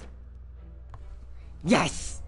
First of all, you may be a member of another long-lived race, which would allow you to naturally possess an extended lifespan. And second of all, even if that wasn't the case, there could be other ways to extend your life. Such as a curse? Who gave you that idea? Was it the knave? You'd sink so low as to use a harbinger's words against me. It doesn't matter who gave us the information. What matters is the veracity of the claim. A curse? I once thought it possible that the aura of an Archon might naturally resemble a type of curse. But in light of this claim, perhaps what I sensed was not your divinity, but a curse after all. You sensed it too, huh, Neverlet? So Farina, instead of an Archon, could you just be a cursed human? Lady Farina is actually a human? Well, it is true that it's extremely difficult to tell humans and gods apart just by looking at them. It's not impossible. Fuck yeah. Well, don't start celebrating too early now. Even if I have been carrying a curse like you said, how does that prove that I am merely a human being? Besides, everyone knows that the main difference between a human and a god is the possession of authority. Gods can do what humans cannot. That's why they're worshipped as gods. For centuries, manifestations of my authority have served the nation of Fontaine. One need only to turn their eyes towards the Oratrice Mécanique d'Analyse Cardinal in this very opera house, or consider the indemnitium that is used in every aspect of life. Fair. But... wait, that one trial proved the opposite. Farina actually has no control over the Oratrice at all. Fuck yeah. We're using all the shit. Since we literally since we arrived in Fontaine, we were using all our evidence.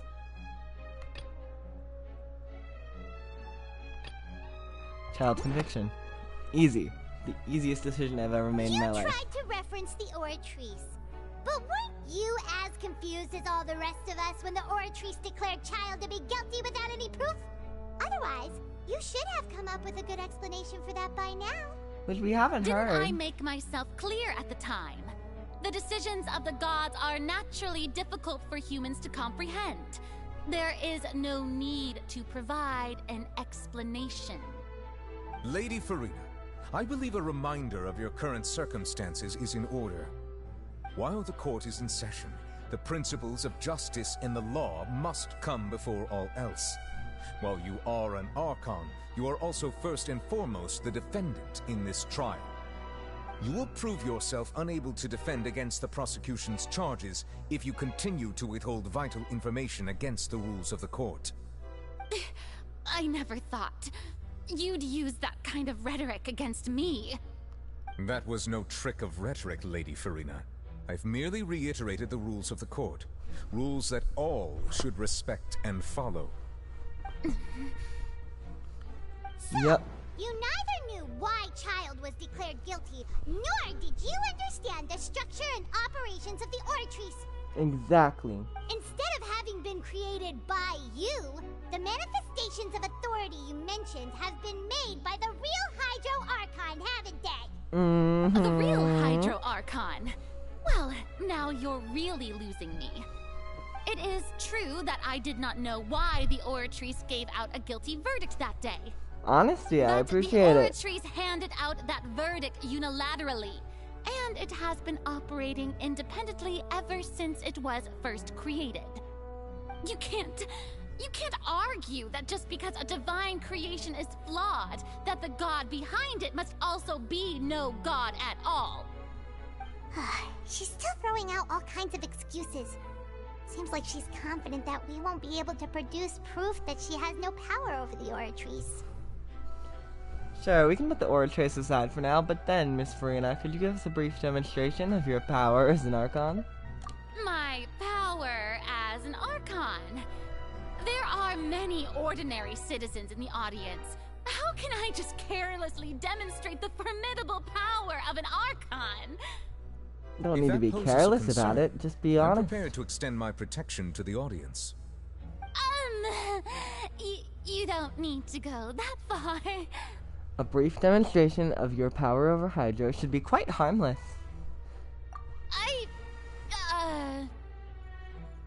Aren't you the Hydro Archon?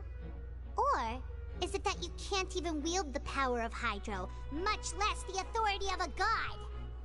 Indemnitium! Yes! It's all because of Indemnitium! All Archons derive their power from the faith of the people, and I've converted the people's faith in justice into Indemnitium! Thus did I give up all of my divine power to provide everyone with energy for their daily lives. Have you ever seen a more magnanimous god? She really came in here saying, Isn't I that will pull a every piece huge of stretch? information out of my ass. Yeah, Yeah, it's no a matter how quite the generous an stretch. Archon can be, how could they give up all their power? Can a god with no power even still be called a god? Exactly. They're leaning towards us, Farina. Seems like nobody's buying Farina's excuse. Mm-hmm. Hey, And come they're in the now, right according to the everyone. people. Please don't stare at me as if I was a liar. I'm still the same Farina you knew, right? The one that you loved. Shouldn't you want to believe in me? Please? You've got to believe me. If what the prosecutor said is true, she really has committed a grave offense. Did she Shit. deceive all of us? I thought this And would be all of our harder. parents and grandparents too? And all of our ancestors? Ever since they were born? Enough. That's enough. Tell me then, if I'm not the real Hydro Archon, then who is? If you have no evidence of another Hydro Archon's existence, nor can you find anyone who can back up their claim to be such, then what grounds have you to say that I'm not actually the real deal? Well, we have a few things, actually. Came up with yet another argument. How can we refute her now? Seems like she really doesn't want to give up. She's not the type to give up.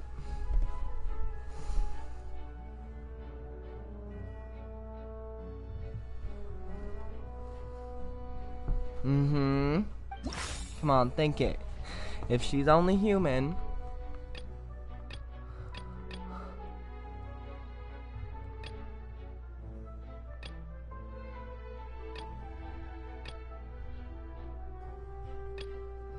I don't know how that would relate.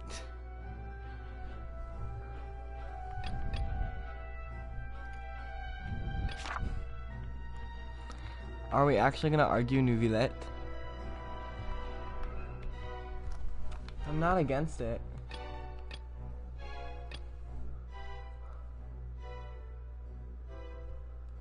Many young, okay.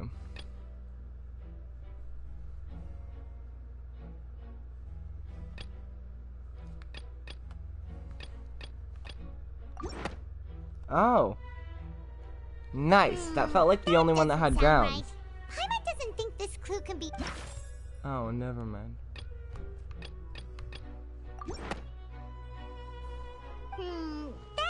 And don't sound right either. That's what I was thinking too. Really, we're on the same page. It has been established Really? that all Fontainians can dissolve in water. Since you insist on claiming to be a god and not a human, then there's a method that you can use right here and now to eliminate all suspicions of you being the latter.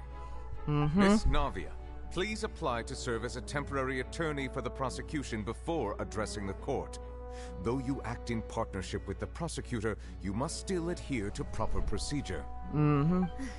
Super sorry, Monsieur Chief Justice. I swear this really will be the last time that I'll speak out of turn. Now, I've brought some seawater from Poisson. As everyone knows, a massive flood struck the area not long ago, taking many lives. Exactly.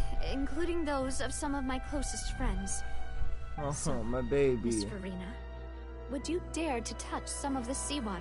Ooh, shit. If we are to believe that you are indeed the real Hydro Archon, touching the seawater would have no effect on you. All it should do is strengthen your case. But if you don't dare to touch it, then we would have basically proved the reverse. Girl, you're getting Remind fried. you that after the disaster Absolutely at Poisson, scorched. nobody wants to see any more people dissolve. I do hope you'll act prudently and choose the simpler path of admitting guilt. Sorry Lavia about from that the little Spina thing. di Rasula. The Spina has governed Poisson for many years. I guess her suggestion is valid.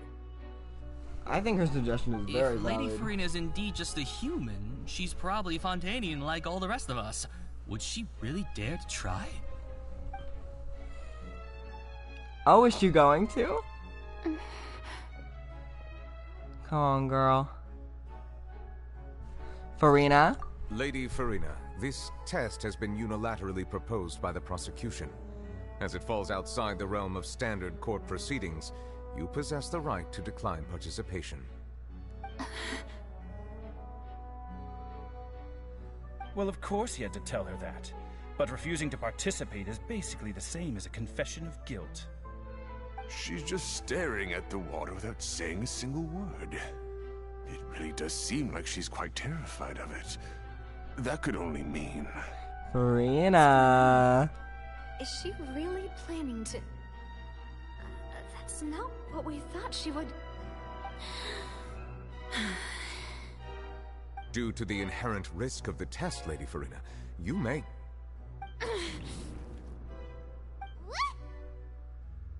Hey! She actually, and she's okay.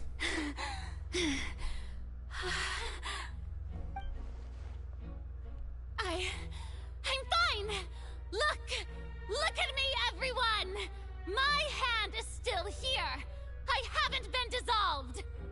Will you believe me now? I really am your Archon. I'm nothing like a normal human who would fall apart as soon as they touch this water.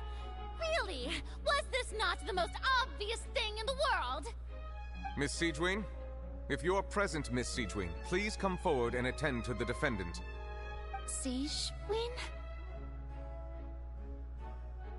Don't be nervous. It'll just take a few seconds. Let me see. That should be enough. Please announce the results of your evaluation to the court, Miss Siegewin. Ooh. As everyone doubtlessly saw, Miss Farina was displaying symptoms of hyperventilation and flushed skin. These indicate that she was experiencing the adverse effects of exposure to primordial seawater.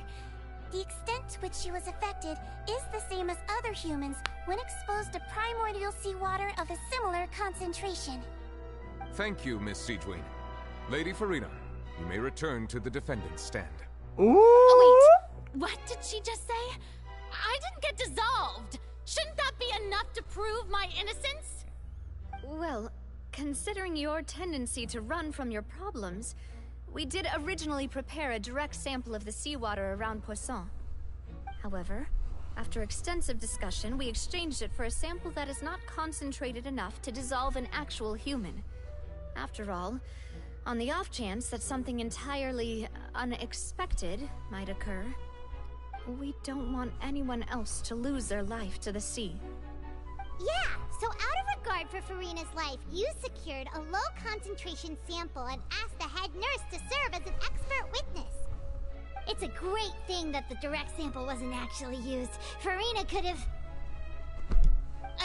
I can't believe... you... What's really going on here? Farina can't have known the consequences of not observing what he had. So unlike how she usually acts, unless it's more important for her to keep up her. She hadn't given up on everything a long time ago. Listen to me, everyone. Please don't give me such cold and disdainful looks. What happened just now didn't prove a single thing. Think about it.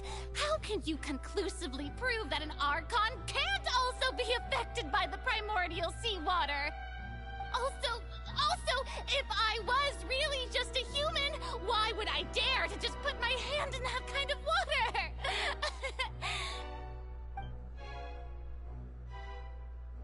Oh no, everyone's a little upsetty spaghetti. Anyone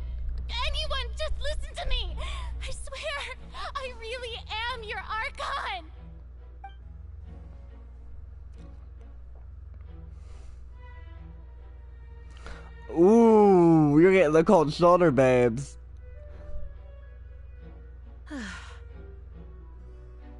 I don't think anything she says at this point will sway anyone. The odds are just too stacked against her now. With all the things that have been said, Paimon doesn't think there's any way left for Furina to win. Yeah. I believe the time for arguments and presentation of evidence has come to an end. If there are no objections, we will move on to the final judgment. Oh no. I should probably get prepared to do some crazy shit. Into prepared stance. I don't think anything she says at this point will sway things. She's too stacked against her now. I'm getting into ready stance. Sorry for all the moving around. I like to move around a lot. It makes me feel comfy. I don't like sitting still, but I don't want to stand up. In my capacity as Chief Justice, I shall now render judgment on Furina's misrepresentation of herself as the Archon of Fontaine. As a human who knowingly deceived her fellow citizens, Furina is... Come on, Furina. Guilty.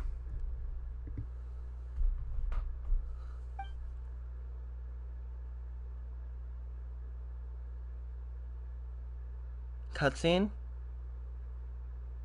Cutscene! We shall now turn to the Oratrice Mécanique d'Analyse Cardinale to render the final verdict on the charges. Cutscene.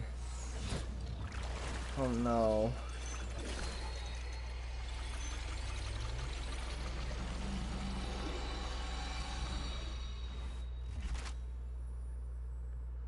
According to the judgment of the Oratrice Mécanique d'Analyse Cardinale, Furina is... Well, what's wrong? What's the Oratrice's verdict? It can't be. No. The Oratrice also displays a guilty verdict. Isn't that correct, then? However, the exact wording of the verdict is thus. The Hydro Archon, guilty, to be punished via the death sentence. The death sentence?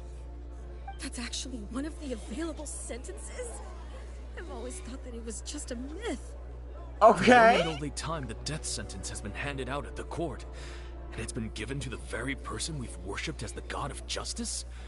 What an unexpected twist. What is happening? Furina's been sentenced to death by the Oratrice? We just wanted to use the trial to show her the seriousness of things so she'd tell us the truth. How did things escalate this quickly? This outcome is indeed quite strange. According to Fontaine's current definitions of justice, as well as its recommendations for criminal sentences, is this sentence really appropriate for the crimes that have been committed? Yeah! Even Fauché wasn't sentenced to death by the Oratrice. You know, the real evil mastermind behind the serial disappearances case. What's more strange is, instead of Furina, the Oratrice rendered judgment on the Hydro Archon. Indeed. Not only is Furina's sentence overly excessive, the very point of our trial today was also to prove that Furina has never been the Hydro Archon in the first place. But now, the Oratrice seems to have deliberately invoked the title of the Hydro Archon. What does this mean?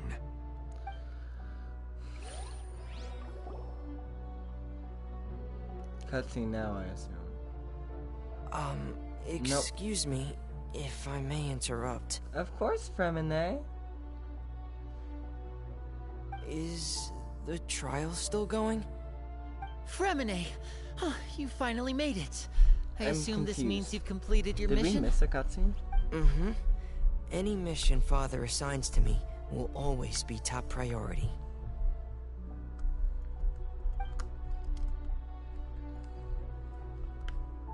Is that the first prophecy slate?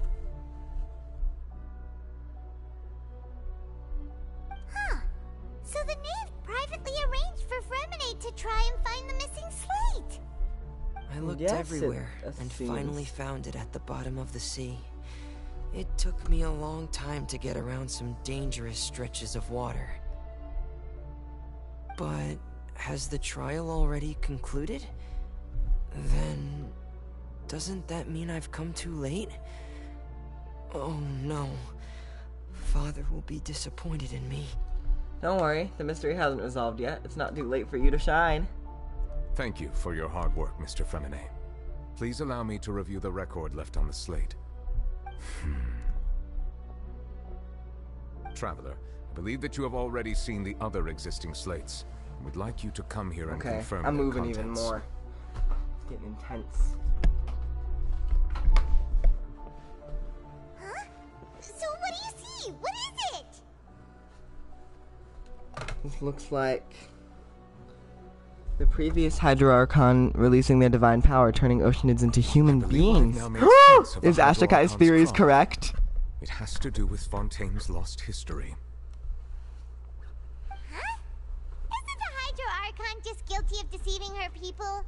Oh, wait, no, that's Farina, and we've already proven that she's not the Hydro Archon. Wait, so is Ashtakai's theories correct?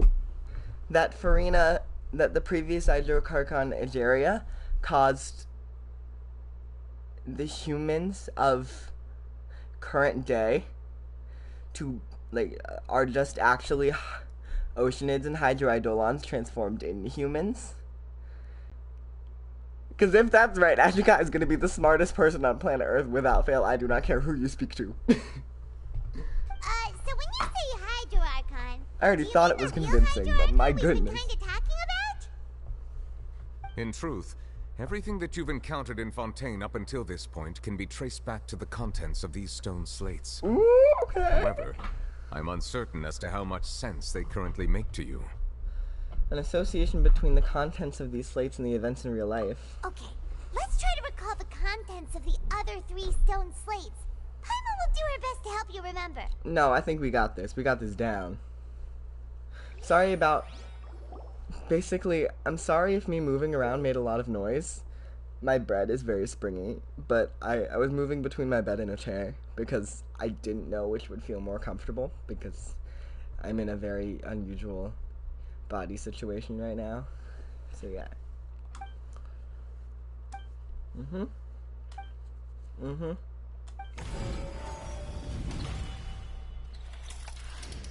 first stone slate describes what you just said. It seems to show the previous Hydro Archon using her divine power, and then the Oceanids turn into humans. Yes, quite strange. Does that mean that Fontainians are transformed Oceanids? Oh, Paimon wasn't expecting that. But if Oceanids can turn into humans, then perhaps this process can be reversed as well. Yes, it would make perfect sense. The second stone slate shows Celestia floating in the sky, and the Hydro Archon and her people worshipping it together. But the heavens still brought judgment down upon them. Yes. Quite strange. This must be the point when the Hydro Archon and the Fontainians were branded with their original sin. Does this mean that the original sin and the Hydro Archon sin are the same thing? I don't know. The third slate shows the Hydro Archon sinking into the sea surrounded by many people.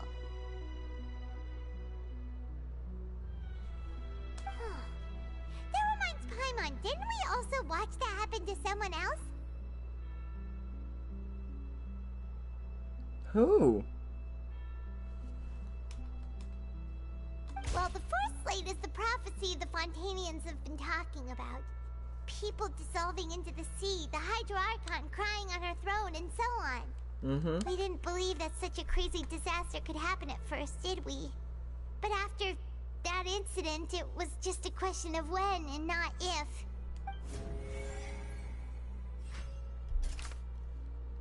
Seems to show former Hydro Archon using divine power to turn Oceanids into people. We know from the case of the serial disappearances of young women that Fontainians can be dissolved in primordial seawater. And this might be the reason that Fontainians can dissolve. Yep. Ashikai was right! Get her, girl! This is the second slate. So Celestia floating in the sky and the Hydro Archon and the people worshiping together, but the heavens still brought judgment down upon them.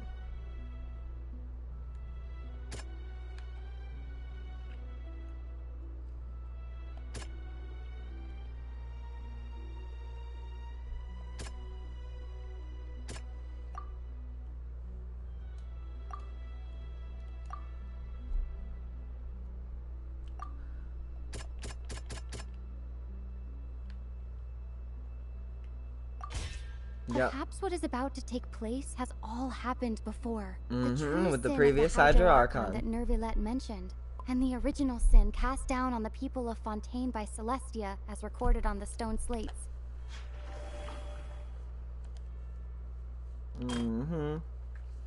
Prophecy Slate 3. The stone slate in the ruins showing the prophecy describes a history of the future. This is the third slate. It shows the Hydro Archon sinking into the sea surrounded by many people. Who did we see? That doesn't sound quite... That's not who we saw this happen? Oh. That's who we saw happen. It's not as simple as falling into the sea.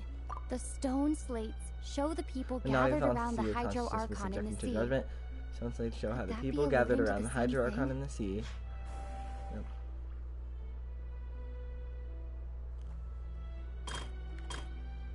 It shows a scene that is basically identical to that described in the prophecy circulating. Fontaines will eventually be dissolved in the sea. The Hydro Archon will weep. That doesn't sound...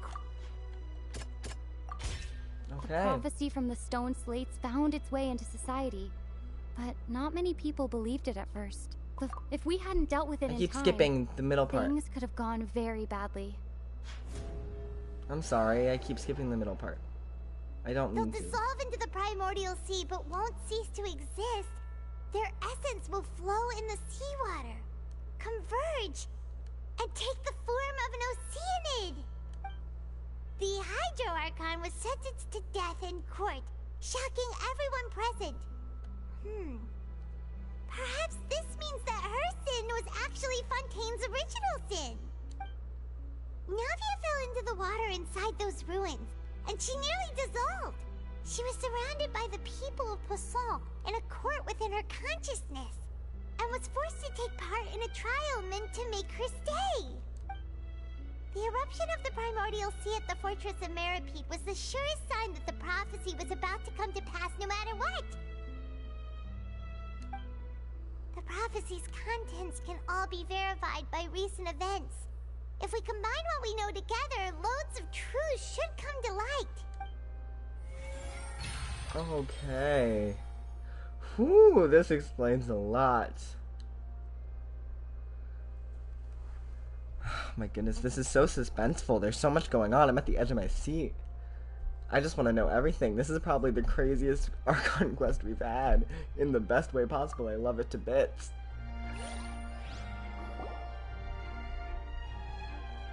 You should see the smile on my face. I know it's dramatic and sad, but it's dramatic and sad in a good way. I love a good story. Come on, cutscene me. Huh? Oh, Paimon gets it now. So that's how you can make sense of it. But then it feels like we're going to have to share some truly shocking revelations. Let's hear them. The first slate reveals that Fontainians are not real humans. Incredible. Linny, did you hear that? We're not real humans. All Fontainians were originally created by the late previous Hydro Archon, with Oceanids as their basis. The evidence for that can be found in how only Fontainians could dissolve in primordial seawater, and how all the girls Vacher dissolved were also turned into Oceanids. Oh, and according to Navia, when she was about to get dissolved, she also saw everyone gathered around for a trial, all of them in the shape of Oceanids. Indeed. The second slate reveals that the crime of the Hydro Archon was her creation of Fontainians from Oceanids. Yeah, and it follows from the content of the first slate that she probably angered Celestia by creating humans without prior permission. That could also explain why the Oratrice judged the Hydro Archon to be guilty. It's to account for that ancient sin. The Hydro Archon's true sin was creating us? And yet, after many hundreds of years, the Hydro Archon's creations have turned around to try to judge the Archon within the Opera Epiclese. The twists of history are often the most unexpected of all. As for the third slate, I'm still convinced that it should come after the fourth slate. Yeah! Isn't the image here just like when Navia fell into the sea? So wouldn't it be trying to show the image of the Hydro Archon also falling into the sea once the prophecy has been fulfilled in the Fourth Slate? The Fourth Slate depicts the fulfillment of the prophecy as it is already widely known. In the end, the people will all be dissolved into the waters, and only the Hydro Archon will remain weeping on her throne. Only then will the sins of the people of Fontaine be washed away. Did Paimon get all that right? Yes, perfectly. Good job, You've Paimon. made some keen deductions. I must say, given how much you still don't know, it is impressive that you've already managed to connect so many pieces of the truth. Oh my goodness, that's why she's been so focused on mechanicalizing things.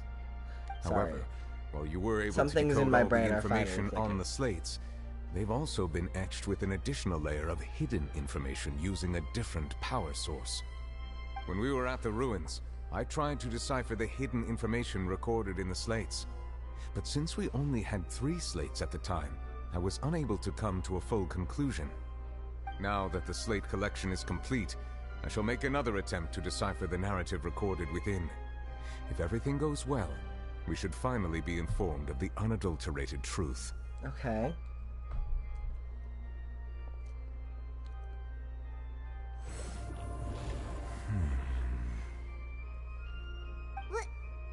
Well? Did you get it? I believe I should share this truth not only with you, but with all the people of Fontaine as well. I will try to briefly summarize it for you.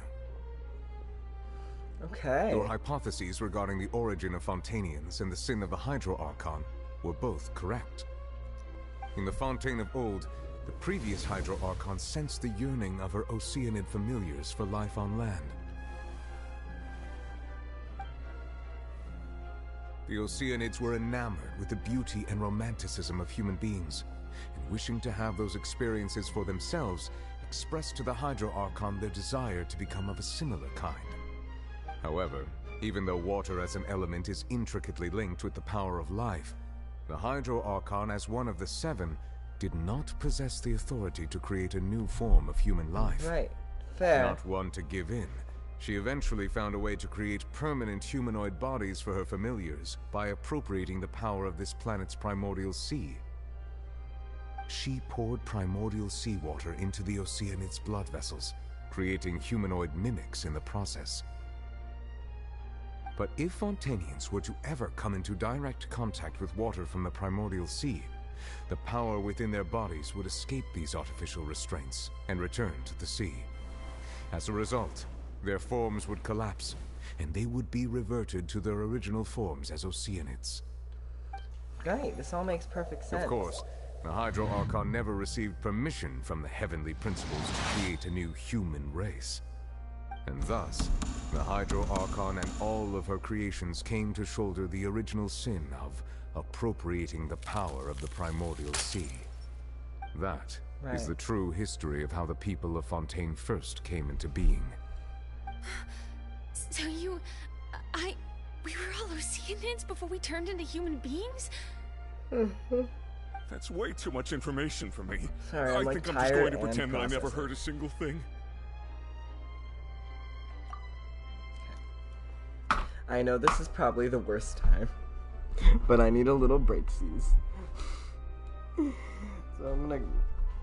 I know all the suspense has been building up, and I'm feeling it too. This is a suspenseful, action-packed story, and I'm processing and thinking of all of it. It's crazy, and I'm super excited to see what happens next and to see the fruition and the resolution to this amazingly well-done climax. But I am getting tired, and I don't want to fall asleep on stream, so I'm going to go take a little break season, grab some food and some drink and some caffeine, and I'll be back to you in 15 to 20 minutes.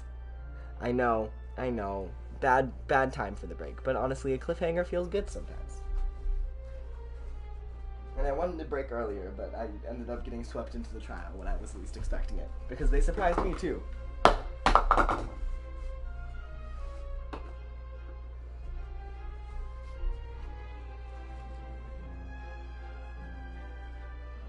shall return.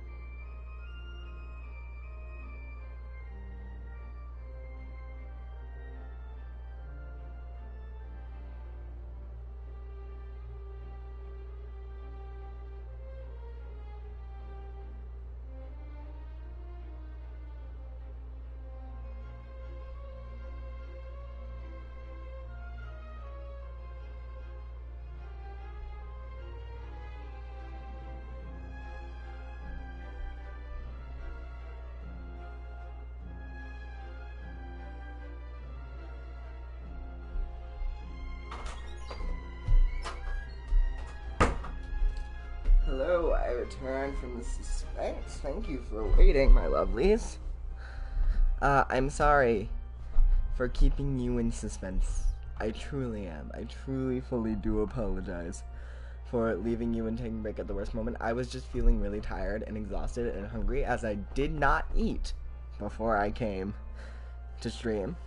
So, basically, I was running out of energy to keep moving, so I needed to replenish. So I have replenished, and we are here. We are here today. Fully replenished, ready to roll. We are moving, we are going, and we are good. We are groovy. And so, again, sorry for leaving you in suspense at, like, the peak climax. Hopefully it hasn't died down. Let's keep it rolling. That's the truth. We can't let the Hydro Archon be sentenced to death. I'm full of energy After all, now. her only sin was Let's have creating some us. caffeine. We're moving. This really might be too much information for your regular Fontainian, but it does answer a lot of our questions. Yeah, you know, I gotta take the go with the bad. Hypothesis regarding the third and fourth stone slates was inaccurate.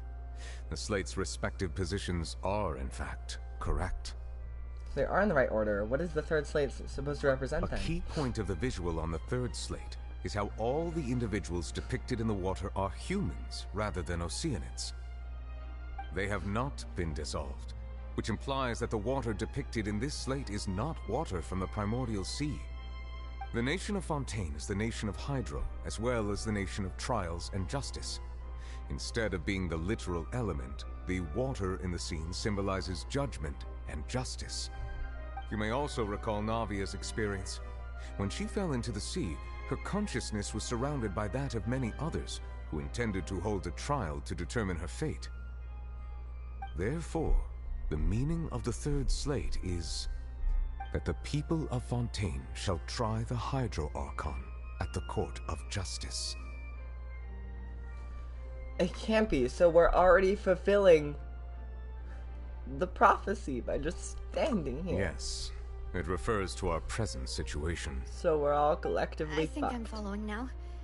So, what you're saying is, even though we decided to put on this trial to avoid fulfilling the prophecy, in truth, everything we've done has happened exactly as the prophecy foretold. So now, it seems, we're the ones making sure it comes true. What should we do? I don't know, it feels like there's no way out of this. Huh. No matter what, the prophecy will be fulfilled. Is this what it feels like to be a prisoner of fate? If that's the case, does that mean the scene in the fourth slate will also be fulfilled soon? Traveler, I would like to point out another small fallacy in your deductions. About the fourth slate, you probably thought that the eruption of primordial seawater beneath the fortress of Meripede served as the surest sign that the prophecy was about to come to pass, yes? However, I believe that rather than being a sure sign, that eruption could in fact only be a small warning of something far worse to come. As for the root cause of the catastrophe, I believe you've already encountered it once before. I have? Wait, could it be the whale? Cutscene? Oh no, not right now. Please, not now. Oh, thank goodness. Okay, I need time to process. I just consumed a lot of caffeine. My mind is moving at a million miles an hour. Cause of the disaster. I still want a cutscene though. I'm desperate for a cutscene constantly. Every day of my life, I hunger for a cinematic cutscene from these beautiful animators. Yeah, I'm just small scale. What do you think?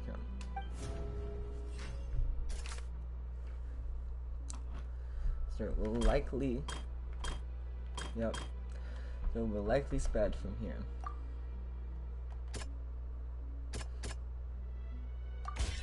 It was both dream and reality.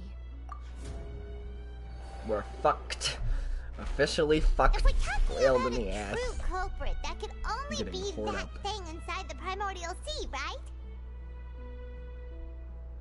Yum. The Yum. truth, the original sin, the trial, and the root cause of the disaster. I like how much we're speaking, but oh no. No. Stop that. Stop that. Don't do that. Don't add those effects. Don't do this to me. No. No, no, no, no, please no, please no, please no, please no, please no, please. Come on. No! We are all fucked. The world is about to be dissolved into nothingness. Everyone run, please evacuate.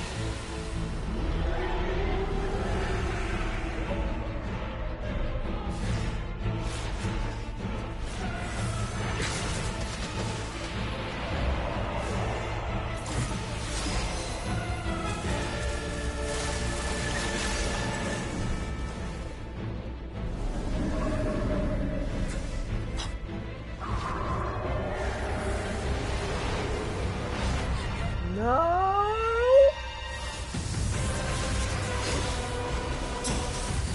Yes, Tartaglia.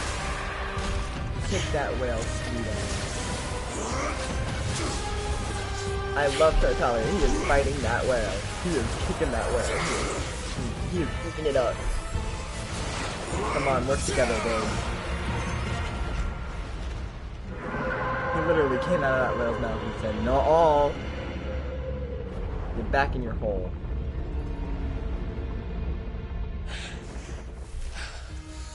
Oh, you have been beaten up. You are covered in scars and scrapes of all different elemental types. Your foul legacy armor is beaten up to complete.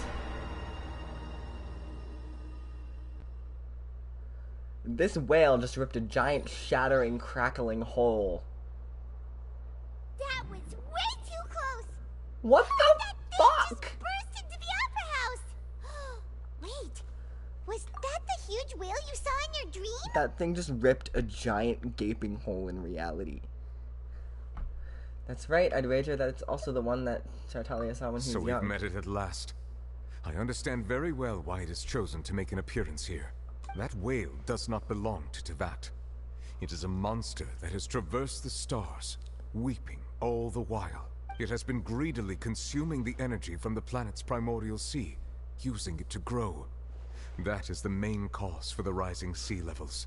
And once it has finished consuming all of the energy contained within the sea, its next step will be... Teyvat. You said that when the Hydro Archon first created Fontainians out of Oceanids, she filled their blood vessels with primordial seawater. Precisely. That whale finds the blood of Fontainians nigh impossible to resist. Therefore, when it left the primordial sea, it decided to make its next stop a packed opera house full of food. Food in the form of Fontainians. We just barely managed to push it back, right? In that case, won't it come back to target the people again once it's managed to recover its strength? Yeah. We are overall fucked. That is correct. Indeed, it is more accurate to say that we should thank that Harbinger for buying us some time. Yes, Without we him, should. The whale would have likely come onto land far sooner. From the way he looked, he must have been fighting the creature for quite a long time. That battle maniac. We've always known that he had a special connection with that whale, but we definitely didn't expect it to help us out like this. Anyway, now that we know that this whale is the actual cause of the disaster recorded in the prophecy, all we need to do to stop the prophecy would be to find a way to beat it up, right? It is too late. It had already absorbed too much of the primordial sea's energy before we could notice it. At this point, it has become practically integrated with the sea itself. Even if the entirety of Teyvat were to be destroyed, it could still survive and swim off towards some other world. That's not something I will accept. We've already done everything we can, and we even found the true culprit. We've come so far. You can't just tell me that the last hurdle is some impossible foe. That's just not fair. Indeed. That's not how a grand performance should end. Facts. I'll fight it to the end. No matter what. I love my babies. So they the are prophecy fighting. will be fulfilled no matter They're what, queens. huh?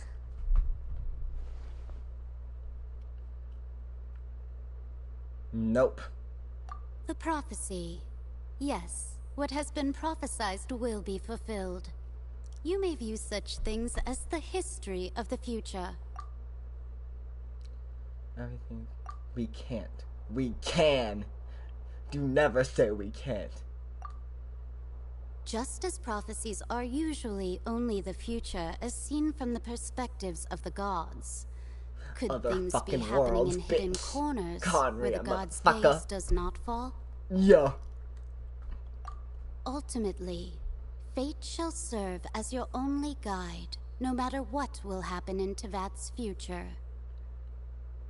All you need to do is to play your part. Wait, save everyone? Did I miss something? No, you didn't, babes. We are in it. What is her real secret?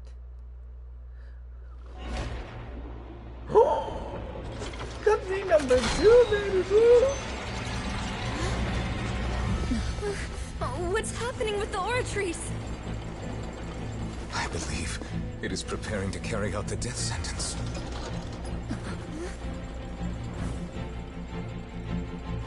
Farina!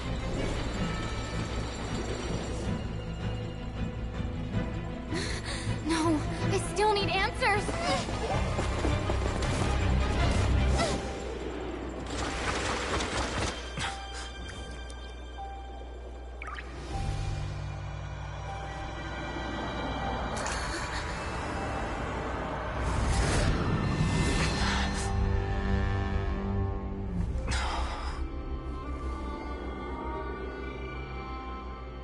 That's Egeria?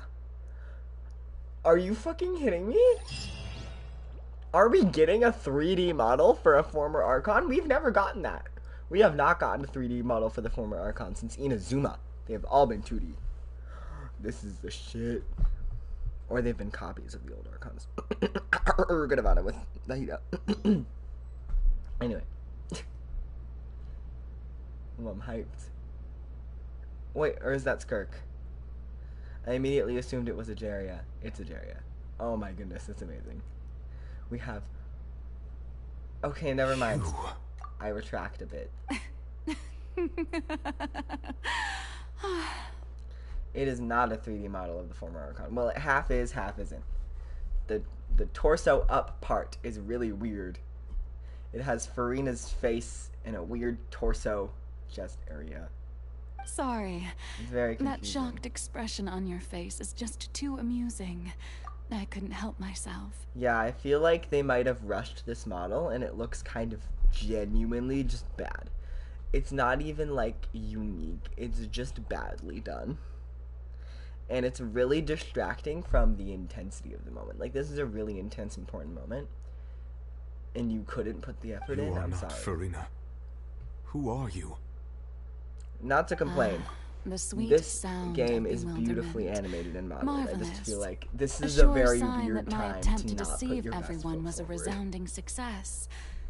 But to answer your question, I am Focalor. You know, the god. Focalor. Why did you deceive us? Oh, that wasn't my goal, of course. Goodness, no. But I had to fool everyone else too, if I was to stand any chance of deceiving the heavenly principles. Deceiving the heavenly principles? It's all because of that pernicious prophecy. Dreadful, wasn't it? Everyone doomed to dissolve. Fontaine condemned to be flooded. One was not amused. In fact, one was positively bemused when that problem was thrust upon me by my dearest predecessor. That's the former Hydro Archon Egeria for the uninitiated. It hardly gets more disastrous than a preordained national catastrophe, now does it? She knew full well that the prophecy would surely come to pass. And as one of the seven, she also knew full well that one defies the heavenly principles at one's peril. So yes, as you have no doubt surmised, it was a rather impossible situation that I found myself in. I spent a terribly long time mulling it over, alone on the ocean floor. It actually is pretty good. And I was almost growing barnacles by the time I finally realized There was only one possible solution to this confounding conundrum. I had to outwit the heavenly principles, allow the prophecy to be fulfilled, ostensibly at least, while saving everyone at the same time. I'm a genius, I know. I can only assume that's why Egeria chose me as her successor.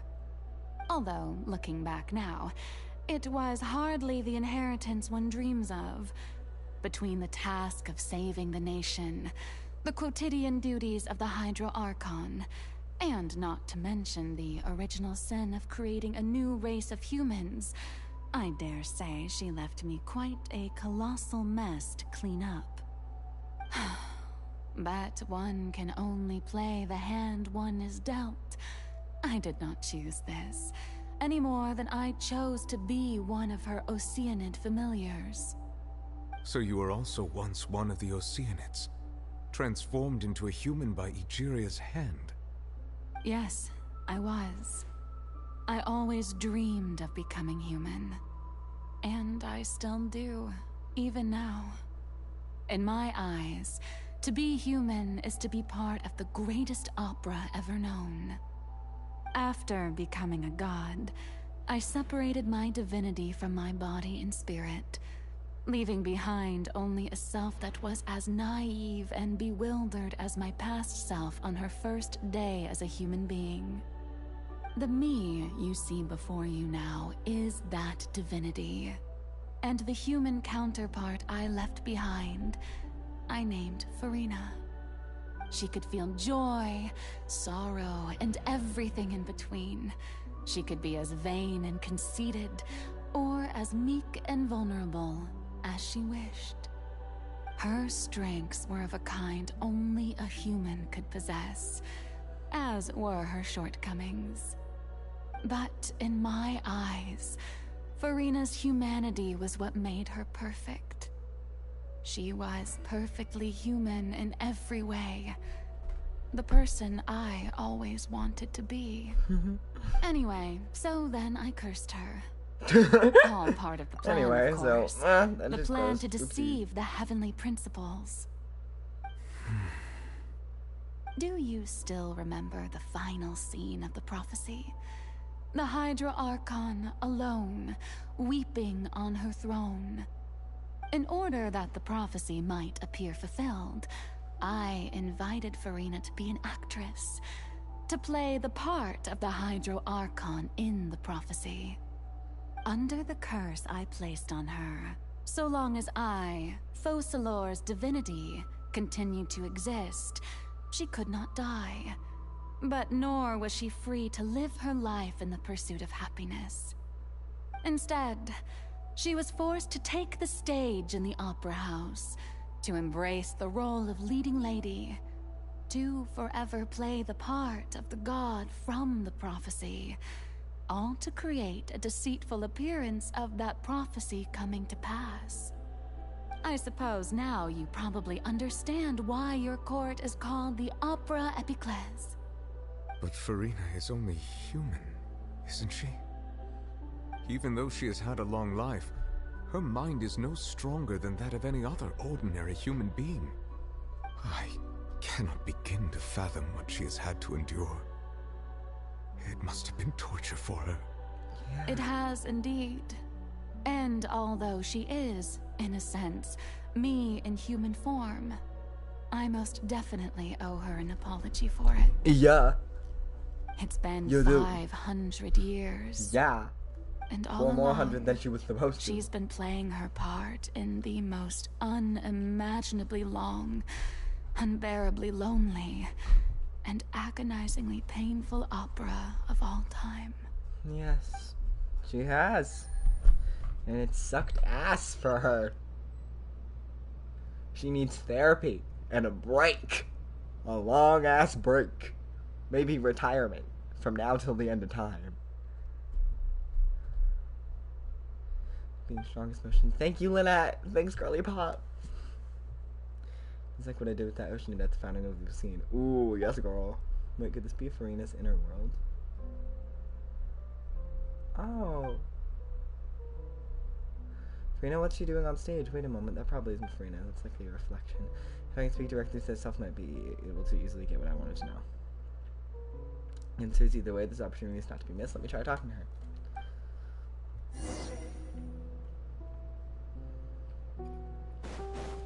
Where's the other little groupie groups? Hey girl. Hey girl, hey. How you doing?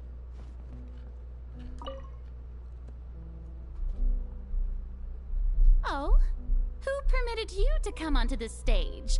Now, I understand your admiration for my august self, but I must ask you to keep to the rules.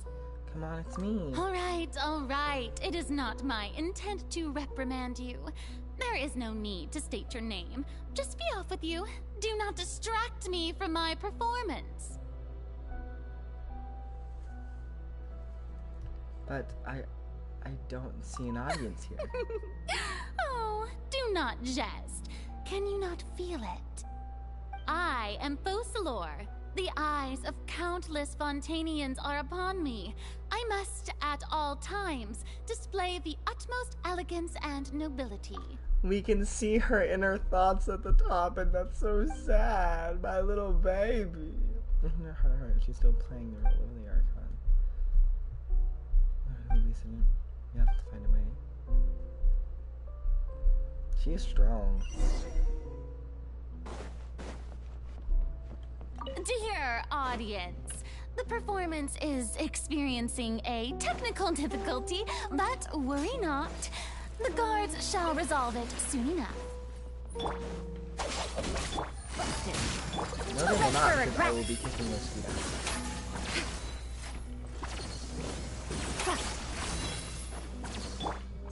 Over here! Yeah! Yeah! Yeah! Surprise! Yeah! Yeah! Yeah! Yeah! Our bond is strong. Quietly now. Game's up. Time's over. Over here!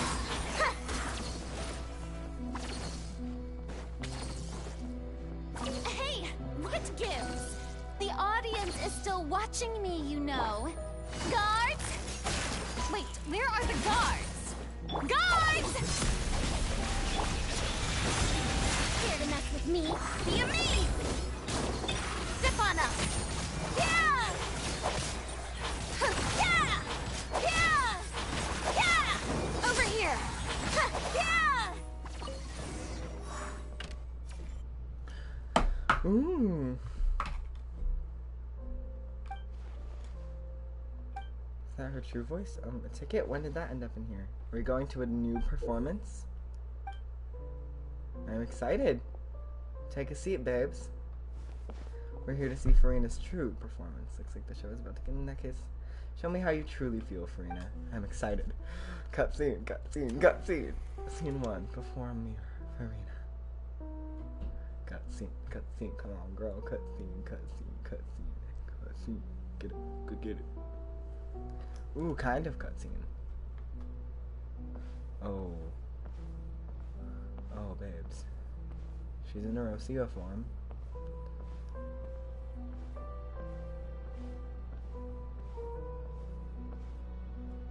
Oh, honey. Farina. Farine. Huh? Who's that? Who's calling me? Where are you? Be not nervous. Be not afraid. I am before you. Wait a moment. You're near me? How can this be?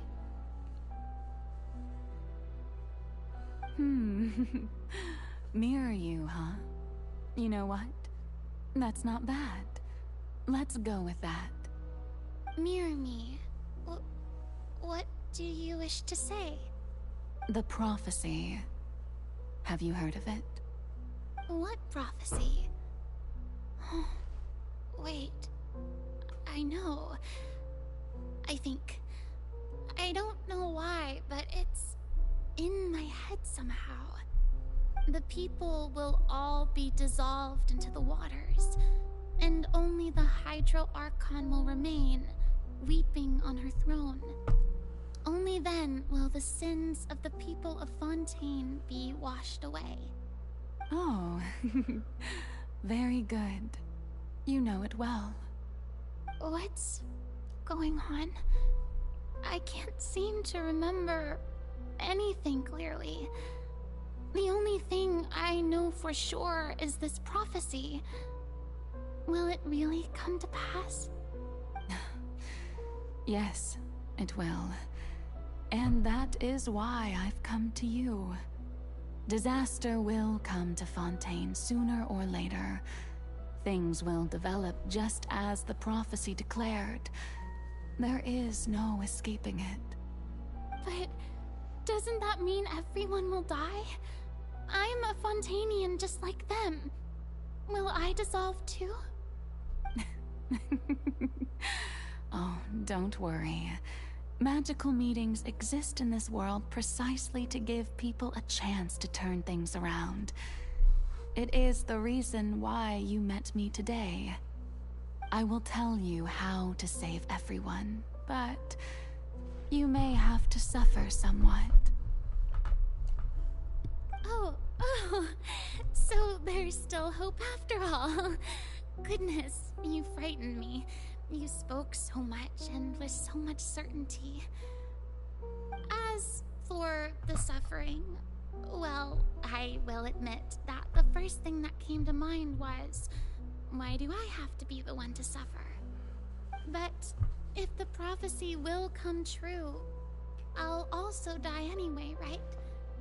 So if I've already met you as my magical meeting in this world, if there were scales, with all the people of Fontaine on one side and my pain on the other, is it not obvious where the scales should tilt? You truly are the perfect human. My ideal. Yeah. I suppose this would also be the justice that belongs to you. Mm-hmm. Don't worry, it's nothing. Listen well. Fontaine has just lost its Hydro Archon. I need you to play a role. That of the new Archon. Play as a god? That's right. You must begin a never-ending masquerade.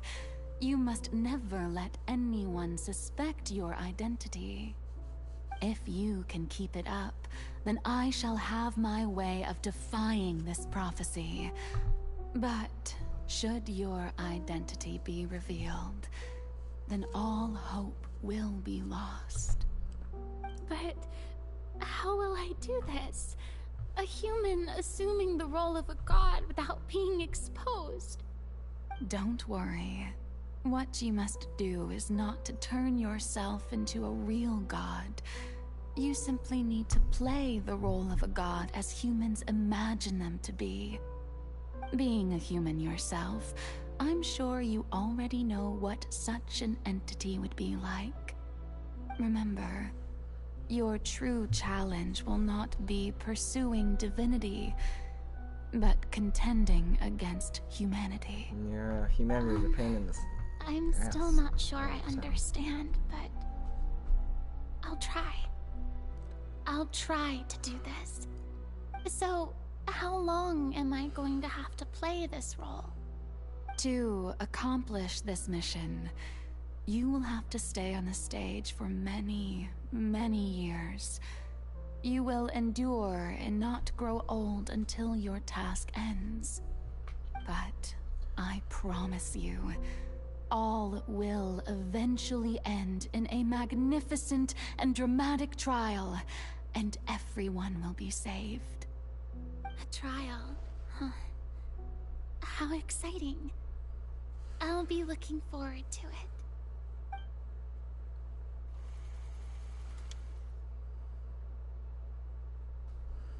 Oh, intriguing. Ah, we're in her Numa form.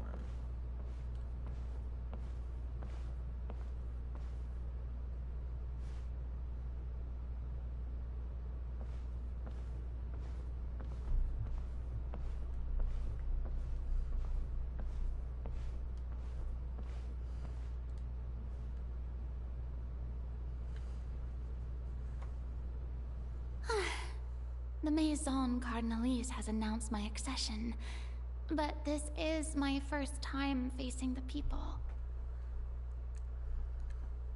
What should I say to most appear like a god? To be honest, I still don't know. Perhaps I should first try to act natural.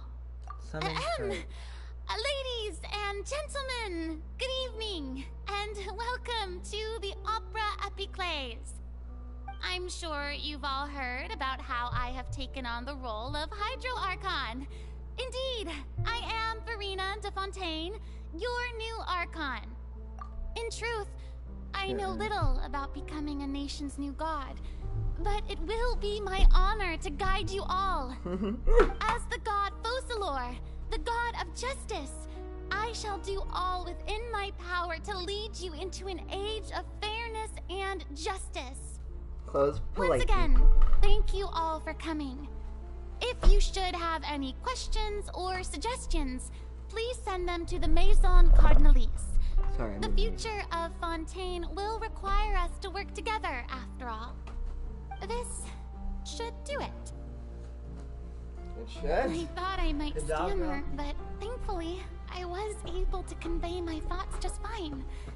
Okay, and next. Sorry. That's the new Hydro Archon. Is this some kind of joke by the Maison? I would have thought that a being that surpasses humanity would be a bit more assertive. Hey, did you hear that? She even told us to send her suggestions there at the end. Shouldn't gods be all-powerful? She's being so modest. What's the difference between her and an ordinary person, then? If you ask me, perhaps the succession didn't actually happen. She might just be a Maison-backed puppet. That's Wait, rude. What's going on? Why is everyone suspecting me of being a fake? Oh, this is bad. If I get exposed here, there'll be no saving the people from the prophecy. Yeah. Mirmi said that I just need to play the role of a god as humans imagine them to be. Calm down, Farina.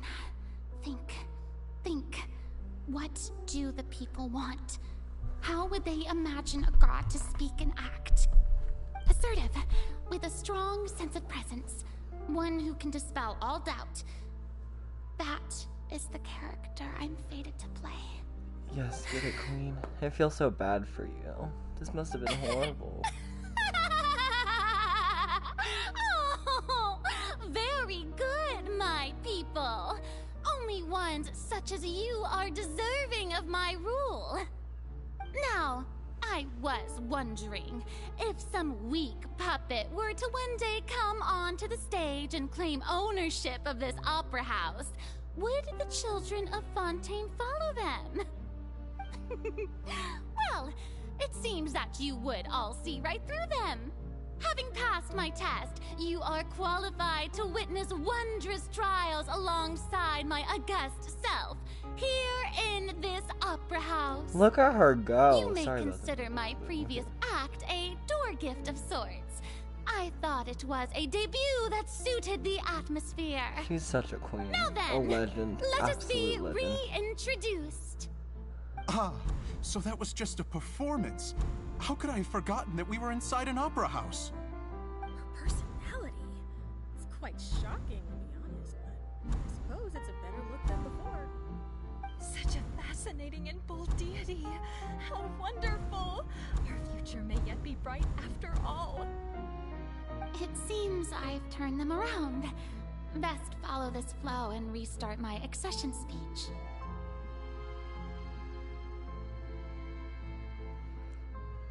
Summon courage resolutely with conviction. My dear people, whether you acknowledge me or not, whether you trust me or nay, I say to you, keep faith in your ardor for justice.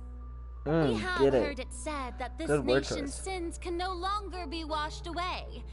Well, I say that justice is most fragrant when it blooms amid sin. Turn up the drama. The scales of justice should not weigh heavy in the hands of its god. On one side, it must carry fairness and justice. And on the other, praise and applause. May law be the prayer on our lips. May judgment be our worship.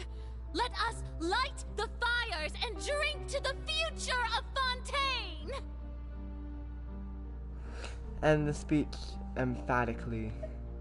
There is yes, with all no the drama. trouble in this world that justice cannot solve.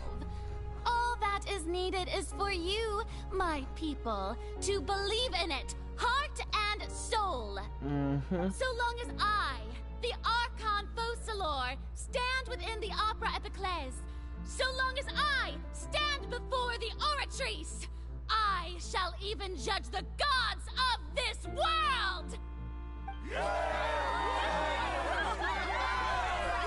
I love her. I love her so much. She's such a baddie. I am happy to play these scenes. I am scared my controller is gonna die in the middle of this stuff though. But let's hope it's not.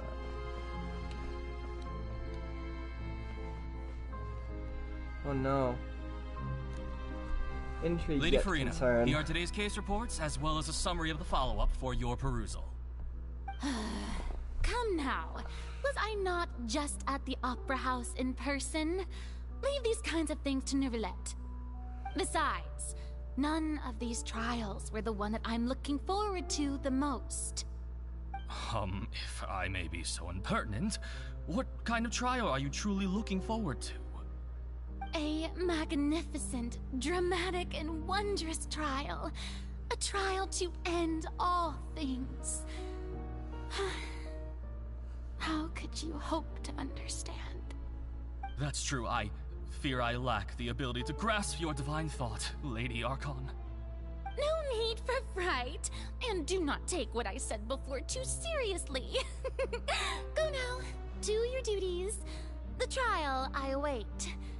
It will come one day.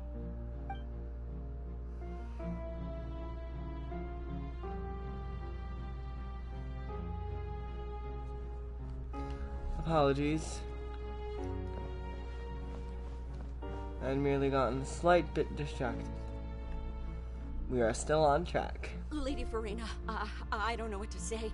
Thank you for agreeing to see me. No need to thank me. Or rather, thank your own sense of perseverance instead. Long have you stood in line to meet me, have you not? Oh, I'm afraid that's just an inevitable consequence of my divine charm. I love the confidence. All right. Deuteria, is it? How is your son's illness? You remembered me, and you knew of my family, too. He is doing much better now. In fact, he is far more of an ardent believer than I. He was the one who forced me to seek an audience with you, and to bring your words back to him. Oh, good. Very good. If this should happen again in the future, please do not hesitate to come and tell me. Going down to citizens' homes every so often, while not usual practice, should serve as a fine change of pace. Oh, you're such a gentle and wise god. Thank you once again, on behalf of my son.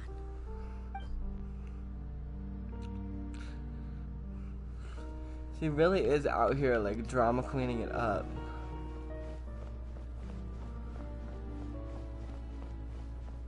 You're personally making stuff up constantly.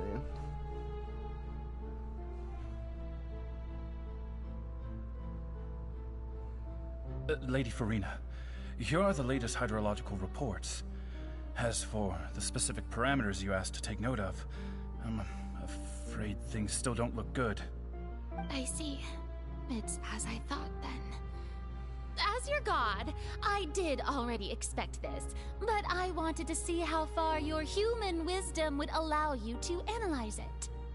All manner of signs indicate that the prophecy will still come to pass. Forget it.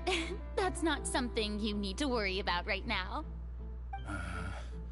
Well, as I understand it, The Fontaine Research Institute is also trying to find a way to counter the rising water levels. Really? Have they found anything? I'm afraid that they haven't found any effective solution thus far. Oh, is that so? Well, no wonder. This issue has reached the realm of the gods, after all. Still, their spirit is praiseworthy.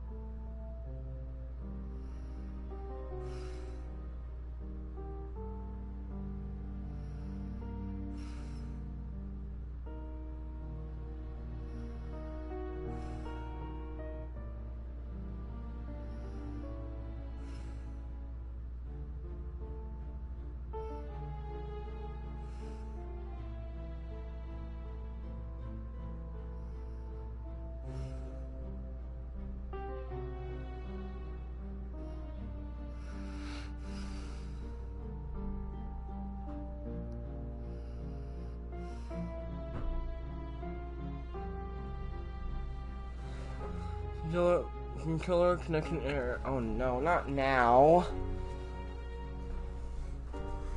The worst time. Back to moving again.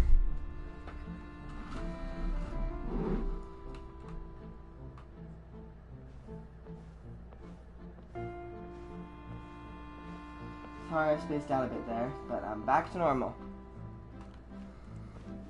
Got distracted by a little issue and had to take a wee little break, but we're back in business. Back to normal and back to the quest. No problems at all. The day is finally over. I haven't had a moment to breathe this whole time. But it's good to see that everything's getting on track. There are no longer any voices of suspicion. Yay! Maybe this is fine. I just need to keep going, and everyone will be safe. Mm-hmm. Alright, Farina, don't think too hard about this. You need rest. Tomorrow's a new day. Mm-hmm.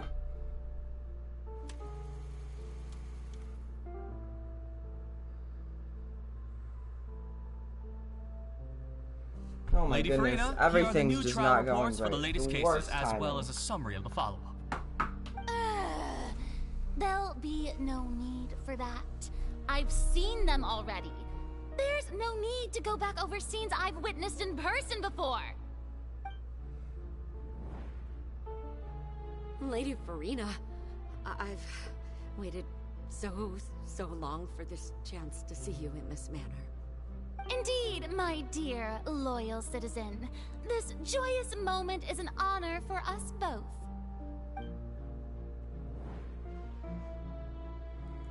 Lady Farina, we're detecting significant hydrological anomalies near Poisson. Understood. Keep monitoring. Keep me informed should anything come up at the Institute.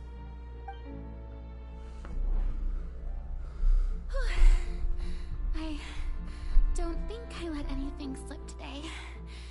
I must show the people that there is nothing to worry about. I just don't know when these days will end. I feel utterly exhausted. Best to rest early today, too.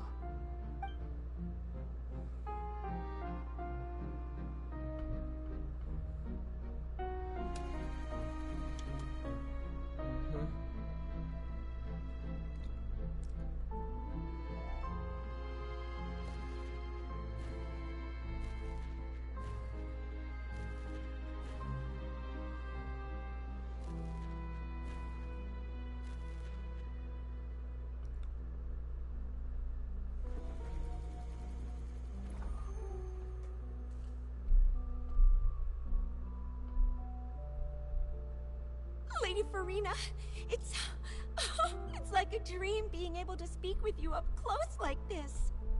I've heard that the first member of our family who was honored to receive an audience with you was Madame Deoteria, almost 20 generations ago. And what a fine family yours is indeed. It brings me great joy to meet such a faithful believer. A descendant of a line most ardent. Surely you exaggerate, Lady Farina. My lady? What is it, good citizen? Oh, are you crying? Uh-huh. Oh, really now? I didn't even notice. This must be the overflow of hydro from my person. Well, can't quite help being the god whose dominion is the waters, can I? No wonder. No wonder. A manifestation of your power, then. Oh, Archon, I am honored to have witnessed it. Honored indeed.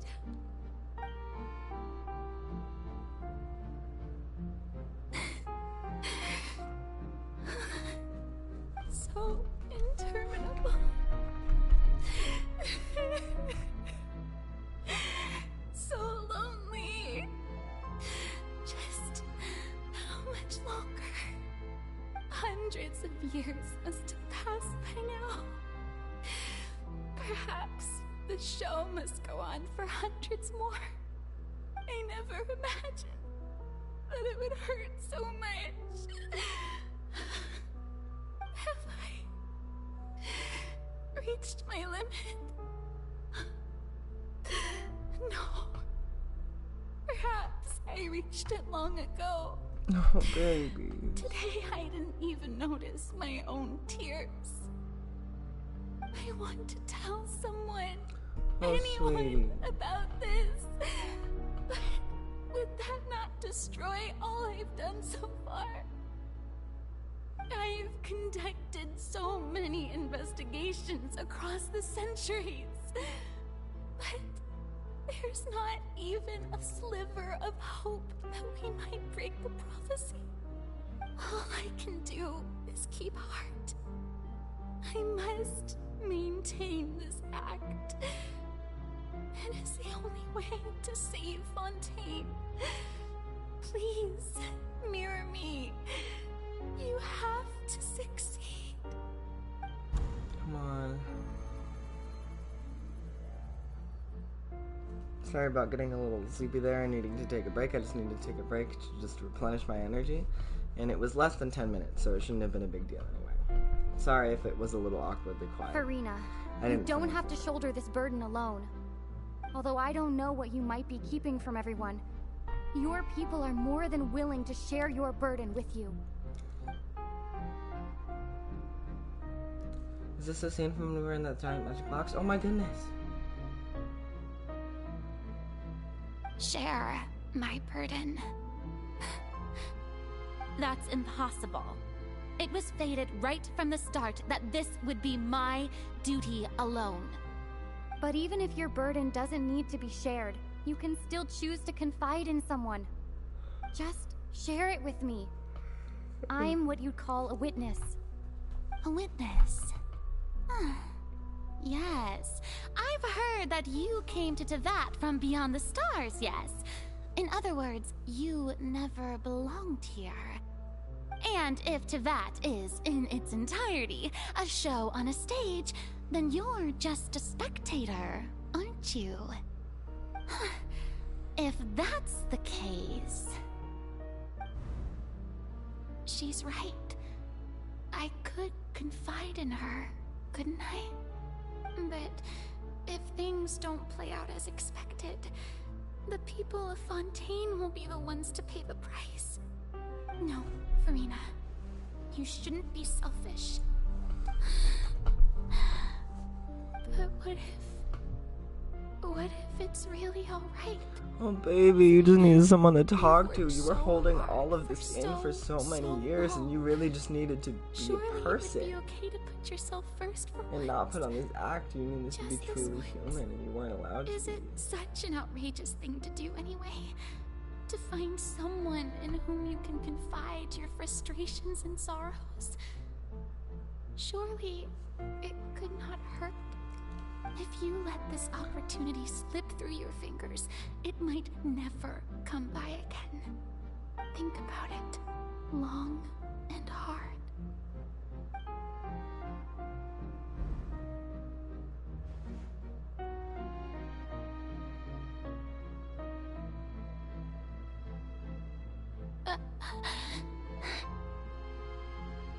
No, I have nothing to say. I am Farina, the Archon of Fontaine. Everything will surely get better. All you need to do, dear spectator, is to witness my performance until the curtains fall.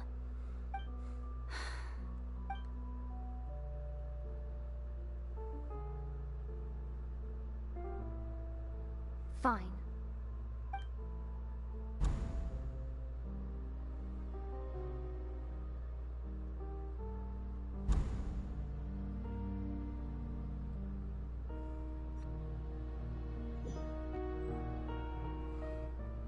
So even Farina doesn't know the truth?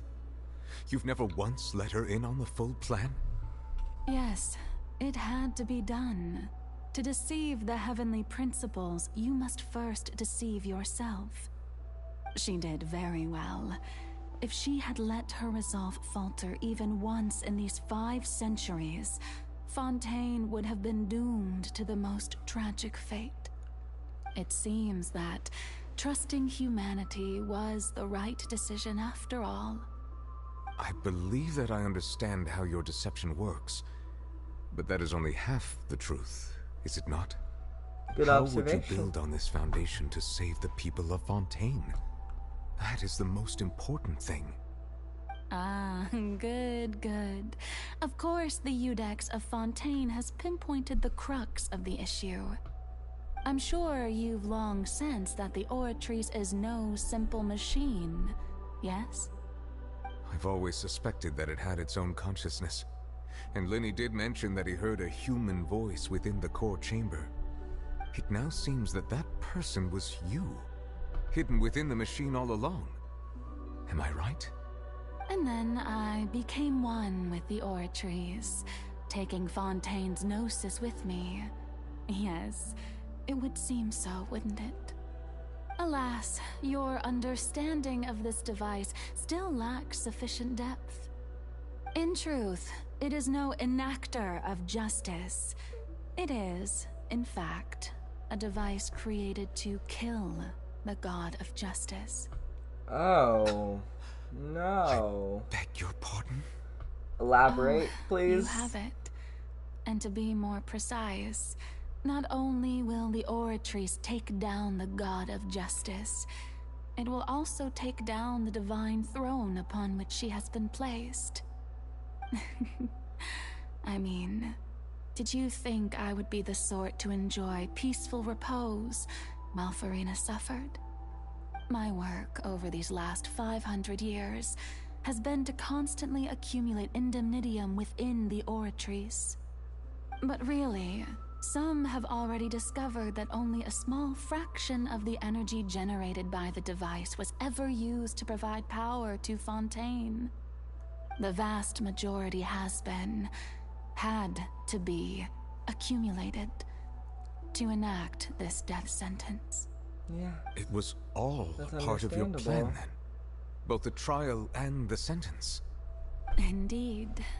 This power, accrued over 5 centuries, could have sustained Fontainians for millennia had it only been used for that purpose. Almost all of it has now been stored within the Oratrice.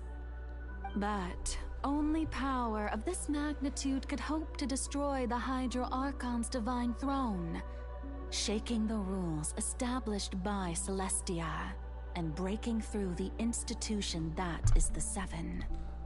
So the Oratrice's call for death was for neither Furina be nor like, oh, you know Fusilo, everything? Sure you do. but for the Hydro Archon. The destruction of that divine throne. If I do not misunderstand your intent, you must be... returning what's rightfully yours to you, of course. Oh my In other goodness. words, Ashra this Kai was was all literally done right to in return every the authority single of the beat, Hydro without Archon fail. to She was the correct. Hydro Dragon She of got this every planet. single part right. Not a single thing was wrong. It's terrifying. But...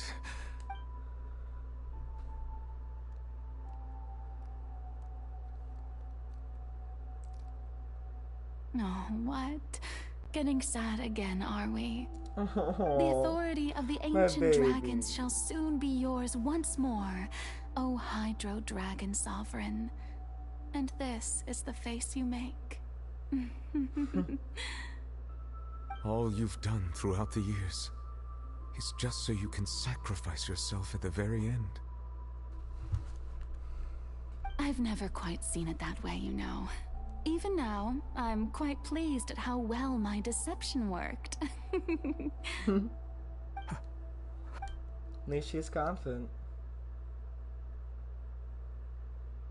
Hydro Dragon, don't cry. Mother, and then I Furina's must also say, being sad, had but it she's been having a within my breakdown. rights, I would have Given all the loved to judge the people, heavenly everything is principles sad today. themselves. Were they not guilty of essentially the same crime? Egeria stole the power of the primordial sea, and the heavenly principles stole the power you ancient dragons possessed. I, for my part, am the god of justice. And is it not just that your original powers should be returned to you? Speaking of justice, I have always believed that justice lies in the process of pursuing human existence itself. So, if the theft of the primordial sea's might was Fontaine's original sin, then, leaving matters of procedural right and wrong aside, the descent of the Fontainians as humans and their right to exist in this world would be Fontaine's original justice. In other words, existence was Egeria's justice, and to me, justice is the continuation of that existence. Different interpretations of the same ideal. Defying the prophecy and ensuring that Fontaine's people shall live on. That should be the justice enthroned over all others. At this point, we, whether it be myself or all other Fontainians, have shouldered the burden of this sin for far too long. Yeah. Iudex Neuvillette, the highest judge in our land. When you regain your full power as an elemental sovereign, scary. What if he gets attacked? What verdict shall you pass upon us? So when I was invited to the court of Fontaine to serve as Iudex, I see now that that was your idea too. At last, I now understand the true purpose behind this position. In the beginning, I was uninterested in human existence. But these 5 centuries of living alongside them have gradually brought about mutual understanding between us. And I have even attempted to feel as they feel. You are a devious one, Focalors. Things being as they are. Surely you know that I could never declare them to be guilty. Aww. What a resolution. Oh, cutscene. Scary cutscene. Ooh, I'm terrified. Okay, we got this. Is almost here. This has been a wild ride. I have been tired. I have been spaced out. I even spaced out for I know, like 10, I may not 20 sound minutes. it, but faced with death, because I got distracted. I find myself a little afraid. I've been Perhaps sad. this is one thing both gods and humans have in common. We are here.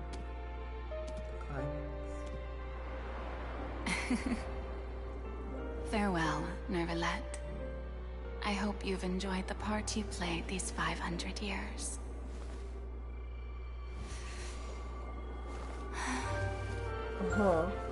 Yes, girlie, dance. Oh, it's ballet. Look at the pretty queen. Oh my goodness. And she has finally now become fully human as she once wanted. No longer having to deal with the burdens of pretending to be something much more. She can finally live free.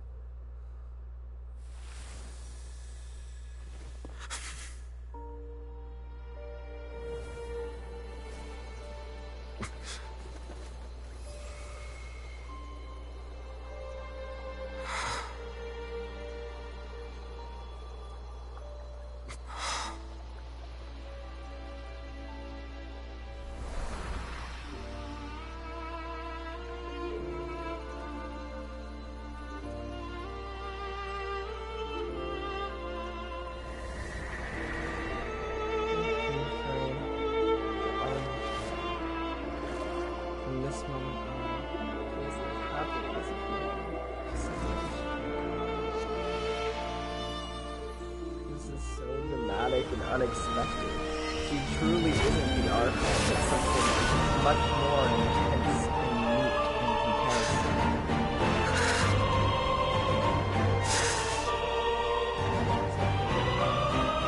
I, Iudex Neuvillette, hereby declare, He truly is a dragon. people of Fontaine, your sins are forgiven.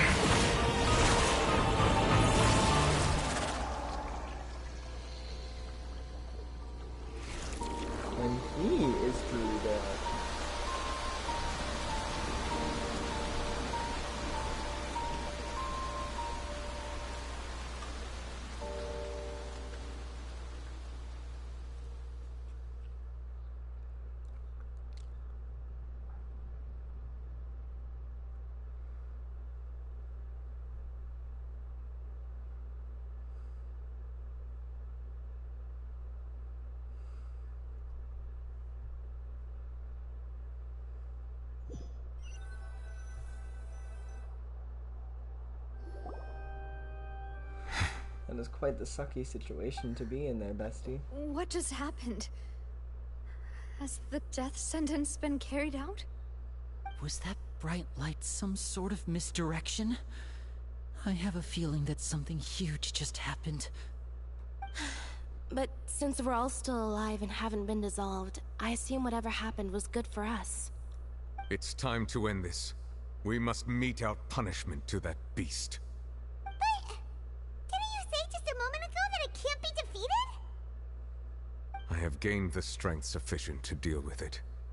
Through certain means, I now have the ability to separate the power of the Primordial Sea from that creature. Yes, bitch! We should Get seize it! the opportunity to pursue our quarry. You obtain power just Traveler, now. now that the oratories can no longer function, I require an executor to help me mete out justice. You mean me? The root of the calamities befalling Fontaine. The beast that enacts the prophecy. Its name is the all-devouring Narwhal. Come with me, traveler. We are in it. The hour of execution has come. I am absolutely terrified, confused, excited, and upset all at the same times. It is so good and so bad in so many beautiful ways. I love it. I will say, again, I did get spacey for like 20 whole minutes straight during part of that, but that is the fault of the fact that it is 2 in the morning and I am genuinely exhausted. But that doesn't matter. We will push through. Even through the embarrassing moments, we will make it through this. Come on. This is the humanity intense. Oh, that is uncomfortable. Hello. We're going to execute it? But how are we going to do that? Okay. I've done my best Okay, to baby save boo. Considering the size of the beast, I cannot reach the power source. Unless we can find a way to attack it from within. We shall share a part of the ancient dragon's power with you. We shall look for an opening together.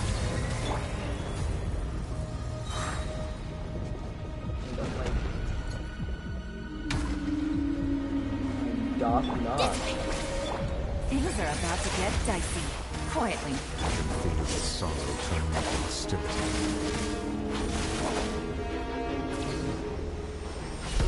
Let the magic begin! Surprise! Yeah! Step on up! Yeah!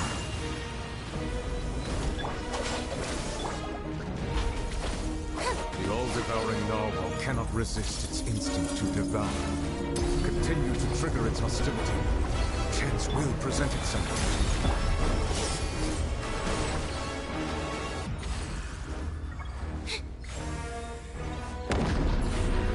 No, I did something very dumb. That's okay.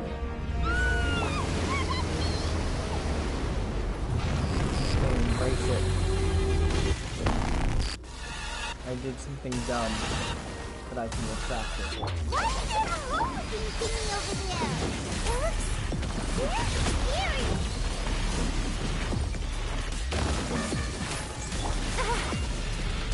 Gotcha. Out of my way! Over here! Yeah! Be me! Surprise! Yeah! This is very similar to the I have granted you my protection. Do not fear. Seize the moment and use my power to suppress its root from within. Wretched dastard! We'll see about that.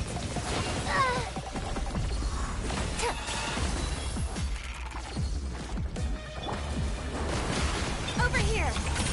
Yeah! Gears of the storm! Busted! Surprise! Yeah! Yeah! Let the magic begin! Yeah! Yeah! Step on up! Yeah!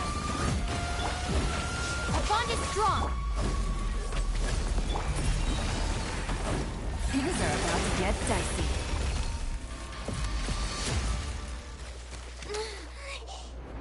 Bad timing to use an elemental burst. I get it. Okay, that was quicker than I was expecting. There's no way there isn't going to be a second phase. Maybe there won't. Maybe I will. They really said, let's make this quick and easy for story purposes. And I appreciate it. Nope, never mind. Sure? Yes,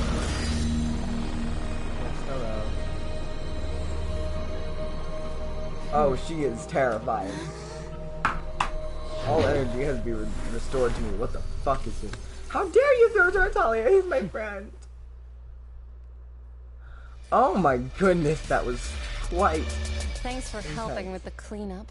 Things go from 0 to 100 really quick here. Oh well. It was just supposed to be a short private training session for me. I didn't think that my disciple and my master's pet would start brawling in the meantime. Well, actually, I had a feeling that it would happen at some point, but they bumped into one another earlier than I thought. What a blunder.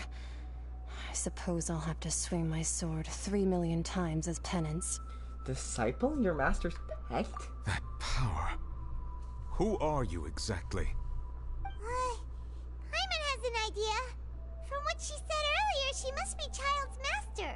Skirk, right? It's just that he gave us the impression that she was the less talkative person. I simply did not have anything to say to the weak. But you, on the other hand, managed to defeat the all-devouring narwhal without using power from beyond this world. So you may speak to me as equals. What sort of person would take the all-devouring narwhal as a pet? I have to agree. It's a strange use of a planet's primordial waters just to raise an all-devouring narwhal. That kind of power is wasted on it. It's not cooperative. It eats too much. And I have more important things to do with my time than pet sitting. The only thing that creature has going for it is its looks. All in all, it fails as a pet. Miss Skirk? I think you might have missed the point. The point being? Well, being that this pet almost destroyed an entire nation. So what sort of person is your master? Well, Child's master's master. Wait, is that right? Oh, right. So you don't know him. Sorry, I assumed you did. His name is Sertologi. Sertologi? Who the fuck? Who is that? I am unfamiliar with that name. Me too. Huh. So Master isn't sufficiently famous. How should I describe him then? Have you heard of the name The Fowl? The Fowl? The Foul Legacy. Still nothing? Well, how about the Visionary? Vetterfulnir then? Or Gold Rhindaughter? The fuck? That one we've heard. Rhindaughter's part of the Hexen Circle. She's Albedo's mom, right? Oh, so you do know that name. To be honest, I also heard all of those names and titles from my master. I don't actually know them either. But I suppose you understand now, yes? My master is likely a similar sort to Rhindaughter. They are both pursuing some form of perfection. Wait! Didn't you also mention a visionary person? Paimon didn't quite catch their name. Actually, never mind that. I believe it expedient to inform you that the all-devouring narwhal used up nearly all its strength fighting you. Such roiling hydro energies will prove difficult for the planet's deep seas to digest. As such, the Fontaine back on the surface has most likely been thrown into chaos. In other words, the prophecy that you've been fretting over should now be in full swing. What? No, there's little to be surprised about. Prophecy will surely come true. We need to have and accept it. Not to worry. Focalor has already managed to deceive the heavenly principles. She's quite the talent. In the end, the people will all be dissolved into the waters, and only Furina will remain, weeping on her throne.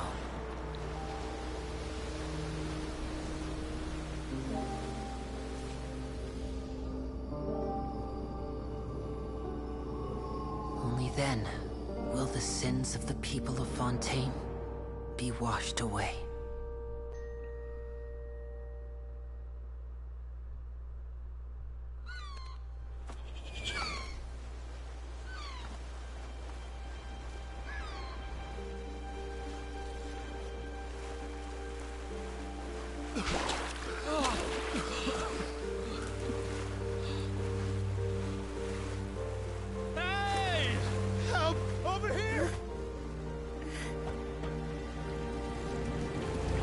They did not get dissolved. The water isn't dissolving them, it's just a flood.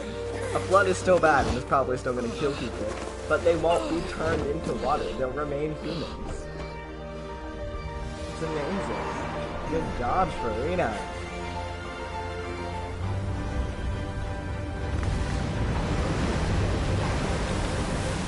And Rob Slayer. Rob Slayer's high case. Yup, emergency. Fuck yeah. All hands, Rob initiate Slayer emergency literally made rescue. a mystical emergency flying boat, and here he is, being the baddie that he is, being like, if the nation's big flood, I have an emergency plan. Yeah, your emergency plan is amazing, it's working, and it's badass as well. I hate you, but I love you. Oh my goodness, the people of Fontaine really did say, fuck the prophecy, we're amazing.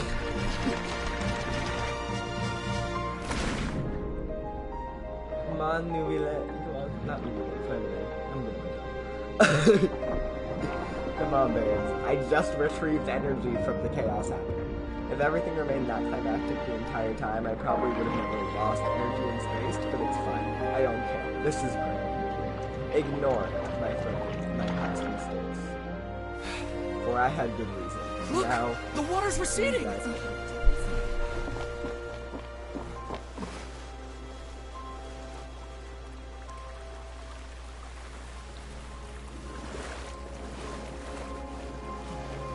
a miracle! Water's receding. We didn't dissolve. The prophecy was wrong. The prophecy was wrong. oh, this is so amazing and very sufficient. Very well. You have a vision now, don't you? Are you right? We're saved. The prophecy was wrong.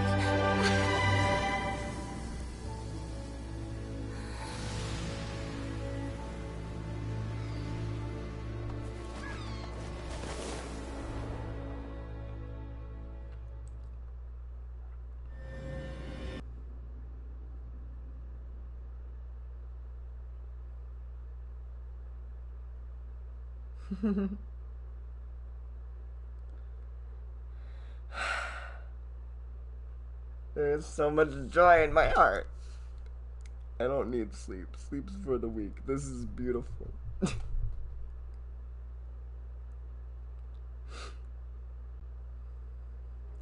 I just really needed to get into it. I started crying. Navia! The Solo renewed. The Spina di Rasula talks post-disaster rebuilding. I recently visited Poisson to meet with Miss Navia, spokesperson of the Spina di Rasula, and we spoke about Poisson's present and future. Old soil can still give birth to new bloom, Miss Navia stated. Hope is like seeing a small cookie when you're starving late at night. You just need a little of it. Skyship Winglet, lunar brain of the Fontaine Research Institute. The various disputes that have arisen on account of Mr. Edwin have suddenly become a shield over the Institute, with Jurier turning out to be a once-overlooked hidden gem. People always call the first researcher mad, but few know what to call the second. And should that latter person achieve a miracle, they would find it all the harder to find a word with which to classify him and his team. Wow! Paimon barely recognizes the people in the reports. Are those really Jurier and Navia? They sound like real big shots. They might have been real big shots in the start, we just didn't meet them in that What capacity. do you think? Pretty enthralling, huh? The Steambird's idea was pretty simple. With the disaster just having passed, we would print a free edition packed to the margins with good news to calm people down. The value for these big scoops lies in their inevitable follow-ups. We'll publish further reports and go into the stories behind those people. Edwin's assistant, Jurier, created a true flying ship, while Navia is leading people in the reconstruction of their home. I'm sure that these stories could draw even your well-traveled eye. The articles do make me curious about how things will play out. Wait a minute. Didn't we watch everything happen from start to finish? What's there to be curious about? And that's exactly why I'd like you to come conduct interviews with me. You're the best incubators of news, if you haven't noticed. And also, with you around, I'm sure I'll get to see that Duke. Are you sure? Hasn't he turned you down several times already? Oh, this time will be different. Come on, let's head to Poisson first, and then make a trip to the fortress. There are some things you'll only know when you get there.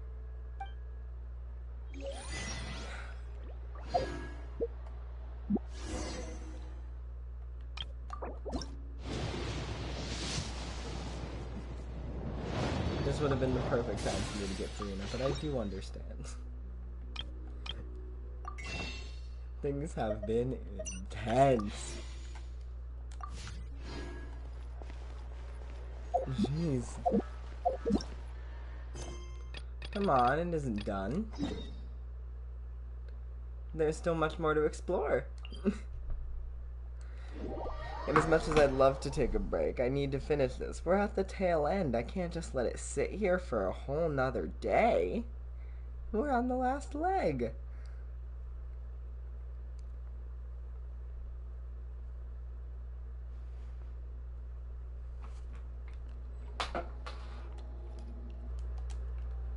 Sorry about that whole thing. I needed to check that. Take it easy.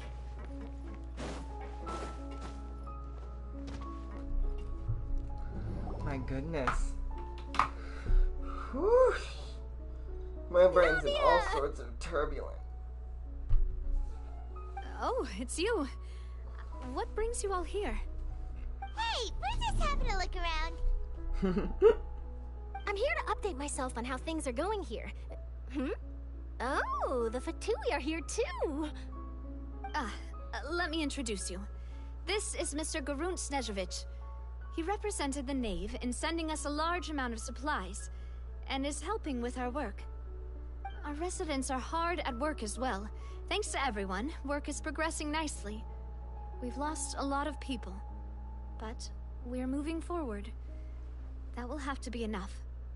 Hello, Miss Charlotte. I'm a big fan of yours. I especially like that article you wrote last year about Fontaine's stray cats. But if you don't mind, could you not emphasize our role too much in your report? It's not charity we're doing here. We just happen to share the same interests as the Spina.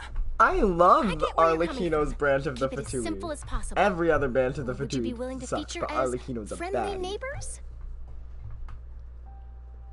That would be fine. Thanks. Oh, you're back too. How are things? Hello, Chloe. We finished laying down the construction materials. It'll be another hour before the workers are able to go over there. Huh? You're here too, Clorant? Well, her reputation's greatly risen after that whole duel business with Miss Farina. So she's here in Poisson to wait out the heat. All right. She really came here to help me out. There's too much to consider in the reconstruction of Poisson. The Spina has need of more decision-makers. And, well, I do already happen to be connected to Mr. Callis. Oh, wait just a moment. Do you mind me asking a few questions? You know, about how you felt before the duel, about what it was like facing down a god. There's lots of exciting material there, I bet. Forget it. I'm sure you can find a better theme than that, Miss Charlotte. I see you're the same as always. Couldn't you do me a favor, for Navia's sake? Well, if we're talking about doing things for my sake, you might as well just take a few more photos of me. Or of the Traveler. It's better than wasting time persuading Clorant at any rate. Of course I will. I'm not gonna let her off that easy. All right, then everyone who wants to be in the photo, gather up. And smile.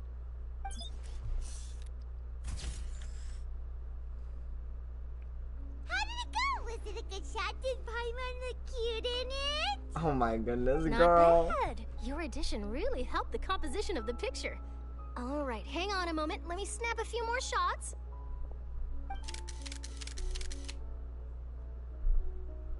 All right, that should do it. I'll be back here later anyway, so let's call it a day. You're very quick. Speed is of the essence when it comes to the news, and freshness is the key. Also, Also, not to brag, but I'm pretty good at building connections. Who knows? I might eventually get that interview with you after all, Miss Clarand.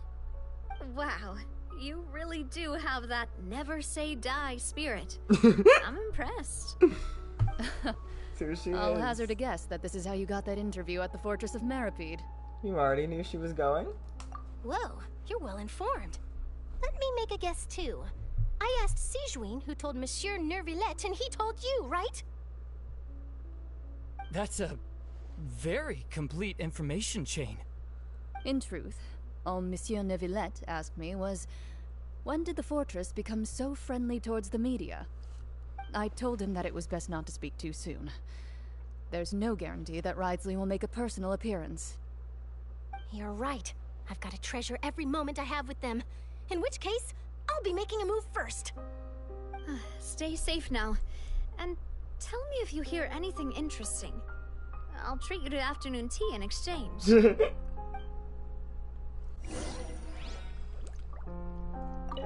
seem curious about the fortress.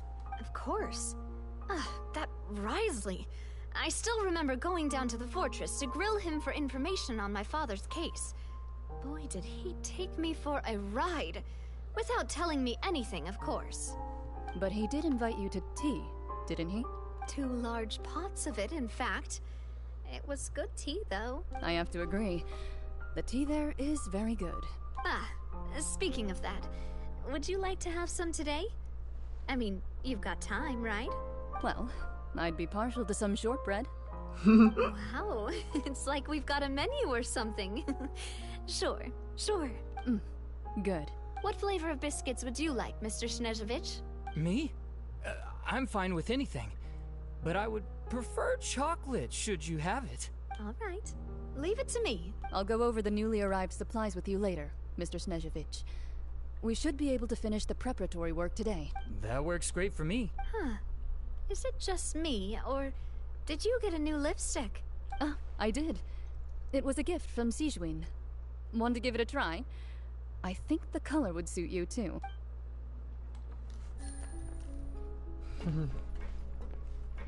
Look at these little queers being queers in their little queer corner with this weird third wheel. I love them. Moving onward. The Fortress of Maripede. What fun.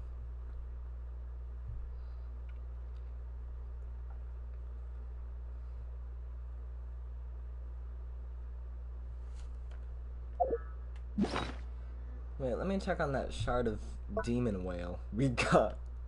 I still don't know how to fully process the information we've just received.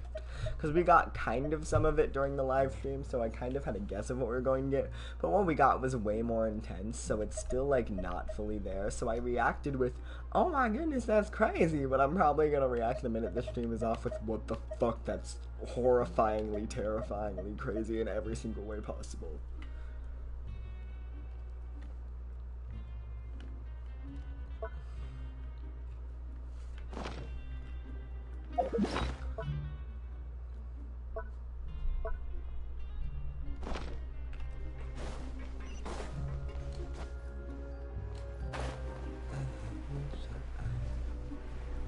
This is where we started. It's only fitting it's where we might end, maybe. We'll see.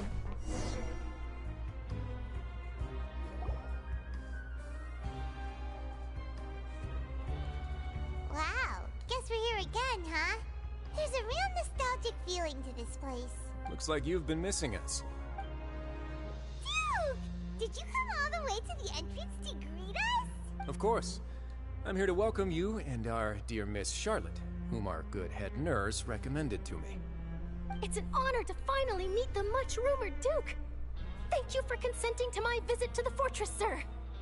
No need to thank me. But that said, I shouldn't be the focus of your interview. I trust you recall our agreement? Of course, of course. All right then, this way.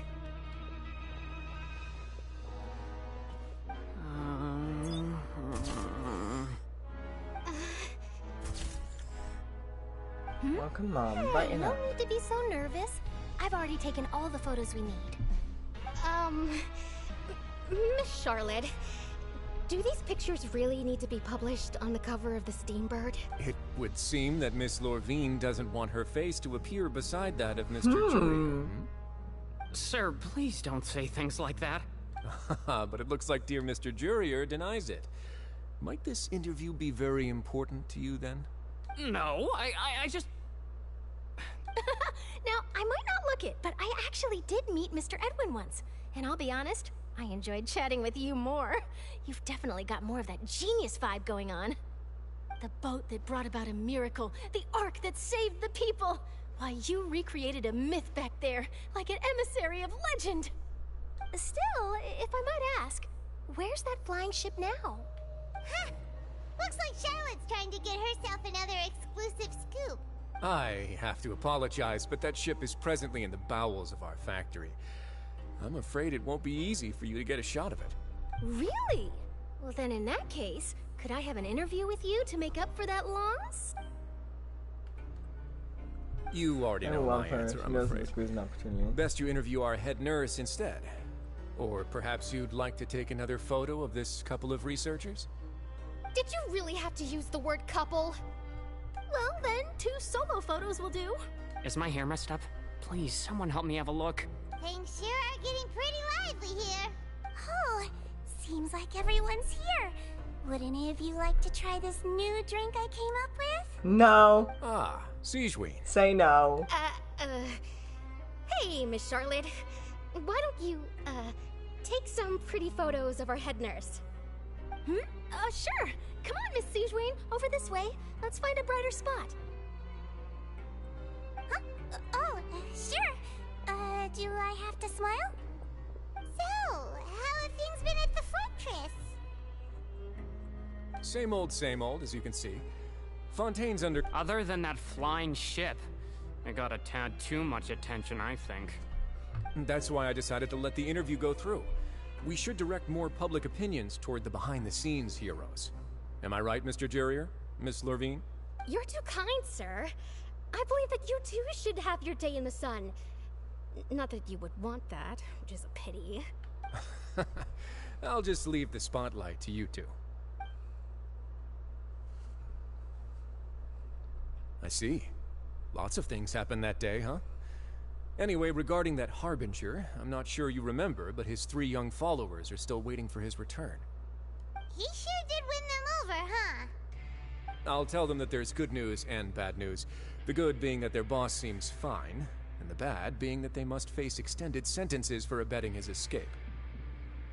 Oh, actually, what about you? Are things gonna change for you too? What change can there be? The fortress will keep chugging along, and so will my duties. As to what Miss Farina's departure will mean for the nation, and if our laws and governance will be transformed, we'll leave those to the folks in the overworld. Hey everyone, the photo shoot's done. Good. In that case, let's call it a day here. Thanks for your cooperation. Come on, Traveler, let's go. Till next time, everyone. There'll be a next time? Maybe. Who knows? I might write a story about the underwater factory next time. Until then. I love Charlotte. Roxley, you don't get a break. I love Charlotte for many reasons. This is most certainly one of them. The fact that she's like, nah, fuck your privacy. She's so like me for that, and it's terrifying in my favorite way. What do you mean you have secrets? Pfft, not to me, you don't. Spill. I love her.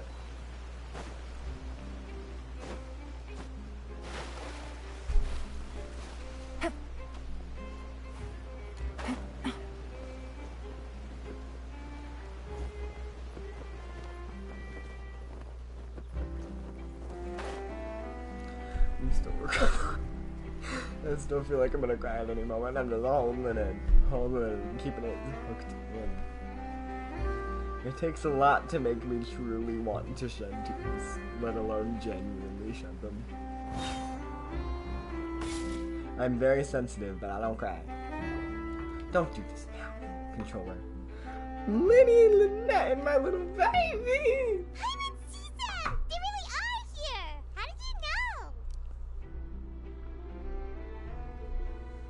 The porter's Navia intuition. mentioned that she stayed in touch with Linny and the others after working together. Apparently, they've been at the docks distributing these strange pockets the whole time since. Traveler, Paimon. Ah, and Miss Charlotte, too. Would you like a magic pocket? What sort of gadget is it? It's a wondrous bag that can be used to carry many things. The water level has returned to normal, but if you see any of your things floating around, you can use this to carry them. Or you could trick a friend into doing it for you. Trick a friend? I wonder which of my friends would fall for that. Navia, she's too kind. And don't say me. You could just make a friend like Fremine here. Isn't that right, Fremine? He just says yes. Is this what you meant by I'll help you make some more friends? Lynette, that's rude. Sounds pretty sweet. Could I have your contact, please? He's Sure. too nice. Please, write down my address. You sure are working hard to help Fremine socialize. He was the one who proposed doing this. He even wants to assist in our magic shows. Sounds like that would suit him. Yes, I was planning to first introduce Per as an assistant, and later Fremine himself. In the future, I think we can leave underwater escape magic to him too. That said, would anyone want to see a diver escape underwater? Oh, it'll work out. Every journey begins with the first step. He'll become a part of our show eventually. Lynette, could you come over? Miss Charlotte says she wants to take a picture of us. Got it. My, that Charlotte is rather perceptive. She got rid of everyone the moment she realized I had something to say to you. So, how have things been, Traveler? I'm doing alright. Father says that you did a great deal during the latest events. She's very grateful for your contributions to Fontaine. That's alright. We were more than happy to help. So, what's she doing now? Oh, I guess you haven't heard. Well, after Lady Farina left, Father and Monsieur Neuvillette opened negotiations, during which he gave Fontaine's gnosis to her as a diplomatic gift. Kind and reasonable and makes perfect sense. Yes, Arlecchino did a lot I was to quite help. surprised at first myself. But when I thought it over, there were actually a number of things going for it. It could have been done as an apology for the incident with Lord Child, or as thanks for his help in tying the all-devouring narwhal down. Furthermore, Father did also lend significant aid to Fontaine and Poisson. That's true, but this is a gnosis we're talking about. Doesn't this seem a bit irresponsible? I would agree, but I've also heard that it seems that Monsieur Neuvillette has had a significant change of heart regarding the matter. So there's some reason for this that only Neuvillette knows about? I suspect you'll have to ask him about that yourself. Ah, yes, speaking of which, I did see him strolling around the entrance to the Fortress of Meripede a while back. Isn't he real busy and stuff? Paimon didn't think he'd have the time for that. But back to the topic. The gnosis was given to the knave, right? What about Child? They say that he's returned to Snezhnaya to recover from his wounds. I hear that the recent disaster really did a number on his health. I guess I can now call him one of my war buddies. That's true. When you think about it, we've had loads of run-ins with the Fatui. To think we'd be allied with them this time. So shocked by such a simple switching of sides?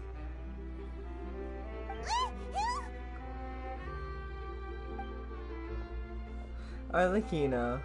Father! Well, what do you know? Come to the docks to see how my children are doing and meet the Traveler by chance. Please do not pay my accomplishments in Fontaine too much mind. I would have done them regardless. Are you going to take the Gnosis back to Snezhnaya? That is our duty as harbingers, yes. Don't be too preoccupied with sides. The goal of the Fatui concerns not a single place or person, but the entire world. With such a grand goal in mind, it is inevitable that we must wear many masks. Switching my masks is something I've always done. Will you keep to your position? Well, that depends on many things. No one truly knows what the future holds. What good is honesty if you can't rely on it forever? As for you, I very much look forward to our next collaboration. Good things cannot be achieved alone, and you've proved yourselves to be great partners. Actually, I just remembered something. Please help us deliver vision. This. All right. I'll remember to return it. Thank you for keeping it safe for him this entire time. Of course. And that's a wrap for me. Huh? You're... Greetings, Miss Journalist. Hello. If I'm not mistaken, there are diplomatic channels I'll need to report to take a photo of you. That is correct. So forgive me, but I will not be able to serve as a subject in your article. However, feel free to write as much as you'd like about our dear magicians and our upcoming rookie talent. I will. The sea breeze is quite pleasant. I shall continue my walk while the weather remains so agreeable. Farewell. Farewell, Father. Oh, I love her. She has such an intimidating presence. I didn't even dare to take a picture. Thankfully, I've already wrapped up all my pre-scheduled interviews. Thank you all. This'll be more than enough for me to write about, I'm sure. Don't be too nervous. Why don't you take a magic pocket before you go? Here, Traveler, Paimon, you take one too. Sure, I guess. To move things about? That's right. Funny. I was giving out magic pockets when we first met too. And what do you know? I'm doing the exact same thing right now. So many things have happened, but the pockets are still the pockets. I guess this must be life. We will all follow our own paths, and serendipity will lead you to your fated friends. All right then. We'll be handing out pockets in some other districts later, so we'll get going now. Have a good day, you two. Mm-hmm. Of course. Wouldn't dream of anything else. Well, good days about. Charlotte off. Shall we go see how Neverlette's doing? As long as he's not so busy that he doesn't have time to chat anyway. True. I would like to find Farina.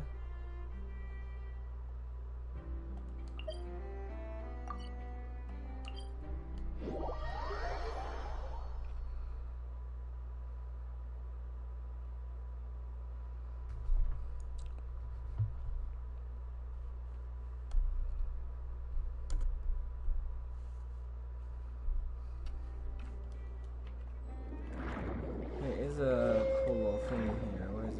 Is this one?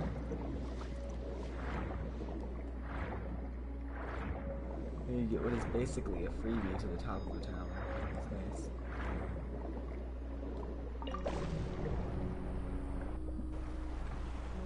It's probably the fastest way to get here.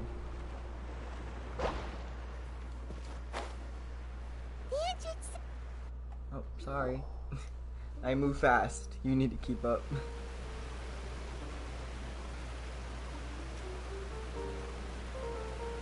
So, you really are here, Neverlet.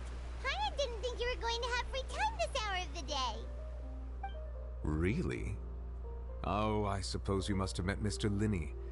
He took the time to greet me earlier when he passed this way. In any case, you came at a good time. I was just considering reaching out to you to set up a meeting, so I may explain some things that I haven't had the time to before. Aw, Paimon's glad that you remembered. Thank you for keeping us on your mind, what with you being busy and all. Alright, let's have it then. How was Fontaine actually saved? The whole business is still quite the mystery to us.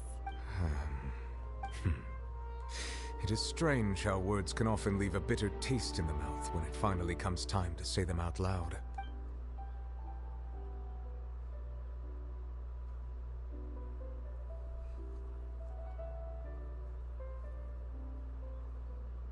Whoa.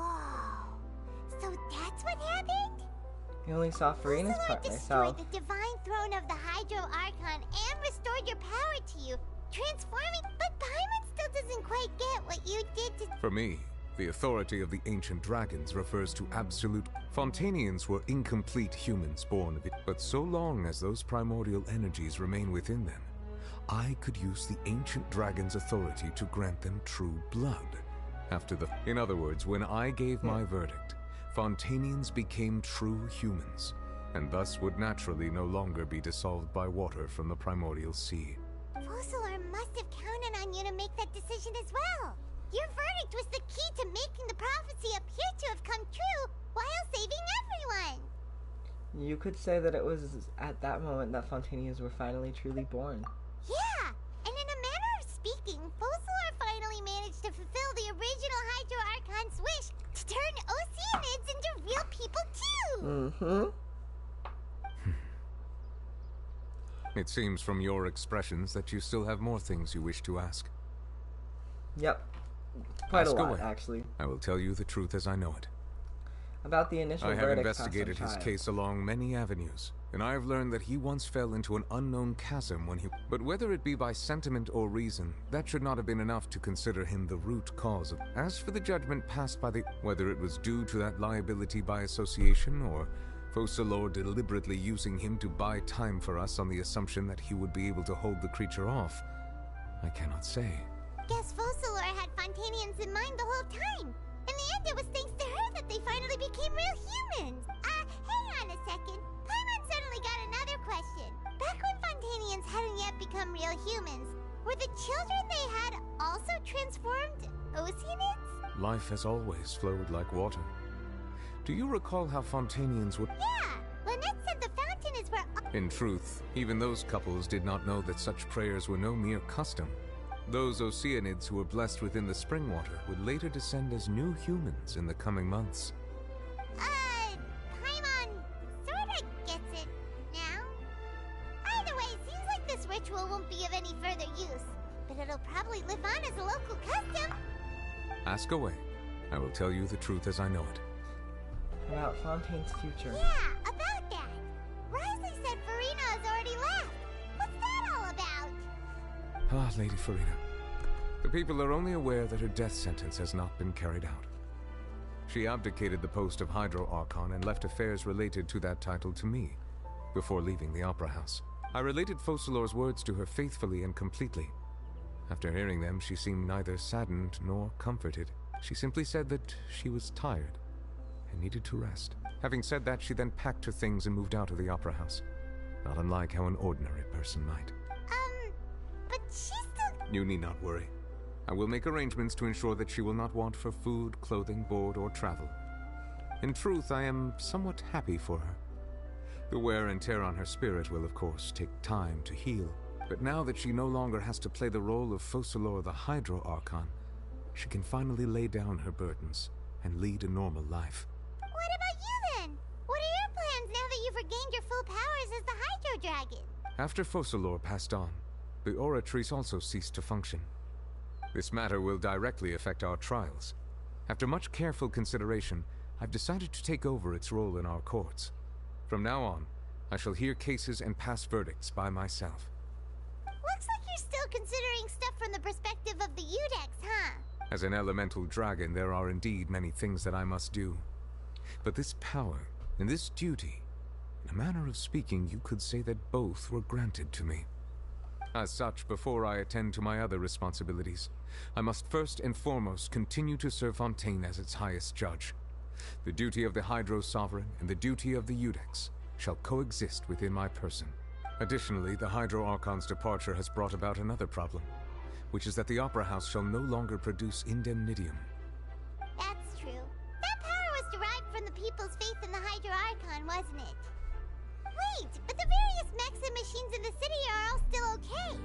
Where are they getting their energy from? As I am now, I have full command over New Musia, and it can serve as a complete substitute. Another reason why I cannot quite leave Fontaine immediately. Wow. This ancient dragon's a... Ask away. I will tell you the truth as I know it. About Fontaine's gnosis. Oh, that's right! They say you've given it to the knave as a diplomatic gift or something! Leaving aside their intentionality, the two Fatui Harbingers have indeed done much for us during this crisis. Their sole remaining goal in Fontaine, at least at this point, would seem to be the Gnosis. The Oratrice has ceased to function. The Hydro Archon's divine throne is now no more, and I do not need the Gnosis's power. As such, it has lost all meaning for Fontaine. If the Fatui have impure designs, we might as well accede to their request now, and avoid unnecessary conflict. What complicated considerations? Paimon thought you were just giving it to them out of gratitude to the knave and as an apology to Child. Ask away. I will tell you the truth as I know it. About the next step on my journey. You will soon be heading to Natlan, I presume. I'm afraid that I have little talent as a travel guide, so all I can do is tell you what I know about that land.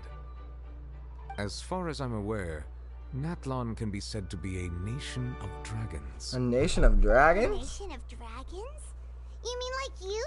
No, I suspect that I would not find myself welcome there. Unlike ancient dragons such as myself, the dragons of Natlan have undergone long years of development and evolution. Large numbers of them have entered a form of coexistence with humanity. Natlan is also the nation of war. War ravages those lands like an undying flame. There is one other piece of information I got incidentally from my negotiations with the knave that I believe may be useful to you. The harbinger known as the Captain has thrown his hat into the endless ring of war. The Captain. Sounds like a real tough customer. Seriously, everywhere you look, there's a Fatui Harbinger doing their thing. I suggest that you fully prepare yourself before going to Natlan. In the meantime, Fontaine's doors will always be open to you. Ask away. I will tell you the truth as I know it. I have no more further questions. Hang on a sec. Paimon's still got a question about the Gnosis. When we spoke to Linny earlier, he mentioned that your attitude towards giving away the Gnosis had clearly changed. We guessed that there might be some... No wonder the House of the Hearth is the Fatui's intelligence division. They are certainly sharp. So regarding this specific issue, I was just getting ready to share something with you. What it? In truth, I exchanged some further words with that lady named Skirk after sending you two back to the surface. It went something like this.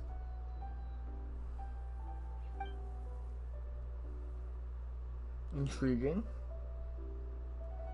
I am intrigued. Curiosity piqued. Do not load slow as balls. I do not have time.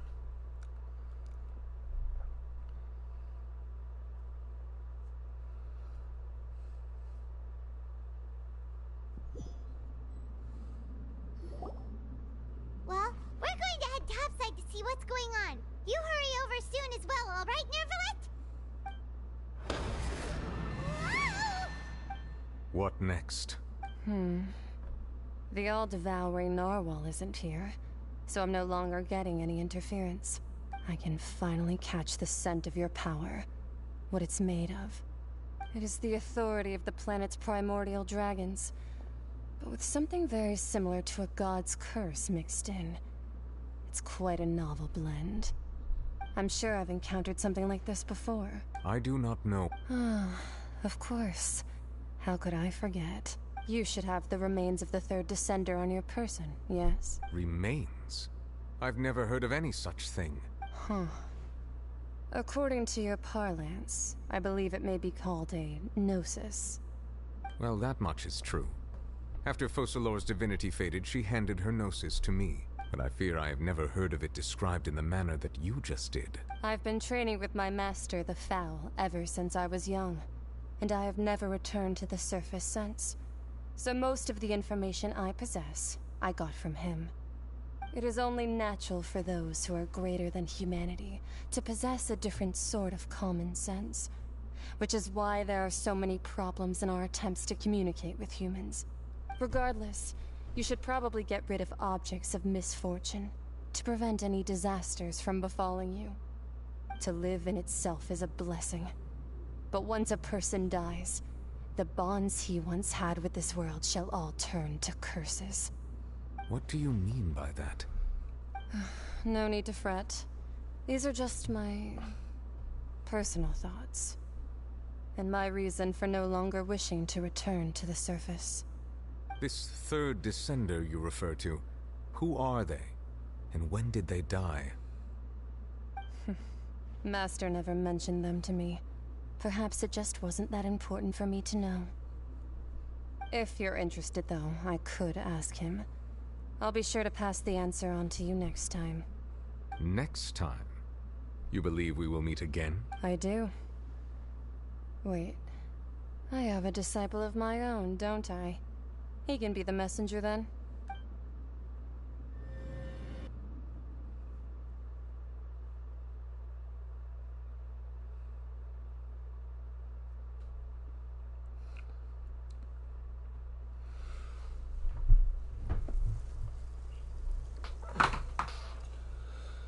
Who's stressful in a great way.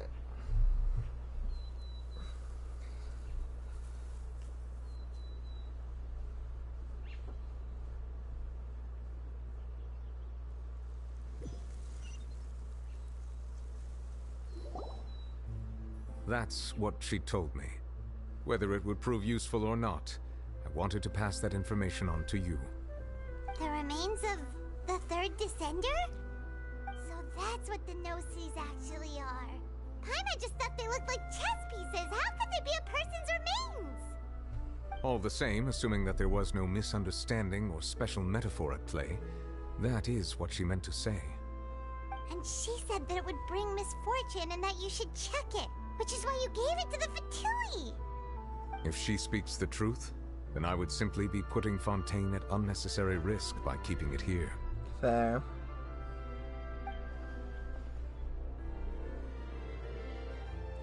I am the fourth descender. For me, this information means two things.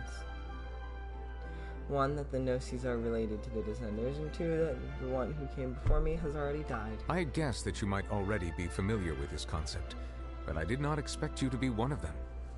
That means that the Gnosis, which are exceedingly element compatible and can even enhance elemental abilities, do indeed come from the third descender. I wonder, does your body also possess similar properties? Like being able to use elemental powers without a vision. That does sort of count as special compatibility, right? No, let's not think about this stuff right now. It just feels creepy. Honestly, agreed. We have a long the traveler day. to the dead third descender and all. Don't worry, I won't die so easily. That's what you say, but this topic still feels like bad luck. Paimon, calm down. Once Child recovers, let's get some more answers out of him. Or go look for his master and get the answers that way. I too believe it unwise to make too many blind guesses when information is lacking. The same is true of being at court. Alright. Whatever the case, it seems like the crisis here in Fontaine's over for now. Yes. All of Focalor's efforts were for this moment as well. But she sacrificed herself in the end as a god, and she suffered through all those years as a human. Was that really what she wanted? I suppose that would be the mystery of a god's will. Can you understand their will? I suspect not. But once in a while I too would guess that if wishes were like the clouds in the sky, they will one day return to the earth as raindrops. Life flows like water, and rain is the final answer. The water levels may sometimes tilt one way or another, but the rain falls fairly upon all. And what, ultimately, is the difference between the rains that fall upon all of us?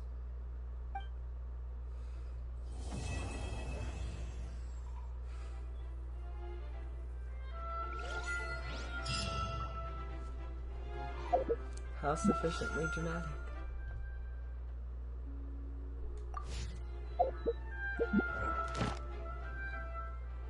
I did not know what to expect, but I think I got what I needed.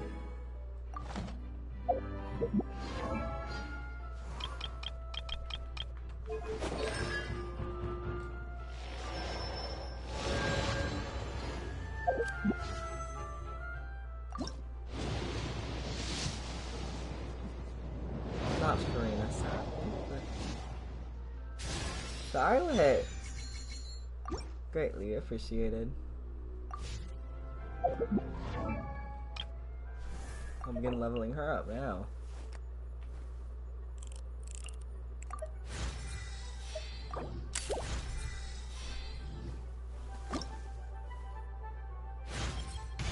I've been collecting barrel conches for a while, just out of idle curiosity.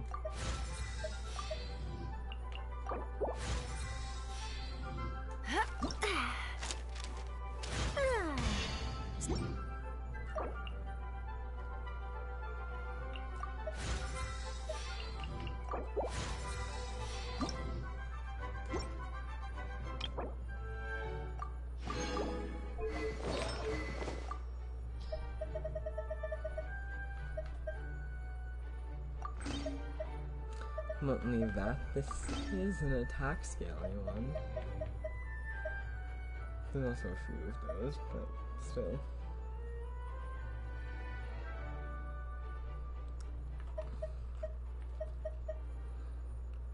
Honestly, this is probably the best attack scaling one out of all of them. Well, this is also probably pretty great. This provides some nice EI.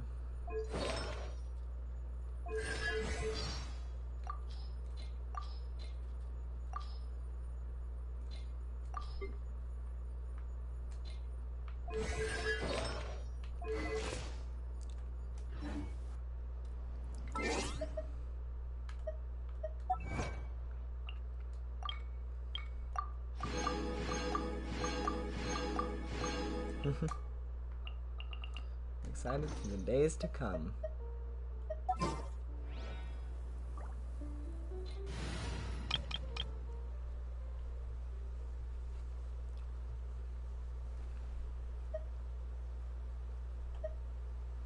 Sorry, Jean.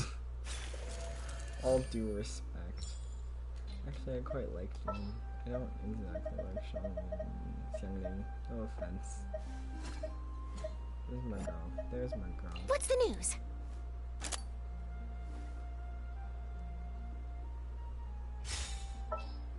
Wait, what is her name?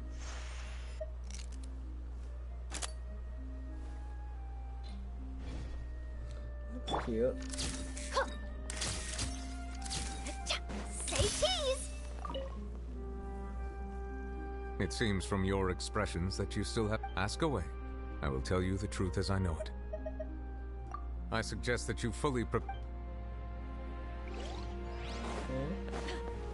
You're done. Finished. That's weird. Well, thank you guys all so much for watching. It was a wild ride.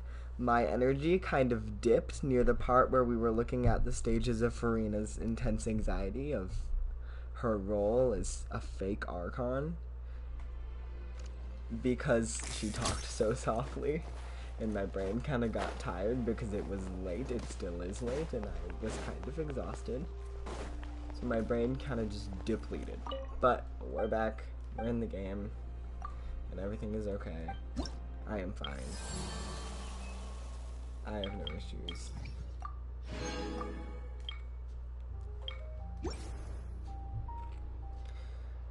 I hope you enjoyed, even through the lows. And then the highs were great. Thank you so much for watching. I'll see y'all later. A good Have a wonderful day, and be a remember lighthouse that you of truth. matter. Bye. Keep doing that.